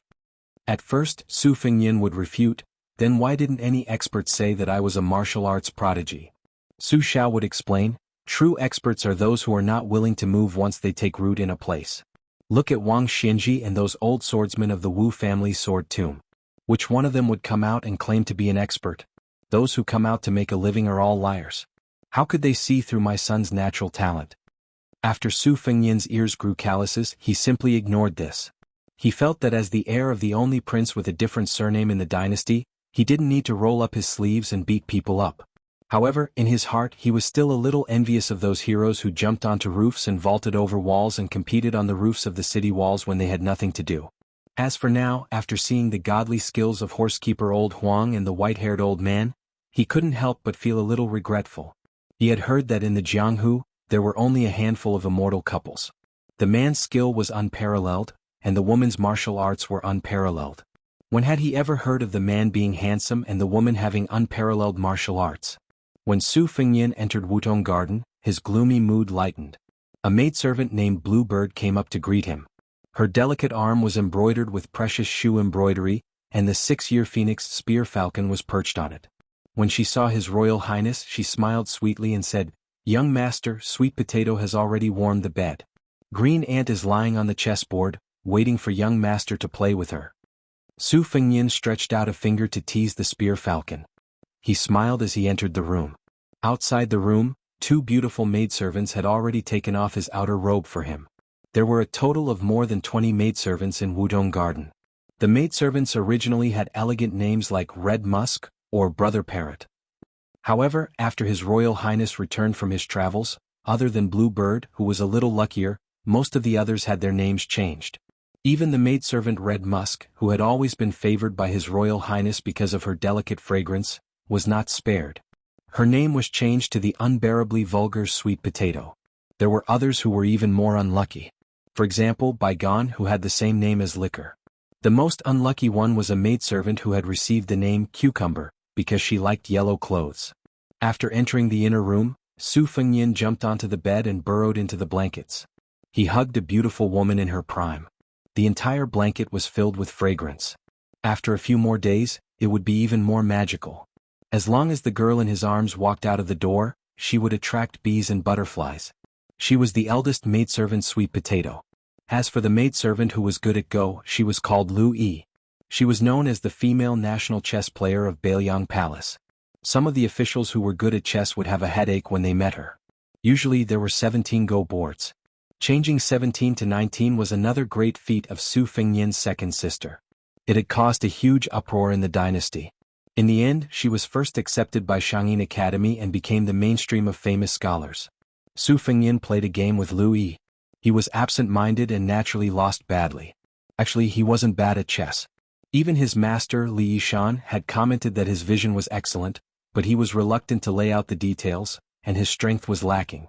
Although this didn't sound like a compliment, it was a great honor to hear it coming from Li Yishan's mouth. Of course, Su Fengnian could not be considered a Go master. The true national chess player was Su Fengnian's second sister, Su Weisheng. She was a valiant figure who made the so-called famous scholar, Mu Yehu, feel ashamed of his inferiority. Su Fengnian pushed away the game that had already ended and lay on the bed. He let the head maidservant, Sweet Potato, rub his temples. The second maidservant, Lu Yi, saw that her master was not in a good mood and did not dare to disturb him. Su Fengnian stood up and said, "All of you leave first. Without my permission no one is allowed to enter, not even Su Xiao." Sweet Potato was born with a voluptuous body and fair skin. Coupled with her innate body fragrance and elegant mannerisms, she didn't deliberately compete for attention. Instead, she was the most favored one. When she got off the bed, Su Fengnian smiled and patted her buttocks. She blushed and looked back with a charming smile. After the maidservants left, Su Fengnian immediately sat up straight and took out what could probably be called a sword manual. This was old Huang's life's work. Even if Su Fengnian had no interest in martial arts, he had to treat it seriously. He hid it in a box made of unknown material under the bed. In order to open the box, one had to move 72 small compartments without missing a step. The box was extraordinarily hard. Even if one tried to hack it with a sword, one would not be able to get what was inside. Su Fengnian's movements were skillful. He could open the box even with his eyes closed. He put the sword manual inside and pushed the box back into the secret compartment under the bed. Only then did he lie down on the big bed. Chapter 29. Su Fengnian estimated the time. The white-haired old man should have finished squatting in the latrine, got up and left the inner room. He put on his beautiful clothes and shouted, "Cucumber!" The servant girl who wished she could never wear yellow clothes in her life immediately went to the other courtyard and brought 3 cucumbers. Su Fengnian took one in his hand and 2 under his armpit, munching on them as he walked. At first he was worried that the old man's courtyard would be smelly, but when he got closer he realized that he was worrying too much. The latrine of the prince's mansion prepared countless spices. Even if the old man defecated like he was wielding a knife, the smell would not spread too far. Not only did the old man defecate, he also took a bath and changed into a clean set of clothes. He sat on the steps and lowered his head to stroke the blade. Without raising his head he asked, "Doll, are you really not afraid?" Su Fengnian sat beside him and chuckled. "Old Huang said you are not only the best knife user in the world, you have never killed anyone in your life, so I am not afraid." The old man laughed and shook his head. "This is half true and half false. I don't kill people indiscriminately, but I am not the best knife user. Doll, your mouth is too slippery, I don't like it." Su Fengnian smiled mischievously. "As long as Miss likes me, it's fine if old grandpa doesn't like me. Anyway, after beating up the turtle of Wudong Mountain, we will go our separate ways. But if old grandpa still misses the food in the prince's mansion, you are welcome to stay and eat." The old man chuckled and asked, "What is the rank of that Wudong Mountain Grandmaster?" Su Fengnian thought for a while and said, "Shouldn't be high, but his seniority is outrageous. A Wudong Mountain Taoist priest who is less than 30 years old, how high can his rank be? Besides, there is no name of him in Jianghu." Old Kuei nodded in realization and said, Oh, that should be the youngest junior brother of the Wudong mountain chief Wang Zhonglo who cultivates the Great Yellow Court Pass. Grandpa has heard about him when I entered the Cold Land back then. His martial arts aptitude is average, but he specializes in Dao techniques and great techniques, which is somewhat mysterious. Su Fengnian asked the question he was most concerned about. Old Grandpa, can you beat him? The old man said, Doll, Grandpa will give you a word. Whether you can beat him or not, you will only know after you fight, right? Su Fengnian couldn't help but grumble, you sound so heroic, but what happened in the end? Didn't you stay at the bottom of the lake for more than 10 years? Old Kuei knocked Su Fengnian's head with a knife. Don't think I don't know what you're thinking. Su Fengnian piled a smile on his face and said with a mischievous grin, then let's go to that bullshit Wudong mountain and make a ruckus? The old man suddenly stood up, his figure enveloping Su Fengnian's whole body, the two chains clanging. Yes. Wudong mountain had 2 ponds, 4 pools, 9 wells, 24 deep streams, 36 cliffs, 81 peaks, a nunnery and a 10-mile palace. With the Taishan Palace on the Jade Pillar Peak as the center, the 81 peaks surrounded the peak, and the palace was tilted, forming the famous 81 peaks. For thousands of years, countless people who pursued the path of immortality retreated to Wudong, or sat on the cliff, or hid in the immortal's coffin, listening to the heavenly music, watching the mist and clouds, and the green mountains and rivers, leaving behind countless legends. Wudong was the Taoist holy land of the previous dynasty, firmly suppressing Mount Longhu. After the establishment of the Liang dynasty, Mount Longhu became the ancestral court of Taoism. Wudong had been silent for hundreds of years, but no one dared to underestimate this mountain's 1,000 years of heritage. Although the current leader, Wang Zhonglo, occupied one of the top 10 positions, legend has it that the immortal guides the way broke through the turbulent surging waves river. Regardless of whether it was a rumor or an exaggeration, in the end, he was still a virtuous and respected Taoist old immortal. Especially when he cultivated the most difficult and time-consuming Great Yellow Court Pass, it gave the whole Wudong mountain a kind of unspoken air that spoke louder than words. 200 Bailiang cavalry mighty and mighty. A tall and sturdy old warrior wearing a black robe, dragging a long saber on the ground as he ran, dust flying. Mountains crumbled and the earth cracked. A group of people rushed straight to the Wudong Mountain Gate's Black Tortoise and Prosperity Memorial Arch. The leading rider actually directly stepped on his horse, passing through the memorial arch before pulling the reins. In the 100 years of Jianghu, the only one who dared to look down on the martial arts world sect was Su Rintu, whose name made the older generation of Jianghu people pale. Tiger father dog son? His Royal Highness Su Fengnian, riding on a vigorous Bailiang military horse, laughed self-deprecatingly. Looking at the group of Taoist priests who were attracted by this grand formation, he gloomily shouted, I'll give you half an hour, make that green ox rider roll out. This group of Wudong Mountain Taoist priests was in a difficult position. It wasn't that they didn't know that there was a martial granduncle on the mountain with the same seniority as Jade Pillar Peak who liked to ride the green ox, but they were only ordinary Taoist priests of the Jade Pure Palace at the foot of the mountain. Not to mention that they couldn't move that martial granduncle. Even if the martial granduncle was easy to talk to, it would take at least half an hour to run to Taishan Palace, and 2 hours to go back and forth. The incoming people were aggressive, could they wait? Jade Pillar Peak was divided into 2 big and small lotus peaks. The big lotus peak had more than 10 heavenly paradises for secluded cultivation, while the small lotus peak on one side of the cliff belonged to one person by default. This person was brought up the mountain by the previous generation's Wudong sect leader at the age of 5 and was accepted as a secluded disciple. At a young age he became martial brothers with the current generation's sect leader, Wang Zhonglo. Wudong Mountain's 9 palaces and 13 temples, the majority of the several thousand yellow-crowned Taoist priests who saw this young man had to respectfully address him as martial granduncle. The younger ones even had to call him Taishang martial granduncle. Fortunately, this young ancestor had never left the mountain. He had only seen the memorial arch of the Black Tortoise Dang Xing when he entered the mountain. Afterwards, he had never approached it, nor did he even look at it from afar. For the past 20 years or so, if he wasn't at Jade Pillar Peak's Taiching Palace, then he was at Big and Small Lotus Peaks riding the green ox. Those who were lucky enough to see his true appearance would all return and tell others that his martial granduncle had an extremely good temper, was extremely knowledgeable, and was extremely elegant. The mountain gate was noisy, but on the edge of Small Lotus Peak's precipitous cliff, the Turtle Camel Tablet, it was very quiet. A young Taoist priest with an elegant appearance was lying on the back of a stone turtle, basking in the sun. He waved his hand, and a green ox grazing in the distance came forward.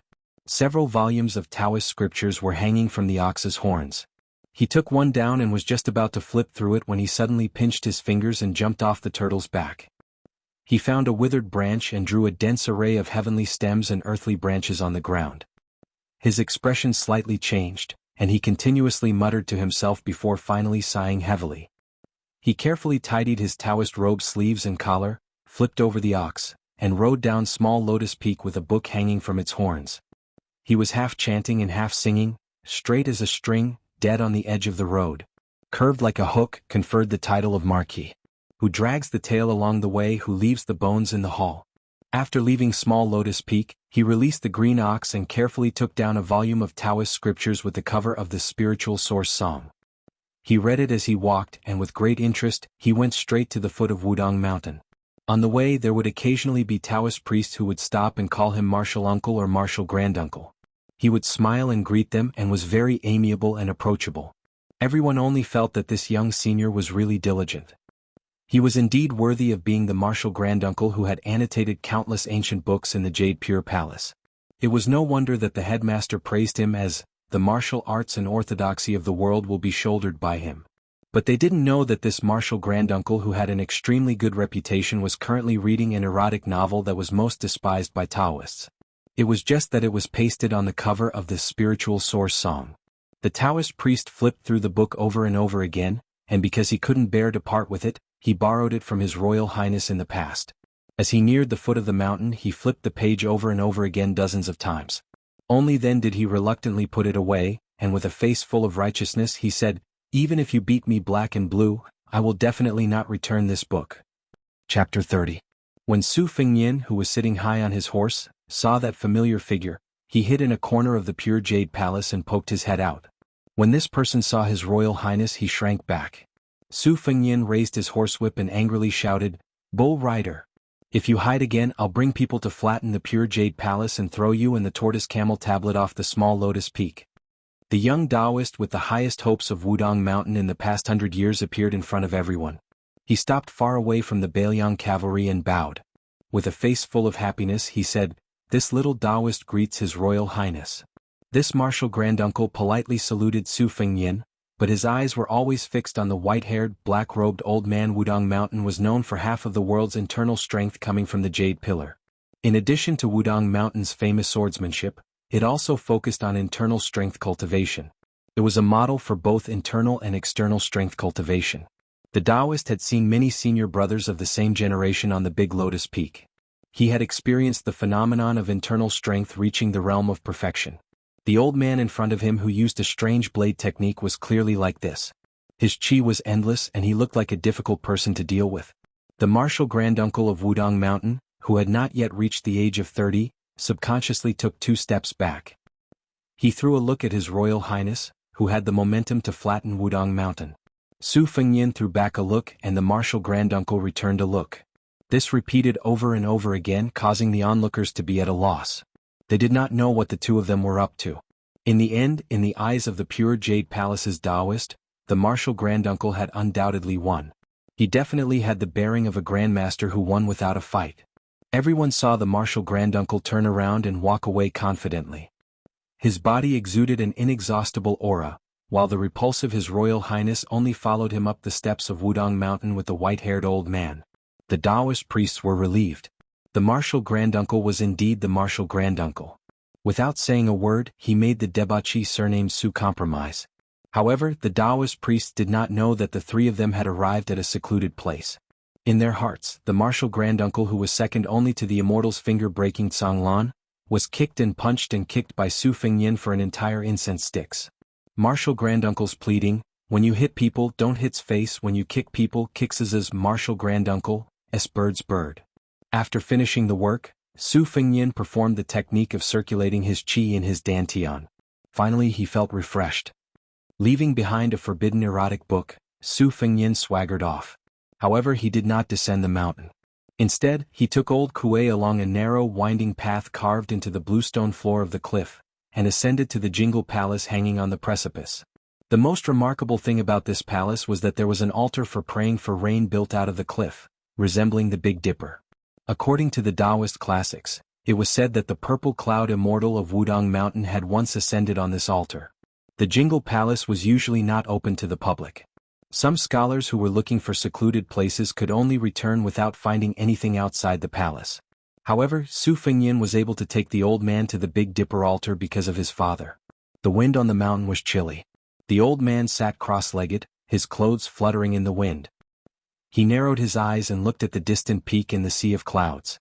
With light steps, Su Fengyin stood behind the old man with the saber. Only then did he stabilize his body. He could barely open his eyes and could only sit down, coincidentally hiding in the old man's shadow. Su Fengyin strenuously shouted, "Old grandpa, how's that little Taoist skill?" The old man seemed to be puzzled and said, "His martial arts are mediocre. He seems to be the same as you. It's a pity that father and mother gave him such a good physique. As for the Tao technique, I don't know how to test it. I don't know, but it shouldn't be too bad or too good. Most of the difficult things in the world can't escape the path of sailing against the current. If one is not willing to endure hardships, how can one become a talent? It's strange. Why did Wudong Mountain choose this material? Could it be that it's the same as the descendants of the Zen sect? I can't figure it out, I can't figure it out." Su Fengyin was even more puzzled. He asked, "Can this Tao technique be eaten? Or can it be used to kill people?" The old man thought for a while and laughed, "Kid, you asked the wrong person. It can be used to kill people." The young Taoist from Wudong Mountain, who was of the same generation as the supreme leader, put his hands into the sleeves of his Taoist robe and stood at the edge of the altar. However, he refused to step on the 7 stars and smiled as he gave the answer.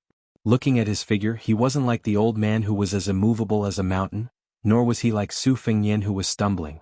He only swayed with the wind, swaying and swaying. The amplitude was not too big nor too small.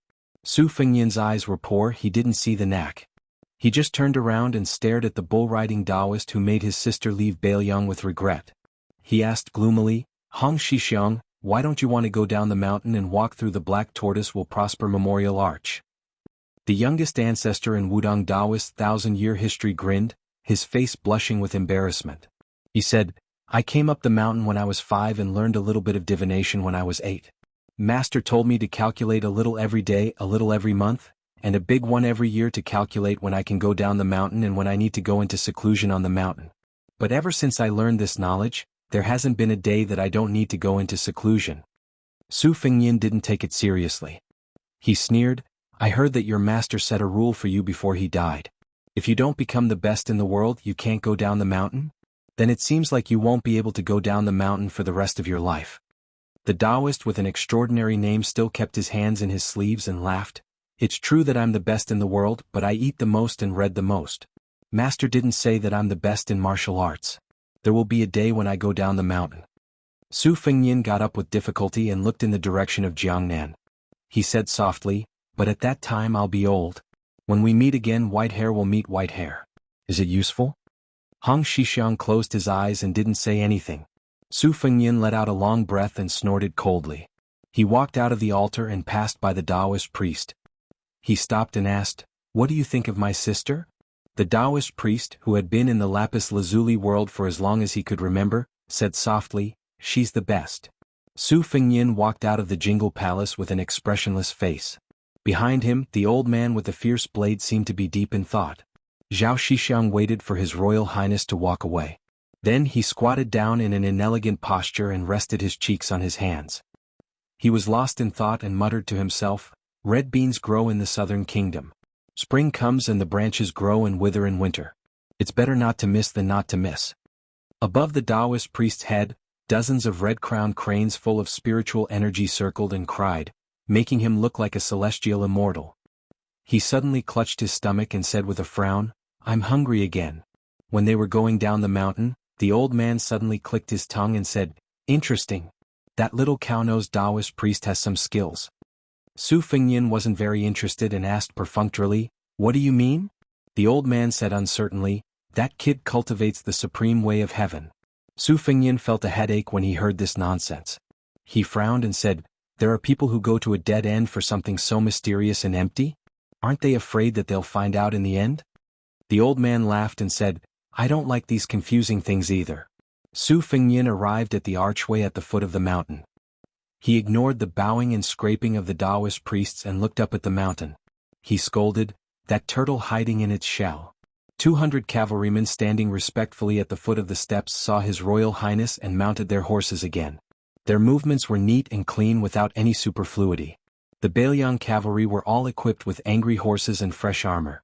Every year they would be dragged to the border by the Great Pillar State for actual combat training. In addition, the Liangdi people were valiant and many of the women were good at archery and horse riding. This was their most unique advantage. For example, Su Fengyan's elder sister Su Jihu was adept at riding and archery since she was young, not to mention his second sister Su Weisheng. Not only was her horsemanship excellent, her swordsmanship was even better. She was better than apes and monkeys and had the reputation of being an antelope. She started killing people at the age of 13 and had cut off nearly 100 heads. The Liangdi people were warlike since ancient times. Therefore, in the eyes of experts, the Bailiang cavalry was far more powerful than the troops and horses under the king of Yanlu and king of Jiaodong. They deserved to be called the lions of 100 battles. The old man waited for Su Fengyan to mount his horse. He laughed and said, "Kid, I won't go back to the palace. Without Huang Laojiu it's really boring." Su Fengyan blinked his eyes and persuaded, "Why don't you wait for me to reach adulthood first?" Without old grandpa, Fengyan would have died at the bottom of the lake. There's still about half a year left. I'll prepare some good food and drink for old grandpa. I'll repay your life-saving grace as much as I can, okay? The old man thought for a moment and then nodded his head in agreement. It could be seen that this saber hero actually did not dislike the Bailiang's most important disciple in front of him. They galloped all the way back to the palace. When they just entered the city, it started snowing heavily for no reason. It was crazy. Su Fengyan was shivering from the cold.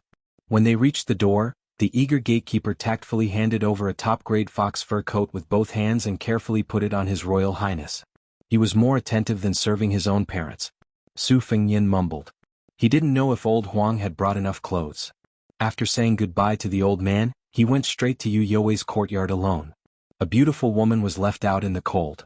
It was too wasteful for her to admire herself all day long. It was not good. It was not in line with Su Fengyan's temperament of watering flowers. On the way, he passed by Jianghu's poor residence that could not be considered a courtyard.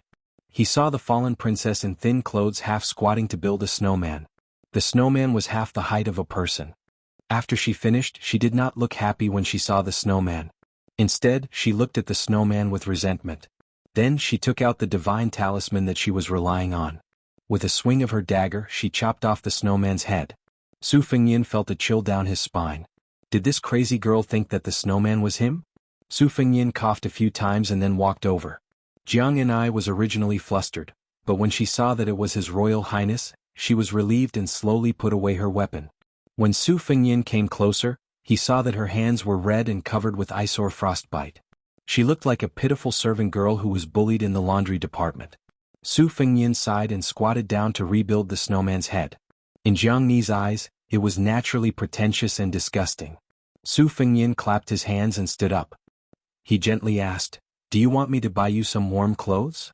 Jianghu coldly said, "I think it's dirty." Chapter 31. Su Fengyan laughed aloud and said, "I was just saying it casually. In any case, I will be a good person. Whether you appreciate it or not, it has nothing to do with me. I like the way you are always letting me take advantage of you. Doing business with you is the most profitable." Before leaving, Su Fengyan stabbed this little maidservant with a sentence. "No matter how shabby your clothes are, aren't they still my things? If you have the ability to take them off, then you will be a heroine." Jianghu pretended not to hear. When she bickered with the shameless and thick-skinned Su Fengyan, she always lost more than she won. Thinking about it carefully, she might not even be able to gain the upper hand even once. After Su Fengyan, who was in a good mood, saw Yu Youwei, his mood became even better. Yang Qin once said that for a beautiful girl, no matter if he had the temperament of a bodhisattva or the heart of a snake or scorpion, he would still feel sorry for her. In his nearly 20 years of life, Su Fengyan had never done anything ruthless. On the contrary, he had directly or indirectly saved the lives of more than 20 maidservants who were as lowly as dust. Yu Youwei was lazily lying in the warm bedroom, teasing the chubby Wu Meinyang whose fur was as white as snow. Every time it snowed, Su Fengyan would want to throw Wu Meinyang into the snow to see if she could distinguish the innocent cat from the white snow. He had been holding back this kind of evil interest, thinking that when Yu Youwei and Wu Meinyang separated, he would definitely give it a try. Su Fengyan took off his boots and lay down beside Yu Youwei. Leaning on her warm and graceful body, He closed his eyes to rest and said softly, I went to Mount Wudong and gave a good beating to a Taoist priest of the same generation as the sect leader. Wasn't that amazing? Yu Yue smiled faintly and said, it was the great pillar of the country that was amazing. Su Fengnian opened his eyes and turned her around. He gave her a hard smack on her round, peach-shaped buttocks and lectured, this prince will personally teach you how to flatter. Yu Yue blushed slightly. Su Fengnian was just about to take advantage of the situation when the light voice of Wutong Garden's second-rank maid, Lu Yi, came from the courtyard. She said that a letter from Mount Longhu had arrived. Su Fengnian didn't have time to take advantage of Yu Yue. He hastily put on his boots and ran out of the room to take the letter. Seeing that Lu Yi's slender shoulders were covered in snow, he smiled and gently brushed it off for her. When he arrived at his own Wutong Garden, he found that the floor tiles here were the best. It was fine to go barefoot as it wasn't hot or cold. It couldn't even compare to Su Zhao's room. Su Fengnian enjoyed being kneaded by his first-rank maid and took out the letter. Oh, that old Taoist from Mount Longhu with the surname Zhao had good handwriting. Taking a closer look, his younger brother's cultivation at Mount Longhu was described as vigorous and courageous, advancing 1,000 miles in a day. To Su Fengnian, who had heard too much bureaucratic jargon, this kind of overflowing praise was already very impressive even if half of the exaggeration was taken out. It seemed that Huang Man didn't go in vain. At the end of the letter, he carefully mentioned that Su Longxiang was homesick, so the old Taoist implored His Royal Highness to write a letter home so that his disciple could cultivate in peace. After Su Fengnian put down the letter, he waved his hand and said, grind. Immediately the room began to grind with bare hands. After Su Fengnian picked up the brush, he began to hesitate. For a moment he didn't know where to start. He almost scratched his ears and cheeks. There was a saying that when it came to using books, one would regret not having enough of them. Su Fengnian simply put down the brush and rubbed his head against his first-rank maid's full breasts. He asked, did that rouge eater from the Lin family see Su Xiao? Sweet Potato said coquettishly, he saw him but he didn't want to leave. Su Fengnian smirked and said, could it be that this debauchee wants to eat your ruse? Green Ant said with disdain, that tattered embroidered pillow is not worthy of our sister's attention. Su Fengnian rolled his eyes and said, am I not an embroidered pillow? Sweet Potato's hands gently wrapped around His Royal Highness, squeezing her firm breasts into an astonishing curve. She said with natural charm, His Royal Highness is not a pillow, your servant is. Su Fengnian smiled and said, this little mouth of yours is quite impressive. Green Ant sat a little further away, picking up and putting down the chess pieces again and again, bored to death. Su Fengnian sat up straight and looked outside the room. Unsurprisingly, Blue Bird, the eccentric maid, was in a daze again. Wudong Garden was a small sparrow, but it had all the essentials. In addition to the fourth-rank maids and female servants, there were all kinds of odd-job workers. Because of His Royal Highness, they had a very high status in Bailiang Palace. Not to mention the first-rank maids that Su Fengnian especially favored, even the second-rank maids were welcomed with smiles by the housekeepers and gatekeepers. Of these maids, Sweet Potato, who was nicknamed Red Deer, had a weak personality and was easy to talk to. Blue Bird was the complete opposite. She was respectful and close to Su Fengnian, but she did not follow blindly. Su Fengnian had been mischievous since he was young and had caused trouble many times. It was always the Blue Bird, whose temper was like a red-maned horse, who cleaned up his messes. Speaking of Blue Bird, ever since Su Fengnian was sensible, he had felt that she was always by his side. It was Wang Fei who had personally led her to him. She was not like a maid but more like an older sister. She was not very close to the other maids in Wudong Garden. She was born with a cold face and a cold heart. Every year, she would not be in the Wang Fu for a few periods of time, but every time she came back, she would give His Royal Highness a small object that she cared about. After a small incident in his youth, Su Fengnian had kept it. Generally speaking, the people in Wudong Garden were all people with no big stories. They were pleasant people, but after chewing and chewing they were bland and thin. It seemed that this was all because the Great Pillar State could not tolerate sand in his eyes. Su Fengnian did his best to empty out the ink in his pocket before he could barely write a letter to the Feng family. It was long-winded and long-winded. It was all trivial matters, the complete opposite of his original intention. In the end, he had to comfort himself that if he wrote too profound, Huang Manor would not understand. It was best to be straightforward. After he finished writing the letter, Su Fengnian stretched and went out of the room. As expected, he saw Blue Bird standing in the corridor of the courtyard, lost in thought. He looked at the sky. The heavy snow had stopped for a while, and it was the best time to travel at night. He pulled Blue Bird out of Wudong Garden and planned to go to Fengyi Hall to tease the sickly and pitiful Fan Mimi. As for Lin Tanhua, Su Fengyin felt that she was very much to Li Hanlin's liking. On the way, Su Fengyin remembered that today seemed to be his dog's day. He smiled and asked, "Has there been any movement in the Fu?" Blue Bird's reply was as concise and clear as ever, "There has been." Su Fengyin's spirits were roused. He smiled and asked, "Is it going to the Tide Listening Pavilion or is it looking for Su Xiao?" Blue Bird shook her head and said, "I don't know." Su Fengyin sighed with regret, "There are fewer and fewer people taking the bait these days." His Royal Highness had nothing to do these past few years, so he deliberately let the usually heavily guarded Bailiang Palace relax for a period of time, but keep it tight inside. He called it fishing, and it was specifically used to lure in those Jianghu heroes who coveted the secret manuals of the martial arts library, or those hot-blooded assassins who were full of enemies. There had been a card day 4 or 5 years ago, and at most, it had lured in 4 groups of uninvited guests. After a round of beating, it was said that 26 corpses were dragged out the next day to be chopped up and fed to the dogs. After returning from his travels, he had played cards twice, but there had been no harvest. Presumably, those uncivilized heroes had come to their senses, and there were very few fish and shrimps that had fallen for the bait. He just didn't know what the results would be today. Su Fengyin's extreme boredom could be seen. Blue Bird suddenly stopped and looked back at Wudong Garden. Su Fengyin asked in a low voice, "What's the matter?" She said softly, "Nothing." Su Fengyin suppressed the doubts in his heart and went to the Phoenix Rites Pavilion. When he entered the room, he saw Sister Fan talking with the one surnamed Lin. Seeing Su Fengyin, Miss Fan seemed to be stunned for a moment, while Tanhua Lin looked as if he had lost his parents.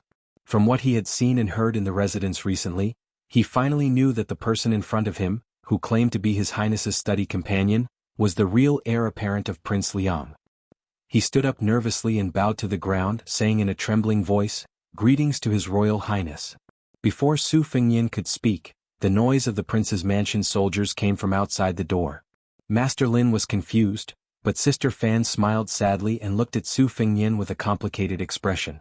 Yuan Zuozong, who was second only to Qin Zhibao among the Pillar State's adopted sons, walked into the room in armor and held a portrait in his hand. The Bailiang's first general narrowed his beautiful eyes and greeted His Royal Highness. Then he turned to look at the young guests. His eyes instantly turned cold and he sneered, "Fan Xiaochai Linyu, come with me." Tanhua Lin was stunned. He didn't know what was going on, but he had suffered an unexpected disaster. His legs immediately went soft and he sat down on the chair. The weak Miss Fan was taken away. She spat at Su Fengyin in front of her. She was very tough. As a result, she was slapped out of the room by Yuan Zuozong. She lay in the snow like a pile of mud. Su Fengyin didn't bat an eyelid. He took the portrait from Yuan Zuozong's hand. It was a portrait of himself. It was only 60 or 70% similar, but it was 12% similar. It could be seen that in the eyes of Sister Fan, he was quite insignificant. She didn't even want to look at him. In her mind, he was even more despicable. Su Fengyin sat down with the portrait and smiled. The 2 special assassins were taken away by Yuan Zuozong. Su Fengyin looked up and asked, "Blue Bird, what about Wudong Garden?" She calmly said, "It's all right." Su Fengyin said self-deprecatingly, "Once I drank with Lu Qiuer and got drunk. The fatty said that I had 2 groups of death guards. One group had 4 people and only had 4 code names, A, B, C, and D. He didn't even know about the other group. Tell me, how many people are there in Wudong Garden? Are they maids or other servants?" She closed her mouth and didn't speak. Su Fengyin looked straight at Blue Bird. "Are you one?" Blue Bird still didn't speak. Su Fengyin sighed and looked down at the portrait. "If it's safe here, you can leave first." She left quietly without a sound. She came to Wudong Garden.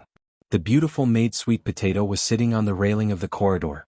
She was holding a small bronze mirror. Her hands were stained with blood that looked like rouge. It was smeared on her lips. Blue Bird's eyes were full of disgust. This head maidservant, who was recognized by everyone in the mansion as weak and soft as a koi fish and needed to be fed by her master to survive, also did not look at the green bird. She only tilted her head and smiled at the mirror. "Is it beautiful?" Blue Bird sneered slightly. It was unusually ear-piercing in the silence. Sweet Potato pursed her lips. Under the moonlight and snow, her face was very enchanting. She coquettishly said, "It's good that I'm more beautiful than you." Blue Bird turned and left, leaving behind a faint sentence. You grow old quickly. Sweet Potato didn't refute. Her eyes were hazy as she said to herself, "It's good that I can't live until I'm old."